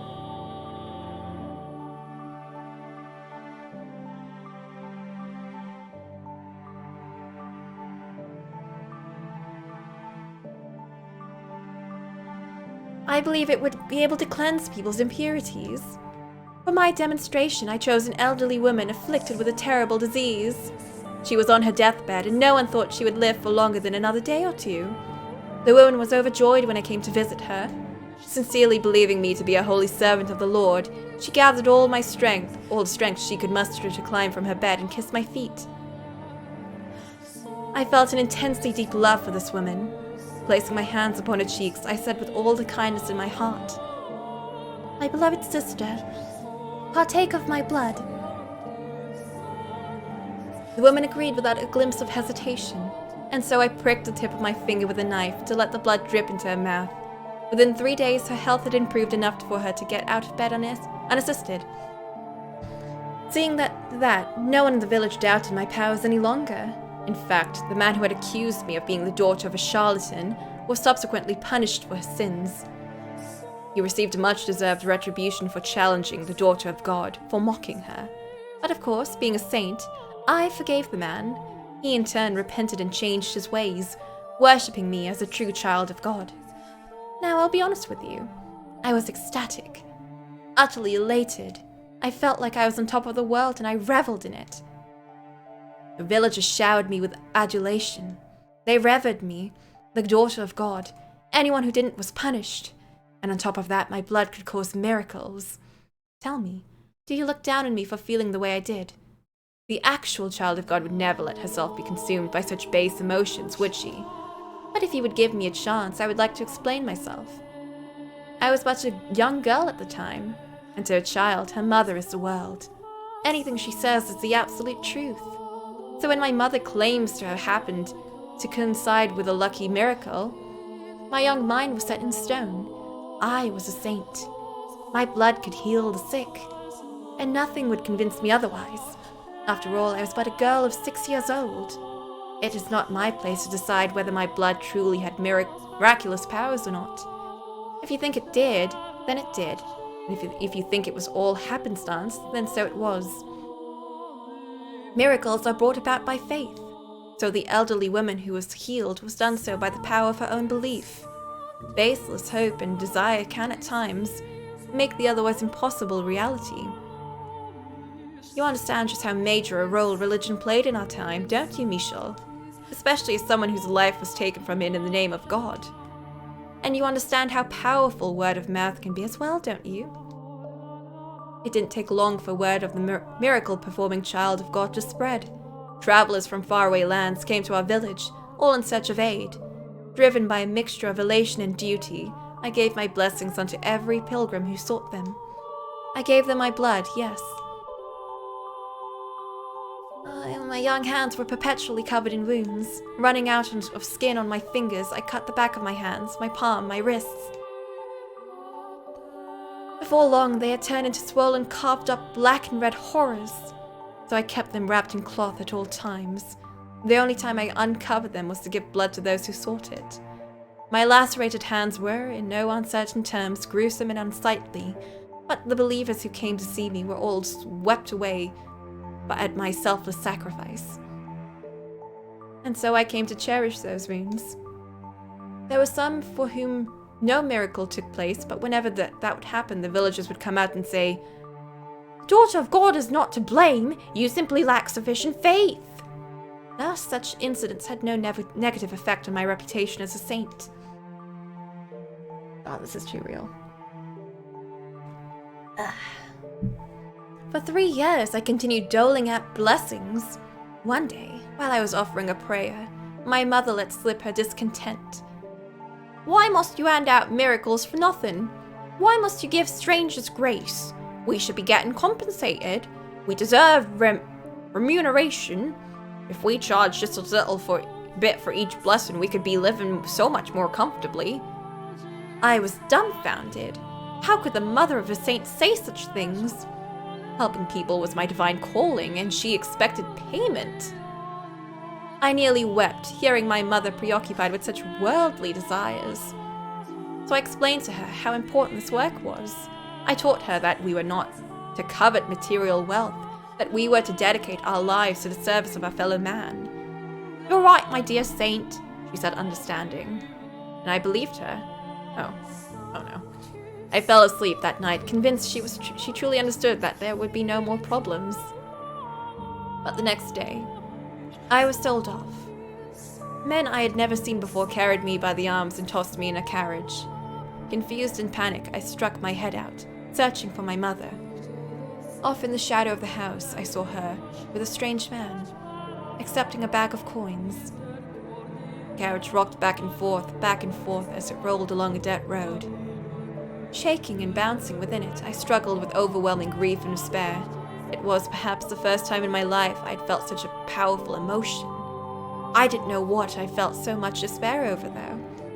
Obviously, it was over my present predicament, but I wasn't sure about it. What about it hurt the most? This happened in the second book of Pillars of the Earth. World Without End, to one of the main characters. So, you know. Big oof, but it happened, and that sucks. That really sucks. I didn't know what I felt so much despair over, though. Was it that I had been pawned off like a slave? Was it that my mother, the mother of a saint, had been blinded by money? Was it that the villagers had watched in silence as a disciple of the Lord was thrown into a carriage? Or was it that I, daughter of God, lamented my misfortune like a mortal? I decided it was a trial. My father, the Lord God, was testing my worthiness of being his daughter. So I choked back my urge to cry and sat there in silent contemplation. For almost 3 weeks was I rocked around in the carriage. The coachman treated me well enough, but I'm certain it was only because he didn't want his precious cargo dying before he could deliver it. He did not, by any means, think of me, the child of God. The third week, the carriage arrived at the city. It was much larger than the village I'd grown up in, with many, many more people crowding the streets. Something about them felt different, too. They all spoke in a tongue foreign to me, which is when I realized I was far, far away from home.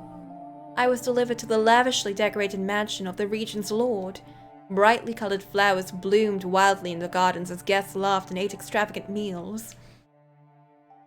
In addition to them, there were probably 4 times as many slaves moving the ground. Oh, I just realized. The 3 masters probably knew each other in that time period. Like the original ones, I mean.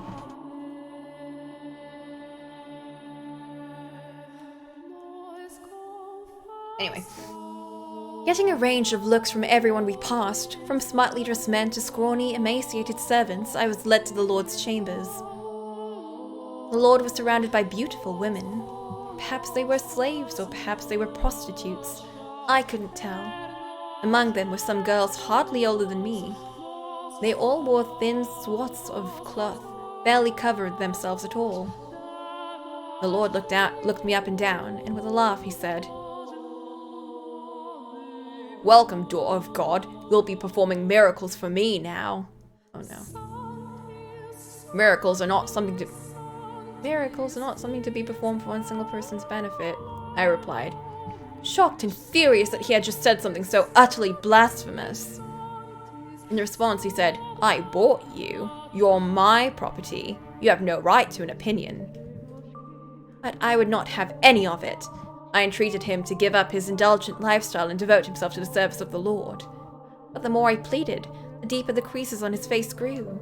Thinking back on it now, it was hardly surprising. A 9-year-old girl was scolding the most powerful man in the region. I believed it was my duty, that I was only doing what was right, but he surely saw it was an incredible arrogance. So the Lord forced his will upon me. He bound my hands and feet and cut me without my permission, filling a goblet with my blood and passing it around to his guests. "A saint's blood and good fortune to all." That's when I realized the Lord was only interested in the approval of others. He reveled in their envy as he pranced about, showing off his curious new toy, me.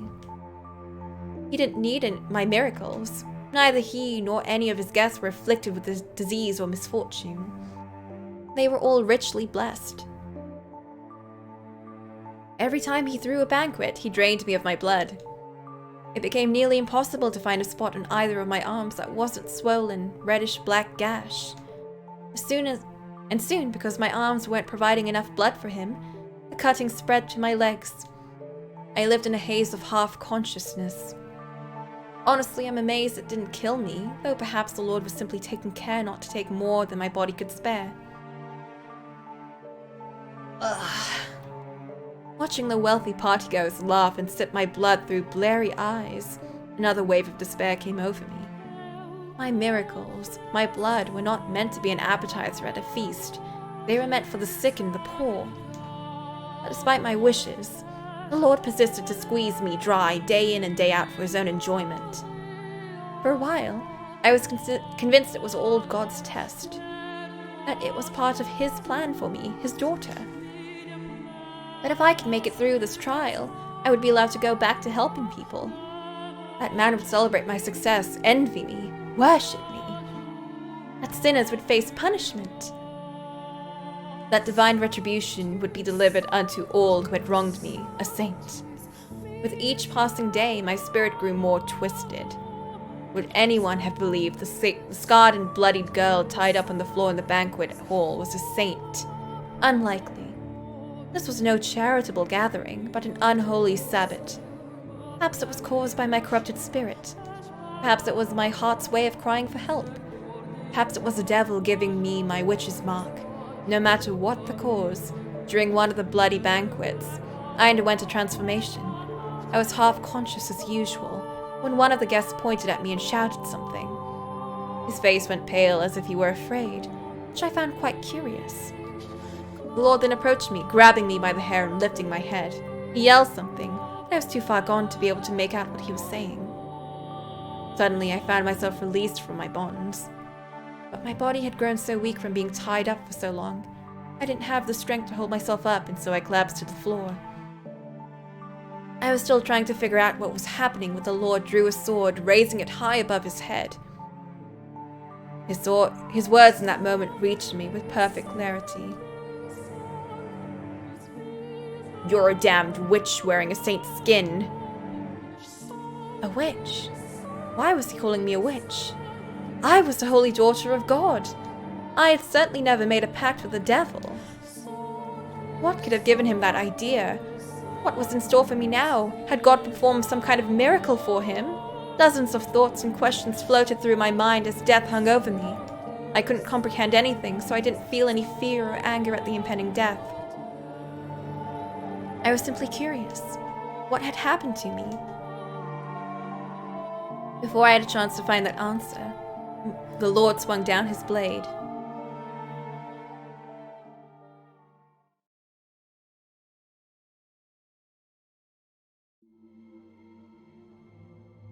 Without warning. Without any time to prepare, the darkness drains away. And a second later, I crashed into the stairs hard.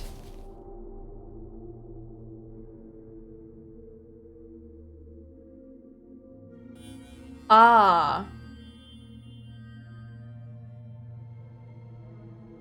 Was she a carrier?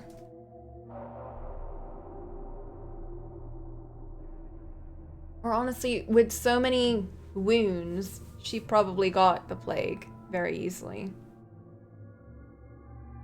Yeah. Which is the village being empty and all that. Yep. Welp. Right at my ear, I can hear the hiss of the river of blood. The world fades in and out of view, giving way to very real images of a past I never lived. I can practically feel the fire in my eyes of that mad blood banquet's guests. My vision distorts, so I can't regain my focus. Whose blood is this streaming down the stairs? Is it hers? Is it mine? Who am I? A saint? A witch? Is what I'm seeing through the lens of clarity or madness? What? What do you mean it wasn't a great idea to consume a girl's blood? What do you mean? What? What? No. I'm not her. I am Michel, no one else. It hurts, doesn't it? It's hard to breathe. Your chest is on fire. Your vision is blurry. It's dark. It's lonely. It's scary. It's frustrating. It's disheartening. Exasperating, isn't it? What you're feeling is exactly the pain I felt. Morgana. I reached my hand out in a plea for help, which is when I see something I can hardly believe.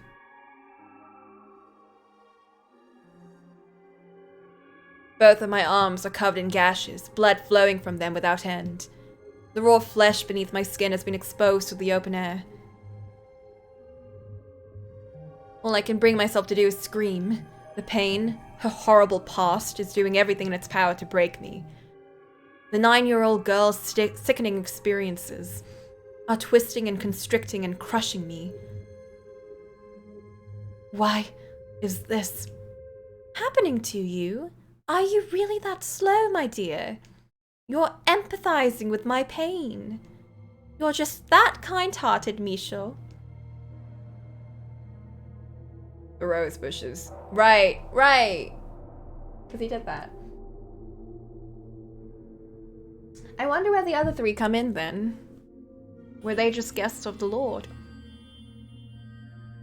You said you wouldn't give up, didn't you?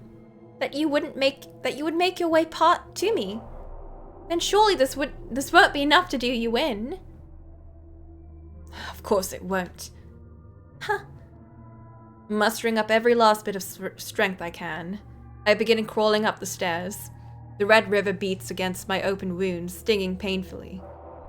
Simple act of lifting an arm or a leg is almost unbearably agonizing. The blood dripping from my lacerated arms mixes with the blood already soaking the tower. So this is the pain Morgana suffered. You despise everyone, Morgana. Did your resentment at your mother's betrayal, at the people who came seeking your blood, at the lords who took your life, turn into hatred for all mankind? Your perception of me is still incorrect, Michel. My grudge is only against a select few. Think about it, my dear. Of the thousands, millions, billions of people living on the planet, my world is comprised of but a minuscule fraction of that. Hatred for all mankind? No. What I feel is not nearly so nebulous. Although if I had died still believing I was a saint, maybe I wouldn't have had such a well-defined mission. Are you saying the Lord didn't kill you? Oh my, did you think that was the end of my tale? Despite all your big talk, you're afraid of having to suffer through any more of that, aren't you? You're the one who said you wouldn't give in. So go on. Know my pain, without losing your mind. Oof. Once again, my surroundings crumble. I have no say. I have no chance to object. Before I'm dragged back to that repulsive banquet, I reach out, stretching my hand as far as it will reach, but all I can grab is darkness. My bloody body sinks back into the abyss. The pain becomes more than just a memory, eroding away at my consciousness. Oh, goddamn. You're a damn witch wearing a saint's skin. Maybe if I had died then, I wouldn't have become the witch you know now. But that's all conjecture. Theorizing about what could have happened is an exercise in futility. But no, I did not die that day. Brought together by constant mistreatment, the Lord's slave chose the moment to start their revolt. When he swung down its blade, someone bumped into him, and it was knocked off its course. I didn't have the strength to get to my feet, so I simply watched the chaos unfold before my hazy eyes. It never even occurred to me that I should try to escape. At some point during the riot, a young man, one of the slaves, grabbed me by my bloody limp arm and led me out of the Lord's manor. The young man brought me to a slum, a place where people band together in their hardship, barely scraping together enough to eat every day, let alone pay the taxes demanded of them. By the time we had arrived at a small brothel located a ways into the slum, the fog was starting to clear from my mind. I knew where we were, and feeling the gazes of those scantily clothed women, I trembled. Oof. In a sense, that was possibly the most frightened I had ever been in my life, despite everything else I had been through. The idea that I'd fallen so far I would have to become a prostitute scared me to death. After all, I was a saint, and saints were supposed to retain their purity. Spreading my legs for any man who gave me enough coin would shatter my very identity. And all that was going through my mind, I probably shouted no in protest.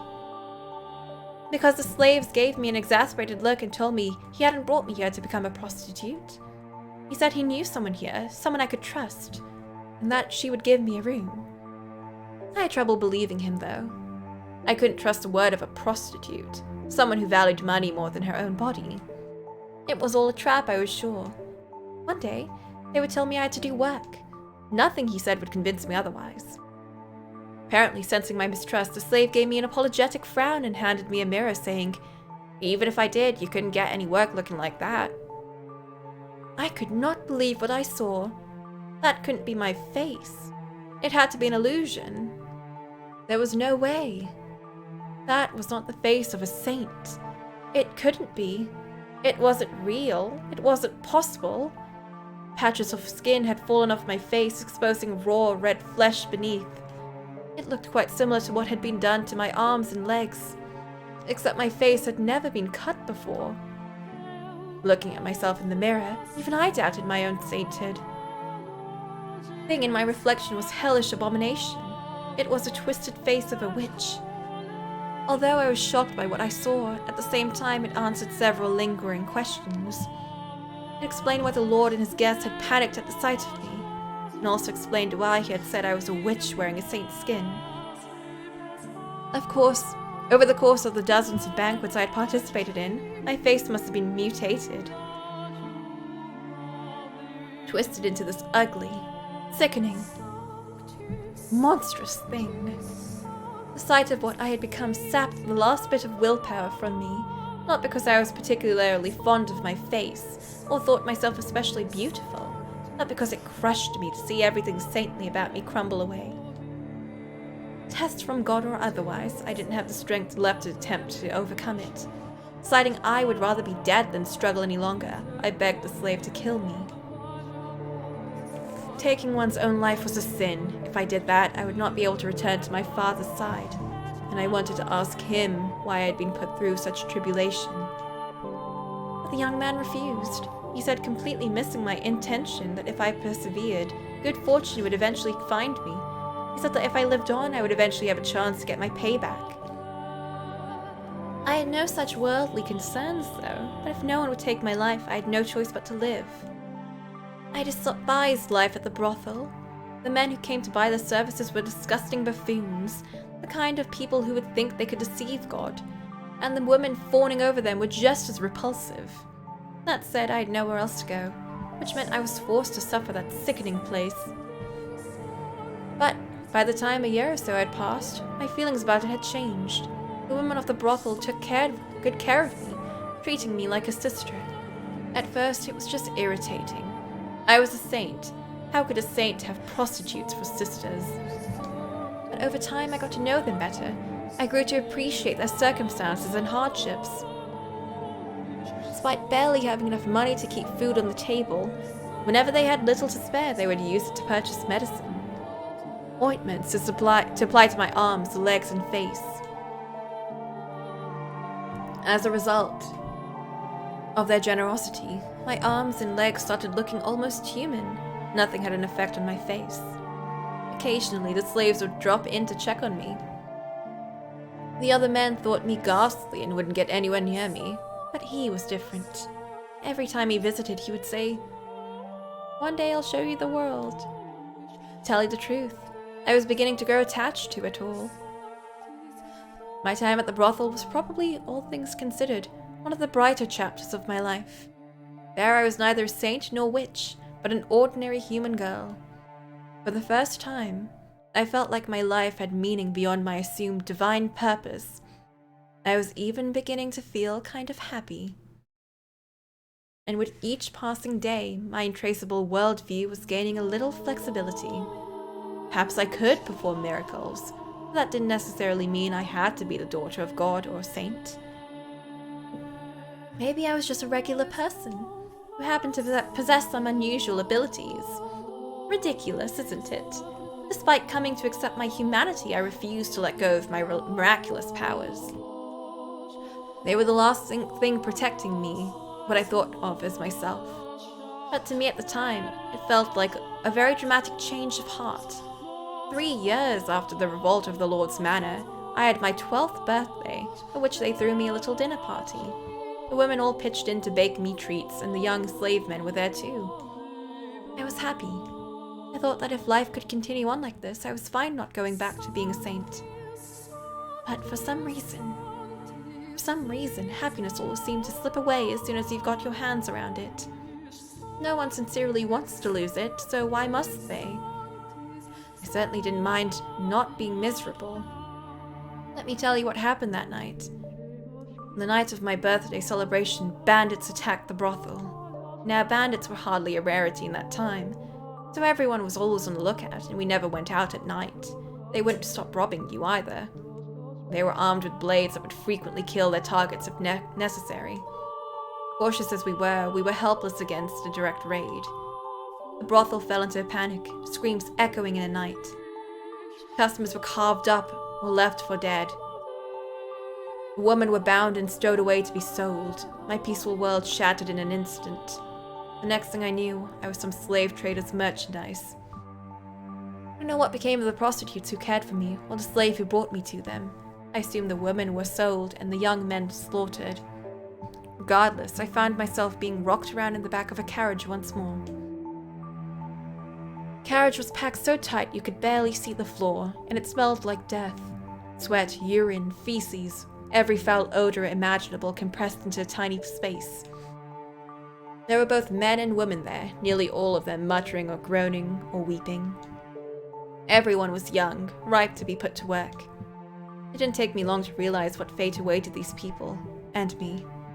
When I did, I just sat there in silence.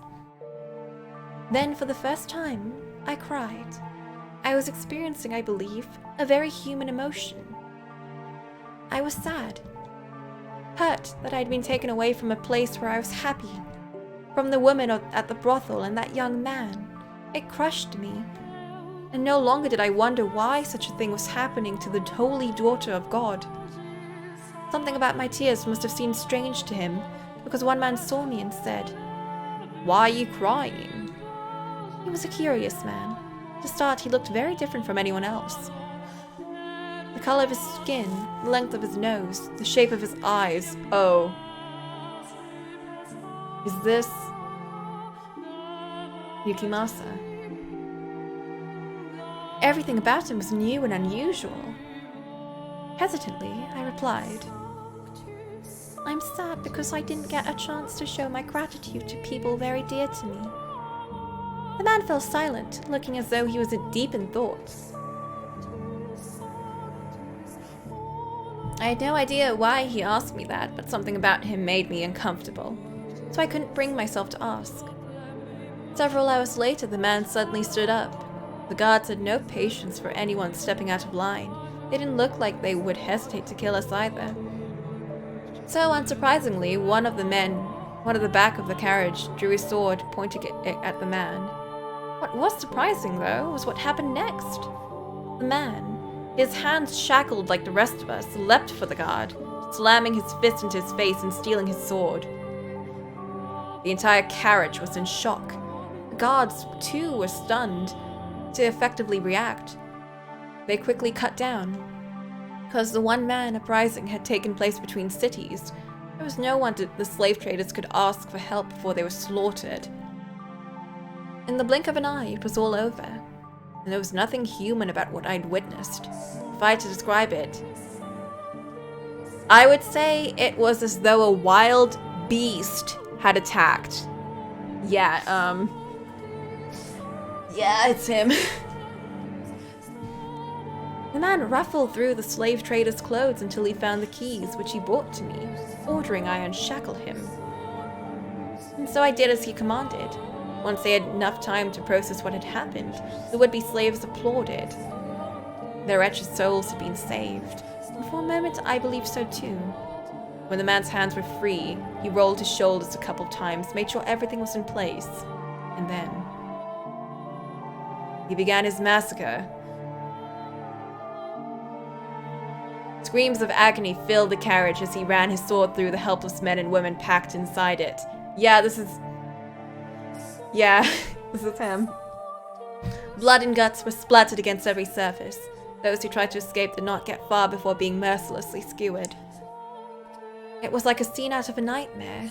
I was frozen in place, not out of fear, but because my mind had shut down. I couldn't make sense of what was happening, so my mind rejected it. For reference, this lady who we are in the perspective of had met 3 people who she cursed in her entire life, and he was one of them. And we saw he was reconstructed in the future and had a whole life.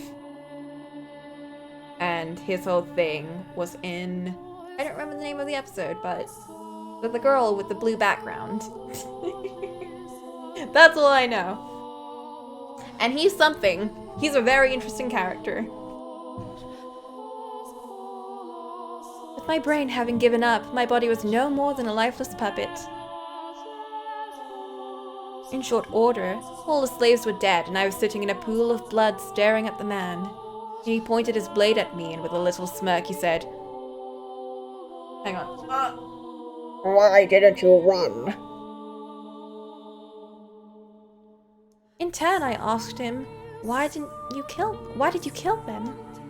The smile vanished from his face, and after a few quiet moments of pondering, he replied, Because I felt like it. And why haven't you killed me yet? I asked. Which he gave a curt, I don't know. and then withdrew his blade and wandered off into the distance. And then I was alone, surrounded by corpses. I glanced down, and half of someone's face was looking back up at me. Ooh.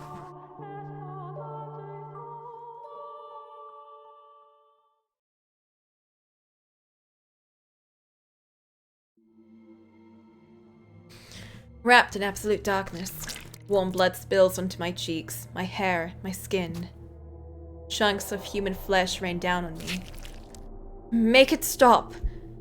Pitter-patter, pitter-patter. There's no end to the deluge. The smell of death fills the air. Struck with a wave of nausea, so strong I can't hold back the contents of my stomach. But when my mouth opens to vomit, blood pours into it. Oh.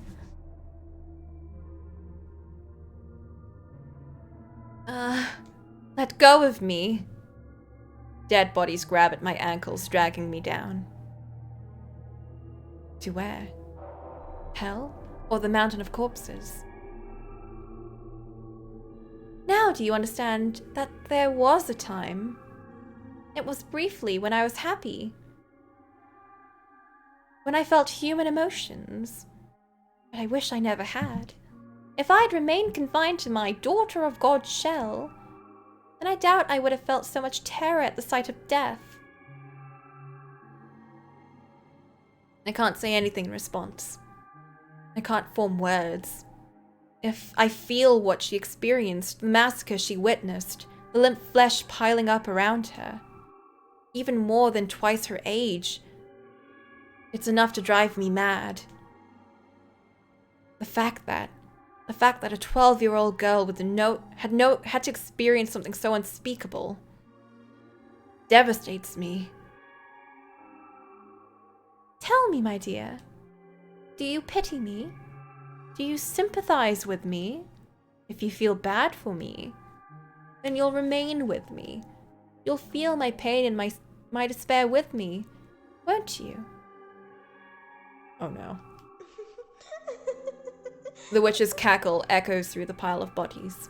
There's not a speck of light, and hideous death lingers everywhere. Helpless to resist, I'm dragged down into a deep, dark ocean. An ocean of blood.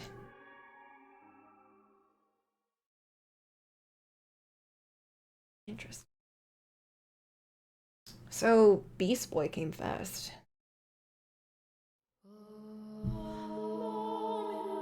Now, on with the story.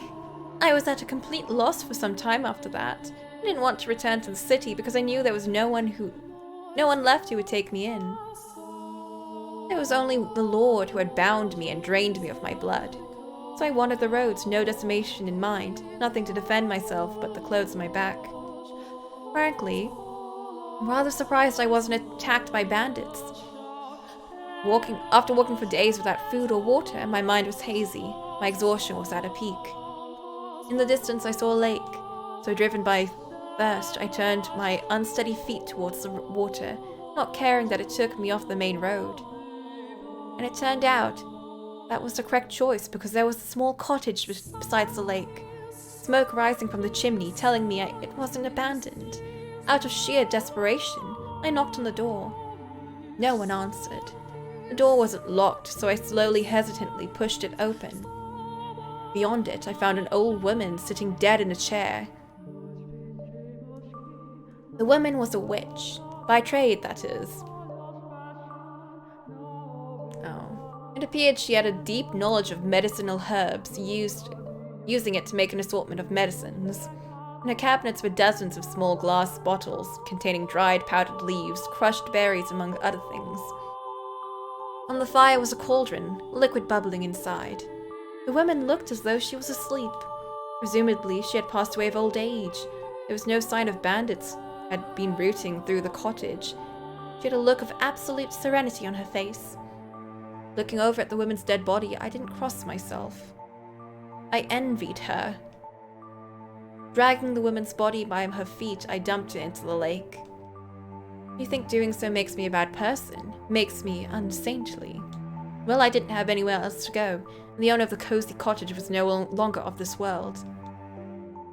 There was no reason I couldn't fill the home in her stead, was there? But now she's buried in unconsecrated ground. Whatever that is. I deserved to have somewhere I felt comfortable after everything I'd been through, didn't I? And so I took up residence in the old witch's cottage, and remained there until my 16th year. By 16, a terrible cynicism had taken root in my heart. I'd no trust for people. I shut them out, building high walls around myself. After such a tumultuous, bloody childhood, it was all I could do to protect myself, to keep my young spirit from cracking. Nevertheless, travelers would on occasion pay the old witch's cottage a visit, seeking her medicines. Whenever someone arrived, I would cautiously crack the door open, telling them they could trade for whatever they wanted with food, never showing my face. Heck, you're right, she can just consecrate the lake herself. One day, a young man showed up at the cottage. Oh, this must be Mel. My sister has fallen very ill, and she desperately needs medicine. He was very soft-spoken. There was a distinct kindness in his voice which I thought unusual, curious. What kind of person could he be? What did he look like? What expressions did he make as he spoke? To satisfy that curiosity, I snuck a peek at him through the cracks in the door. He was a handsome young man with flowing flaxen hair. And upon seeing me, he didn't flinch back in disgust. He smiled. According to him, his younger sister had fallen gravely ill, and though they had tried a number of remedies, she was still bedridden. The medicines I gave him too had no effect, but he persisted in his quest, visiting me again and again for new combinations to try. He wanted nothing more than to relive even the slightest bit of his sister's suffering, or relieve it. And moved by his dedication to his family, I too wanted to do anything I could to help. For the first time in years, my world encompassed more than my small cottage. When the young man came, he would ask not only for medicine, but to go on walks with me. He volunteered to spend time with me, despite my horrifying appearance. It's not healthy to stay holed up inside all the time. You've got this beautiful lake right here. Would you say we take a little walk around the shoreline? He said with a smile, taking me by my hand. We spoke as we circled the lakeside. His voice was always soft and pleasant, like a ray of light shining through a crack in the walls. When I was with him, I felt like I could be an actual person, an ordinary girl. He talked about his sister more than anything. And whenever he did, he was at his brightest and most melancholy. The young man had been a member of a noble house, but disputes over who was the rightful heir had forced him and his sister out. Shortly after that, his sister had fallen ill and was now bedridden. I'll take anything at this point to make her better. I'll even take a miracle if I can get one. Oh no!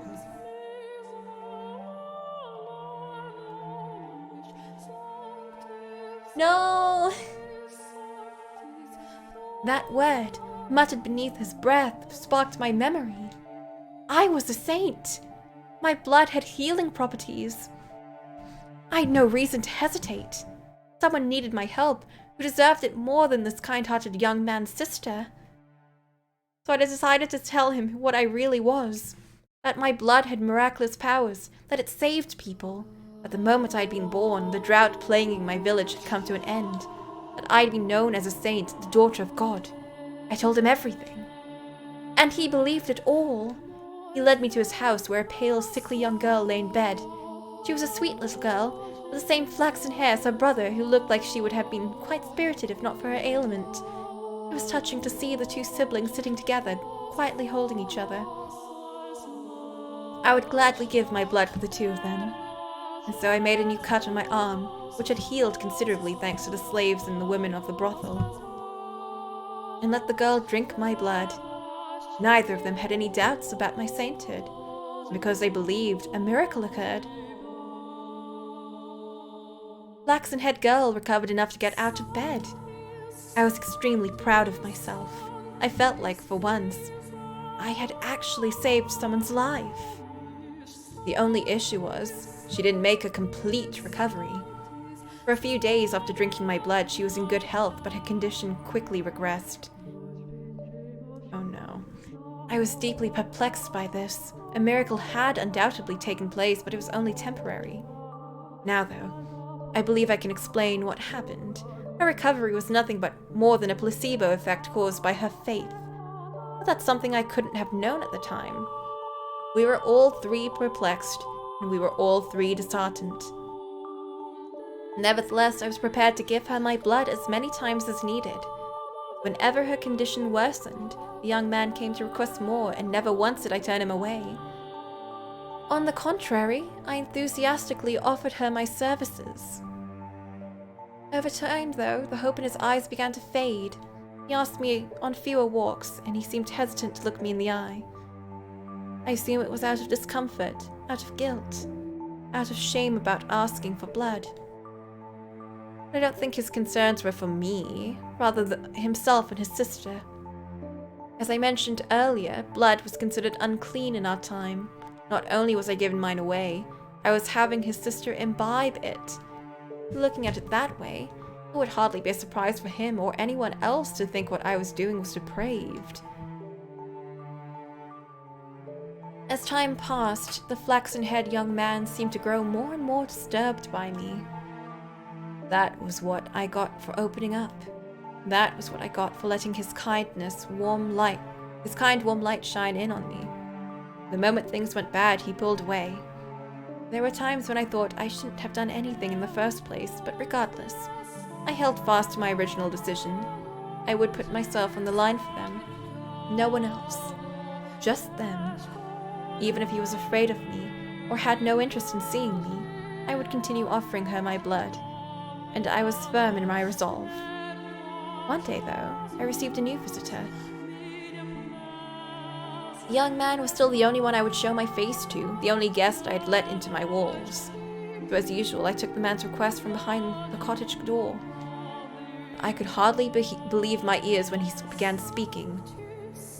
Oh no. Mel! Mel, you twat. Are you the witch with the miracle blood? First, how did he know my blood had powers? Second, why had he called me a witch and not a saint? Third, why did he sound like the man who had slaughtered the slave carriage?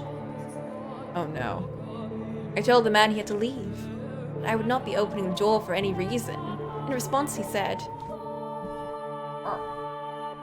I am in need of your blood. Could you not spare a little?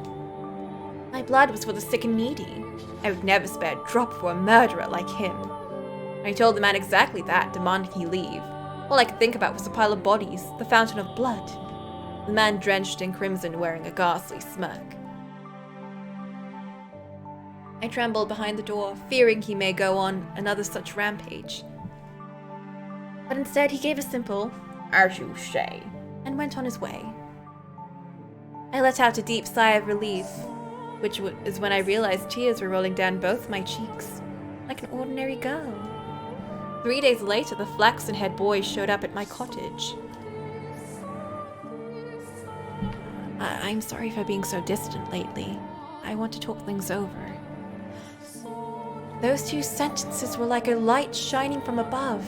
I wanted to talk to him too.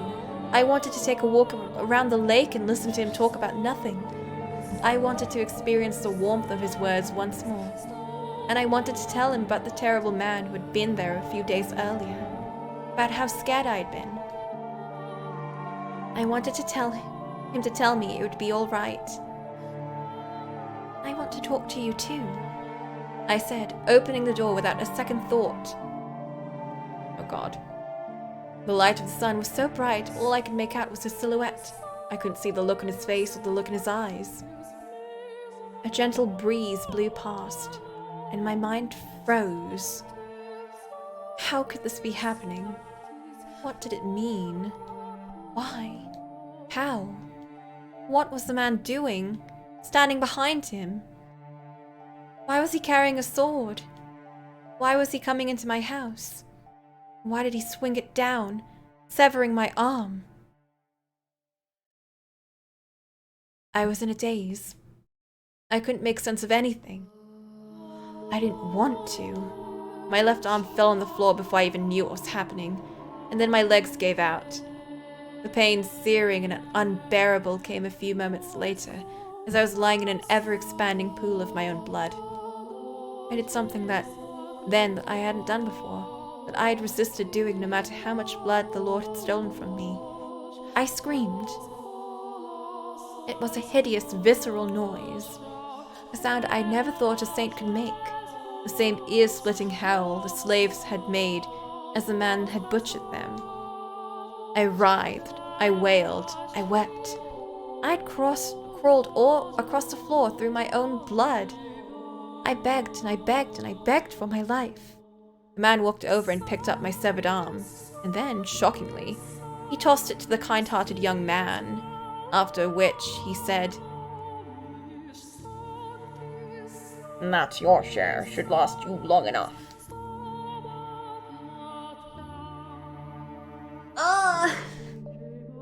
"Share?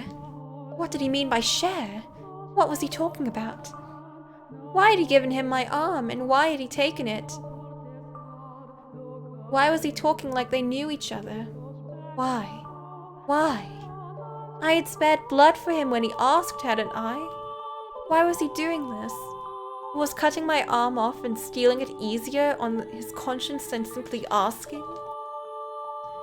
You understand how I felt, don't you? You can put yourself in my shoes, can't you? The young man refused to look me in the eye. Holding my bloody arm in his trembling hands, he fled from the cottage as quickly as his legs would allow. The man then walked over and picked me up. I had neither the strength nor willpower to resist. Holding me in his arms, he began to speak, telling me things I didn't want to know, things I didn't want to hear, but he didn't care. Nothing personal. I just need your blood. Without it, she'll lose her church. Don't take it personally.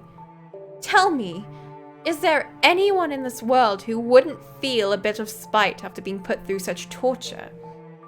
How was I supposed to let that slide? No one's that much of a saint. My trust had been betrayed, and I was supposed to turn the other cheek. A man had barged into my home uninvited and cut my arm off, and I was supposed to smile and take it. Is there anyone, anywhere, who doesn't feel even the slightest bit of hatred ever? Is there anyone in this world who could just laugh and brush off this level of abuse? Tell me, is there? How could I not hold a grudge? How could I not despise them? How could I possibly forgive them? Tell me, please.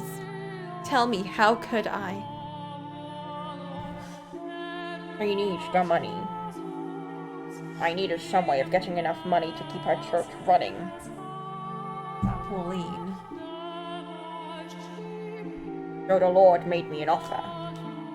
I brought him the witch with the miracle bread. He would finance a whole new church for her. Lord, why him again? Why couldn't he leave me alone? After trying to kill me during one of his bloody Sabbaths, why was he after my blood once more? I learned it really did have the miraculous powers and decided he wanted me back. The Lord isn't Jacopo, is it? You get to be the sacrifice to keep our church from collapsing, to keep our world from collapsing. Sacrifice? Excuse me, what? What's all this about keeping her church from collapsing? You murdered a carriage full of innocent people, and you're trying to protect a church.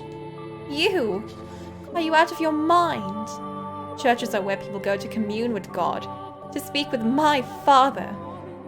How dare you soil these sanctified grounds with your filthy hands, you beast? It's insulting, sacrilegious, repulsive. Just what do you think we are? So don't take it personally, witch. I'm not a witch. I'm a saint. I was a saint. My blood exists to do the Lord's work, not to satisfy the avarice of men. Why is this happening to me?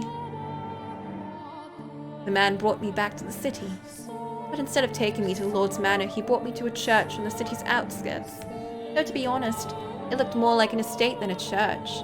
The church also served as a hospital, offering free care to the less fortunate children, the poor, and the infirm. Oh, this is just like a world without end. Hang on, I need to BRB 1 second.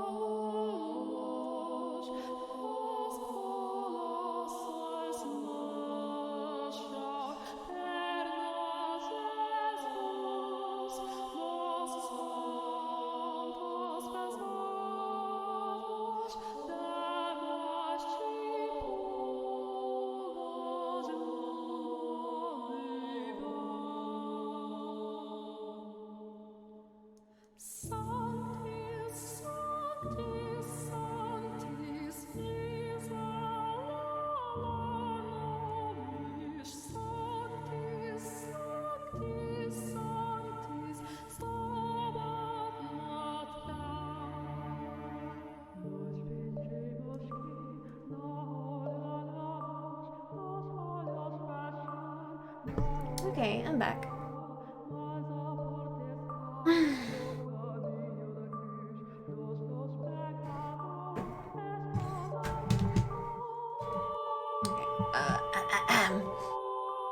It served as a hospital offering free care to less fortunate children.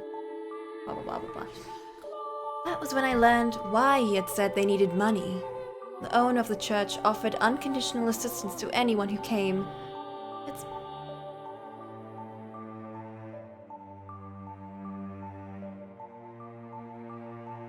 It's just like Pauline. Although she wouldn't have been reconstructed, she'll probably not. Maybe he's just attracted to really good people. Even when food and supplies ran low, they would ration their own in order to keep helping others. As a result, the church was perpetually on the verge of collapse. The church was run by women, something exceedingly rare for the time, just like World Without End. Very interesting book, by the way. You should read it. There were no priests, while management was handled by a single nun, whom everyone referred to as the saintess. I was the saint. Why was this woman, who didn't have the ability to perform miracles, being worshipped like she did? Why did the people of the city idolize her? Why were the smiles all directed at her? Why was I not in her place? The man carried me to the top of the observation tower. It was there that I had my reunion with the Lord. I was to spill my blood for the people of the city, but also for the Lord's profit. He was not offering free aid, but selling it as a medicine.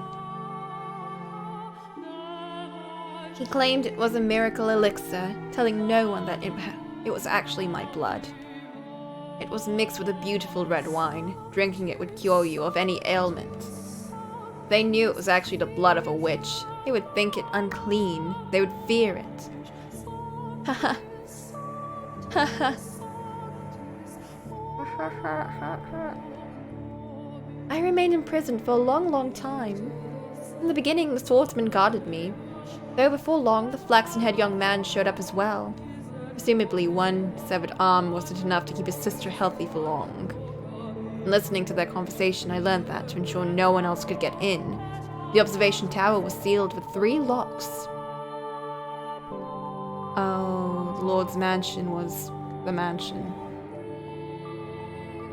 The Lord, the swordsman, the young man each held one of the keys. Oh, the Lord is Jacopo. I was their secret, locked away in the tower for them to drain of blood away from wandering eyes. Time went on and I grew progressively weaker. I lost the will to eat and the will to live. My only view from the tower was the clouds through a window high up on the wall. Occasionally, a pigeon would fly in. Sometimes a butterfly. Yeah, once he was selling. I would glare in envy as it fluttered around, free to come and go as it pleased. And soon it was spring.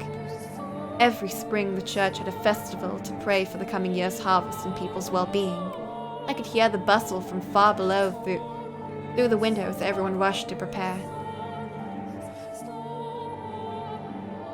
Yeah, her being locked in the tower, and as soon as they said pigeon, I was like, oh, pigeon?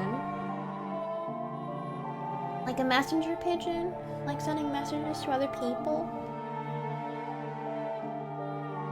I heard a flaxen-haired girl's voice, who had regained her health drinking my blood.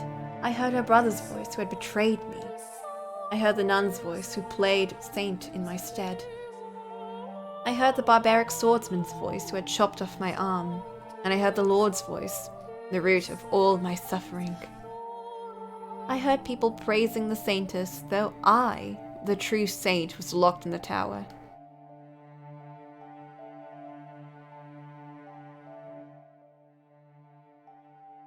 I heard people thanking the Lord for his generous donations, the miracle medicine, though it had all come from me.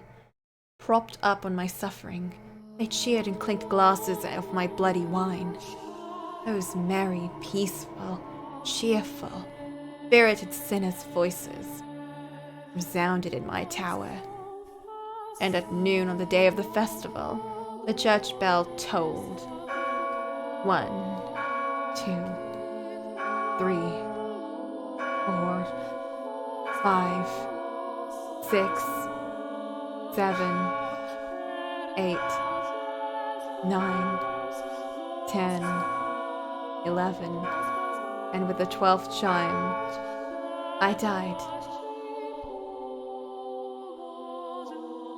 As the bell's last pealing faded into silence, the tower door swung open. Standing on the other side of it were the 3 men. They must have wanted to drain a little more from me to use in the feast. They arrived at the worst possible moment. The flaxen-haired young man was the first to express his consternation. Why? I never wanted her to die. Was she not eating? The Lord gave my corpse a casual glance and said stone-faced, "Oh heck, Boop isn't here for this one line. Seal the tower off. Understood? No one finds out about this." How can you be so calm? Do you understand what you've done? Ha, pinning the blame on me. How nice it must be to be able to distort reality with panic. The swordsman, who had been silently observing the Lord and the boy conversing, interjected. You're just as guilty as any of us. Not only did they not mourn my death, they argued over whose fault it was. There was no regret, no remorse. The young man muttered absent-mindedly. I never wanted her to die. What did his intentions matter, though? It was his betrayal that had ultimately tethered me to this mansion. But the fact that they didn't grieve my death, and instead squabbled amongst themselves like filthy rats, was the final straw. How could I not despise them? I don't believe I actually had the power to perform miracles when I was alive. It was all faith, the illusion of belief.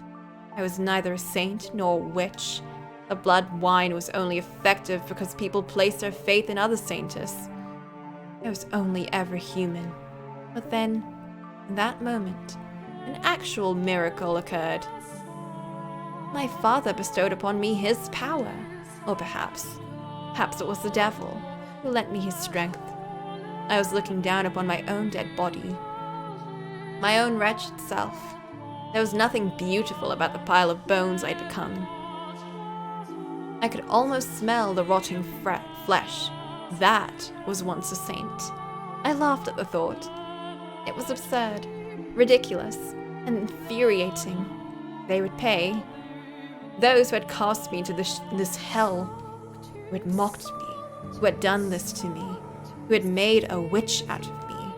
Hatred coursed through me, revulsion at everyone on these grounds still smiling. They would know just whose dead shoulders their little party was resting upon. They wanted so badly to call me a witch, then a witch I would be. I would kill them, every last one of them, place a curse on their souls. So I made my wish. Most people might consider it a curse, but to me, it was most certainly a wish.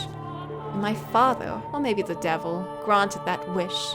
From the garden, there rose a scream.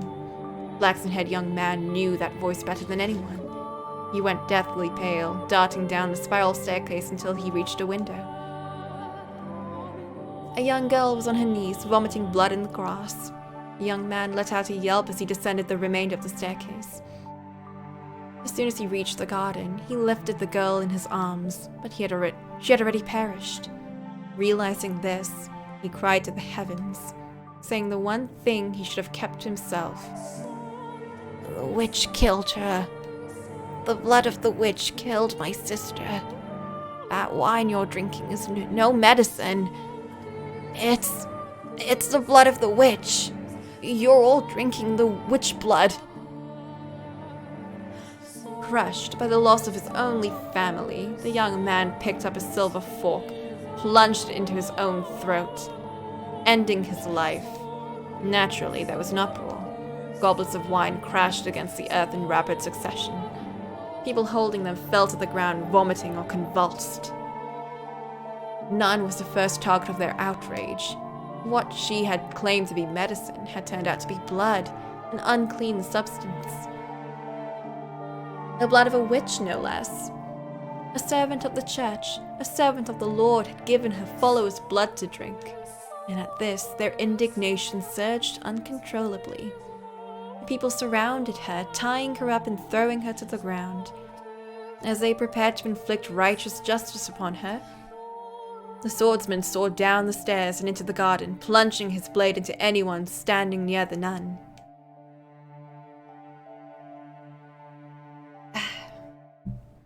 Cries of agony ringing through the church grounds were ear-splitting.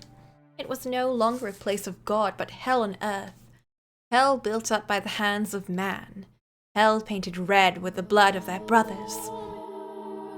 The people armed themselves with anything they could find and went after the man. As much of a beast as he might have been, he stood little chance against such numbers. It is the fate of a beast to be exterminated by those he terrorizes. And once he was gone, the nun had no one left to protect her. She too was consumed by their frenzy. All that remained was an inextinguishable inferno. Hysteria and despair, madness and outrage, no outlet for it. It was a revolt that made the slaves' uprising at the Lord's manor look like a game. Eventually, their rage found a new target, the Lord. It was only natural, for he was the true villain. He was the one who had given money and the witch's blood to the church. He was the one who had profited off it, and above all, people often resented those who stood above them, particularly in times of unrest. The city resounded with cries for the Lord's head.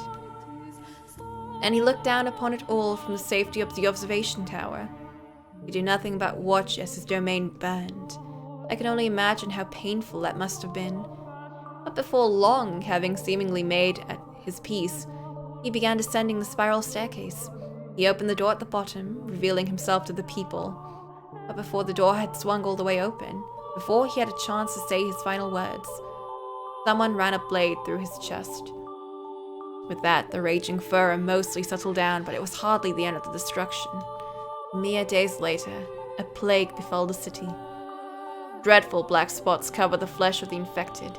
They writhed in pain, screaming and vomiting blood. Ghastly howls echoed through the streets, as though the whole city had been possessed. It became a cursed land.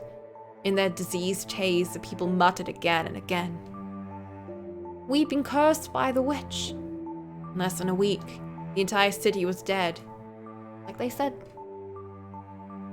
My body was left abandoned at the top of the observation tower. And as if to seal the curse away in their final days, the people shuttered all the windows, wrapping the house in darkness. It's possible. That was no miracle either. You can easily explain what happened to them, locked away for so long in that dirty tower. Maybe I caught some kind of disease, and then when people drank my blood, they too were infected.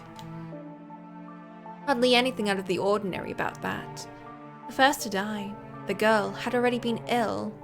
Her body merely chose the worst possible time to yield to her ailment. That was all that had happened. Indeed, it was nothing more than a fluke, an improbable stroke of luck, an unbelievably unfortunate accident for the city and those 3 men, and an indescribably fortunate accident for myself. But I wish to believe it was a miracle, that even if my blood didn't have healing properties, and even if I wasn't a saint, my wish, my curse, was what caused that uprising. That was my miracle. Maybe this was what affected her story when she told Maid about the thing. And about blood being bad. And about Michel. Side note. Granted to me by God or the devil. I chose to believe that, and that my miracle took on its true form thereafter. My curse had brought death upon the 3 men, but for whatever reason, my rancor was far from sated. They had died. So what? Death is but a transient agony. It's nothing compared to what I went through. So I made my next wish. I wished for their reconstruction. I wished eternal suffering on their souls. I wished to trap them in a never-ending cycle of pain and hatred. That was my wish for the flaxen-haired young man. He treasured his dear sister, and he desired a quiet life. So I wished for him to have just that, and I wished for his dearly beloved sister to love him more than anything in the world, for his world to be destroyed by love gone too far. That was my wish for the beast. This was my wish for the beast-like man. He was conscious of his tendency for violence, and he yearned to be more human. So I had his inner beast toned up just a little. I saw to it that he would never be human, though he would never have the peace he so desired. My wish for the Lord was more straightforward. He seemed to have great affection for wealth and authority, so I ensured those were the only things he could ever have. Who needs love or friendship when you could be drowning in power? Once he had lost everything, his solitude would be his only companion. Wishes can come true, as long as you always hold fast. Never stop wishing, never surrender. They can come true. Eternal suffering on all their souls, an endless cycle of reconstruction and unavoidable tragedy. Tell me, my dear, do you sympathize with me? Will you curse them with me? Will you take my hand and revile them with me?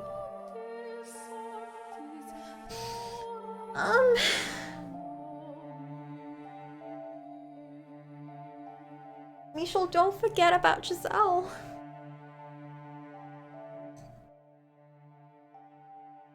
This time, when my body crashes into the tower stairs, I am unable to make a noise. The obstruction is less mental, more physical. The excruciating pain. It's so intense I can't even eke out a scream. My vision is distorted, my mind thick with fog. I feel like I'll fall into a bottomless pit if I loosen my grip on my consciousness even slightly. Through the haze, I see my own severed left arm. Reflected in a pool of blood, I see my face, large chunks of flesh peeled off. Look at you, trying to crawl up those stairs like a worm. How pathetic. It's like I'm looking at my old self. Giselle deserves better. Exactly. I can barely form a coherent thought. I can't lament her inhumane fate. Can't mourn for her, or be shocked by the revelation about the 3 men and her history with them. Pain. It fills every corner of my mind, every nook and cranny of my body. You've figured it out by now, haven't you, my dear? You'll never make it to me. It's not possible. But it's not your fault. It's not because you're weak. There's simply no one who can bear this pain. You're allowed to give up, to rest. There's nothing wrong with that. The pain, the crushing weight, it's miserable, isn't it? But all you have to do is turn back, and it'll all go away. The witch whispers her sweet temptations. You've put in a fine effort. There's no shame at all in throwing in the towel. Her voice is soft, gentle, pleasant, saccharine.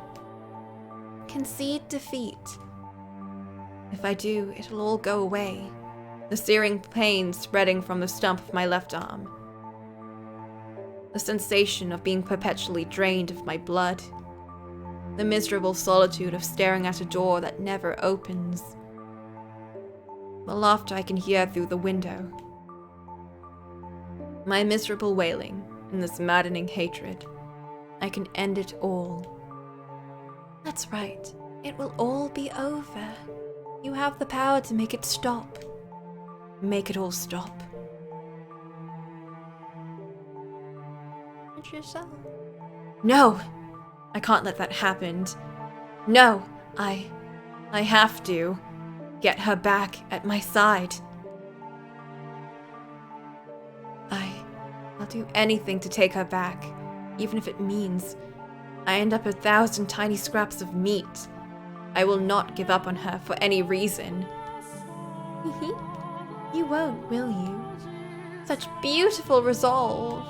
Willing to sacrifice yourself to save the girl. Like a hero of legend, or maybe a fairy tale prince. No, I am no hero, and I am no prince. I am a human, an ordinary man. I don't have any extraordinary potential.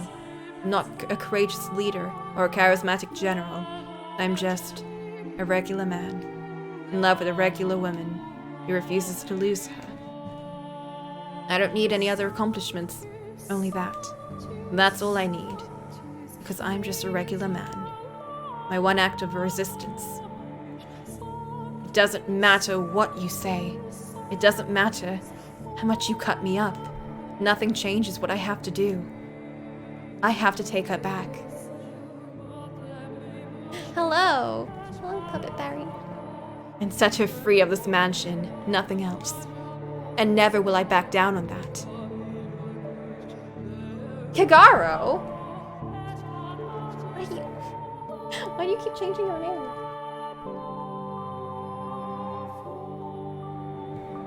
So no. As long as I can move, I must push forward. I must make my way to the woman who waited for me for so long. Up, to the top of the tower. Forward. Ever forward. Ever onward.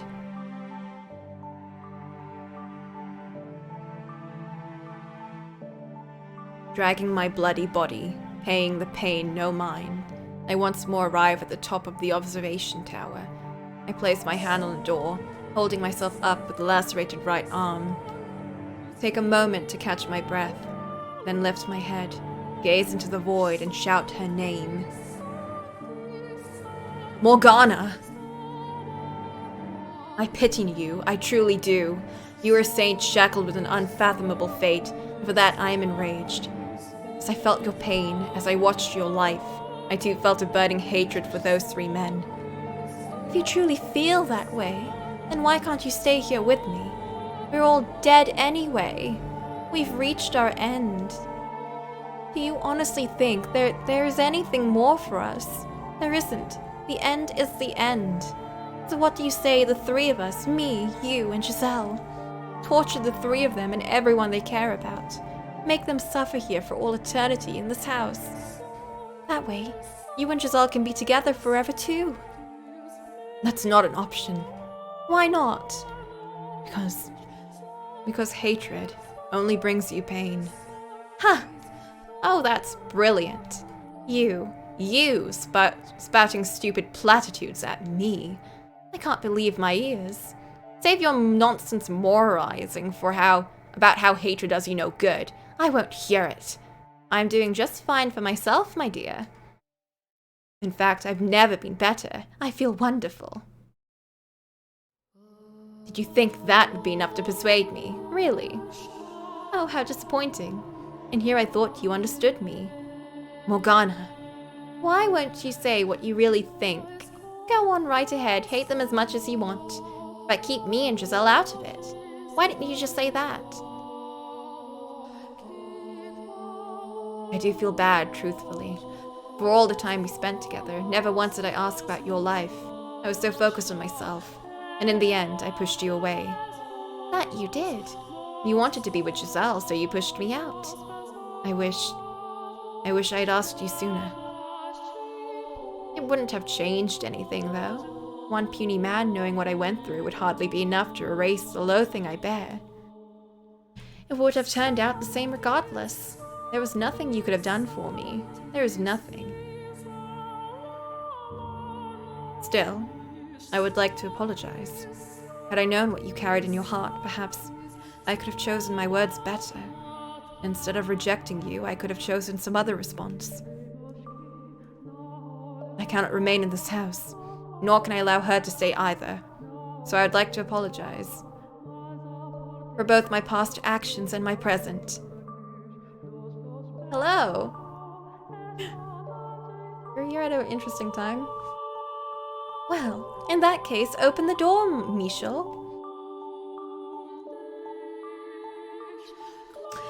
I don't know about this. I take another moment to catch my breath, and then I gather my strength into the hand on the door.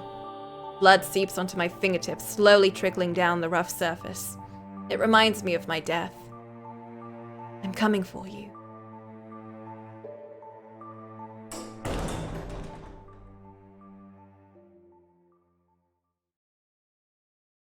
I push the door. Omar, what? What are you doing here? Holy shit, that is a surprise.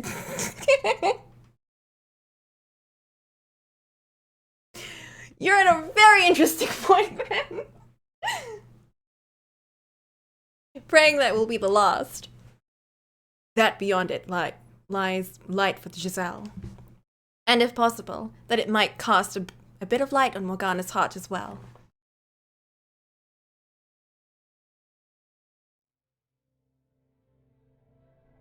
Huh, interesting. Crazy.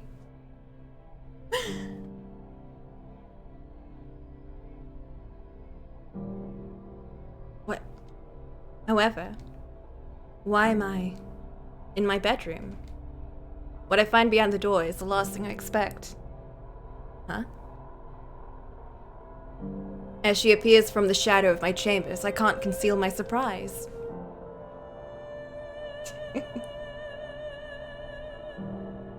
Giselle? Is this another illusion, Morgana? No, it is not. I am the real me. Thank you for coming all the way here for me.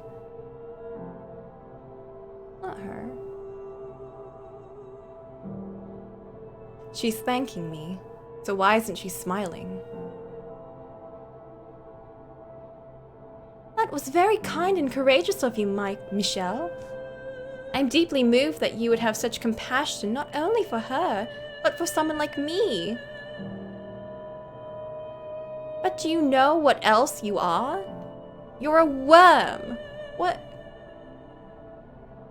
Shut up! I'm doing my best, okay? What is it this time, Morgana? What do you say we... Oh, What do you say we pull back the curtains, my dear? What curtain? There's one detail that hasn't yet come to light. This isn't your first return to the mansion, is it? You've been back numerous times. Each time not remembering her, each time hurting her more. Were we the white-haired girl? What are you talking about? What am I talking about?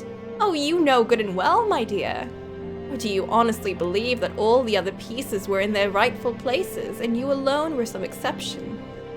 I never... Tell me, how was it? Living in so many different eras, not knowing who you were. Playing with all the different men. No, you're out of your mind.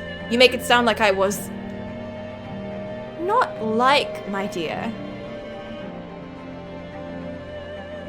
This goes to Michelle's story. I'm gonna flip. You are the white-haired girl. Enough. How could anyone possibly confuse me with her? To tell you the truth, I couldn't see you as anyone else. Your white hair, red eyes, porcelain skin, and your name. Tell me, what about you isn't the same?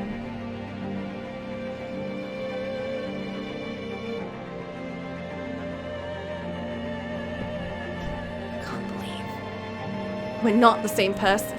I saw the letter. What? The one you had hidden. No. And you didn't think that was worth mentioning? No, Giselle, I didn't mean... You're exactly right, my dear Giselle. He deceived you. He kept a very important secret from you.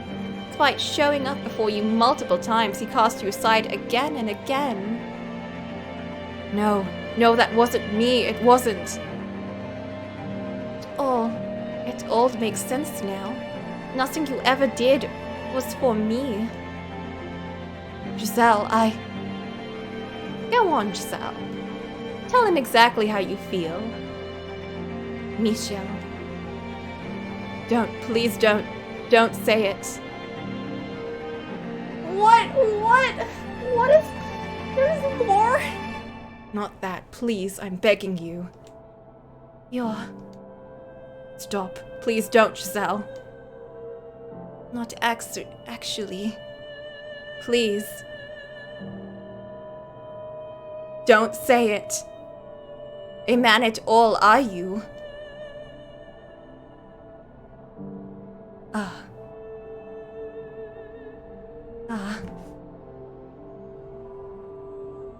I had a feeling. You are disgusting.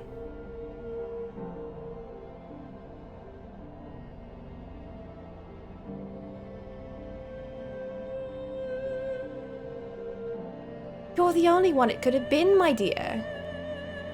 The only one who could have been the white-haired girl. That's not Giselle, for sure. The next moment, my whole world comes tumbling down. I could have borne anything. Losing my arm, having my face torn off. Any amount of pain I could have handled. But for you, I could have done it. But this, hearing those words, coming from your mouth, being rejected by you, that I cannot.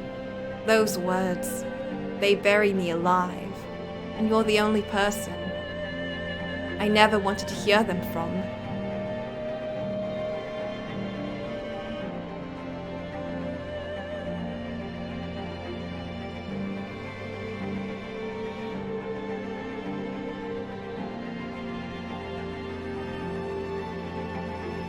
When I learned my father Antonin had passed, I wrote 2 letters, one to my brother and one to my mother. It was the first time I had found the courage to face my mother, to open up to her. I wanted to show her who I was, convince her I wasn't cursed. So I could be myself when I returned to the capital with Giselle. Dear mother, there is something I wish to tell you, something that means a great deal to me. So I ask of you, please hear me out. And I ask of you, please accept it. Mother, I no longer bear any resentment for my present lot in life.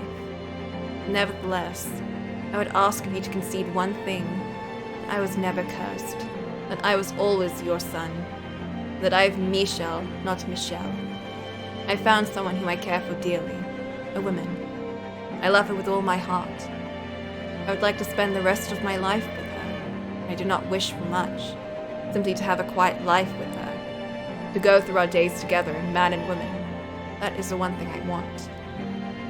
Mother, I know you're aware that my body is no longer female. I am a man. My heart is male. And I ask of you to please accept that. I have no grudge with you. In fact, I'm incredibly grateful to you for bringing me into this world. With love, your dearest son. Shortly after sending that letter, I was killed. Cernia! Hello.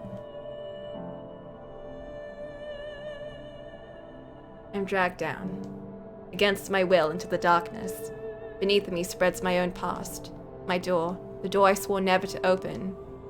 But despite all my efforts to resist, the door sucks me in, into a world I never wanted to see again, a history I never wanted revealed, a past I never wanted anyone to see.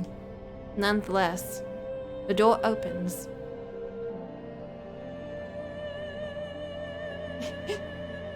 Heck, you don't follow anything.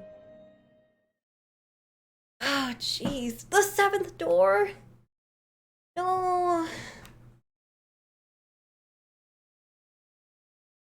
86.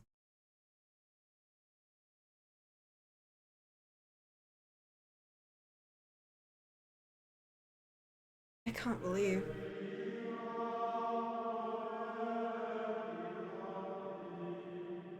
There's so much. Oh my god. Should we finish tomorrow with Sad Sunday? Sad Saturday and then Sad Sunday. Aw, yeah.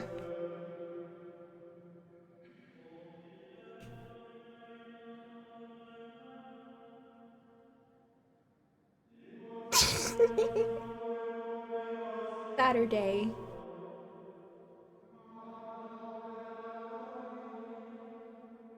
Surely this is the end. Surely.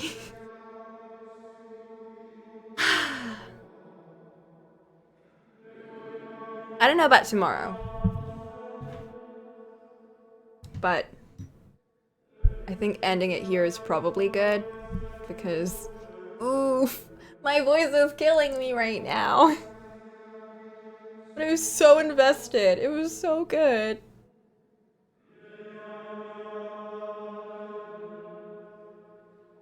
God, this game just likes to, it just likes to pull you out. Thing is, I was like, kind of thinking that before. Because it was the only way that white-haired girl made any sense. And I was like, what? Well, it's her. I'm sorry, sir. I've been going for like 6 hours. If it weren't like the beginning of a new door, I would have totally continued. But because they're like, now it's a 7th door, which means a whole new story. I'm sorry. But thanks for coming. It's nice. Great having you around.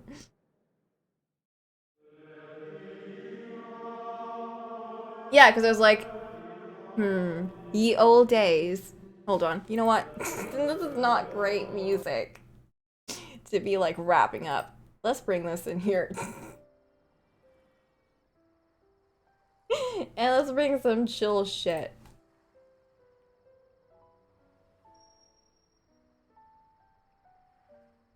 But like not. Let's bring some Rusty Lake. This is chill.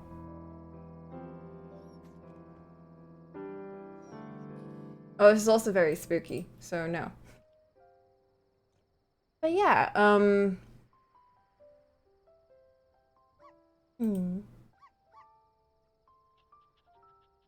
Ye olde days, and then he's a witch. Oh no. Kind of thing. And her mother going crazy out of everything. Like, you know. It makes sense. Oh, there we go. Perfect. See you later, Emma. It was great having you around. I haven't seen you in like forever. Nice. It's fine, we're wrapping up anyway. I'm super curious where they're gonna go with this.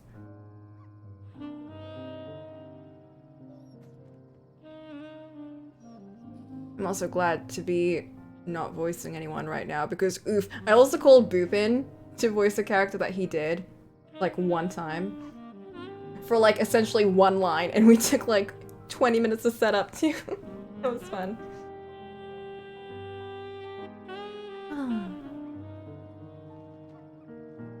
Game is big. Game's big and it's great. Excited to continue this next week probably because I'm busy tomorrow. Well, I'm not busy, but everything's planned. I want to do that. So bye. We're gonna end. Bye. I know, so much waiting, but that makes it worth it. Oh yeah. Bye.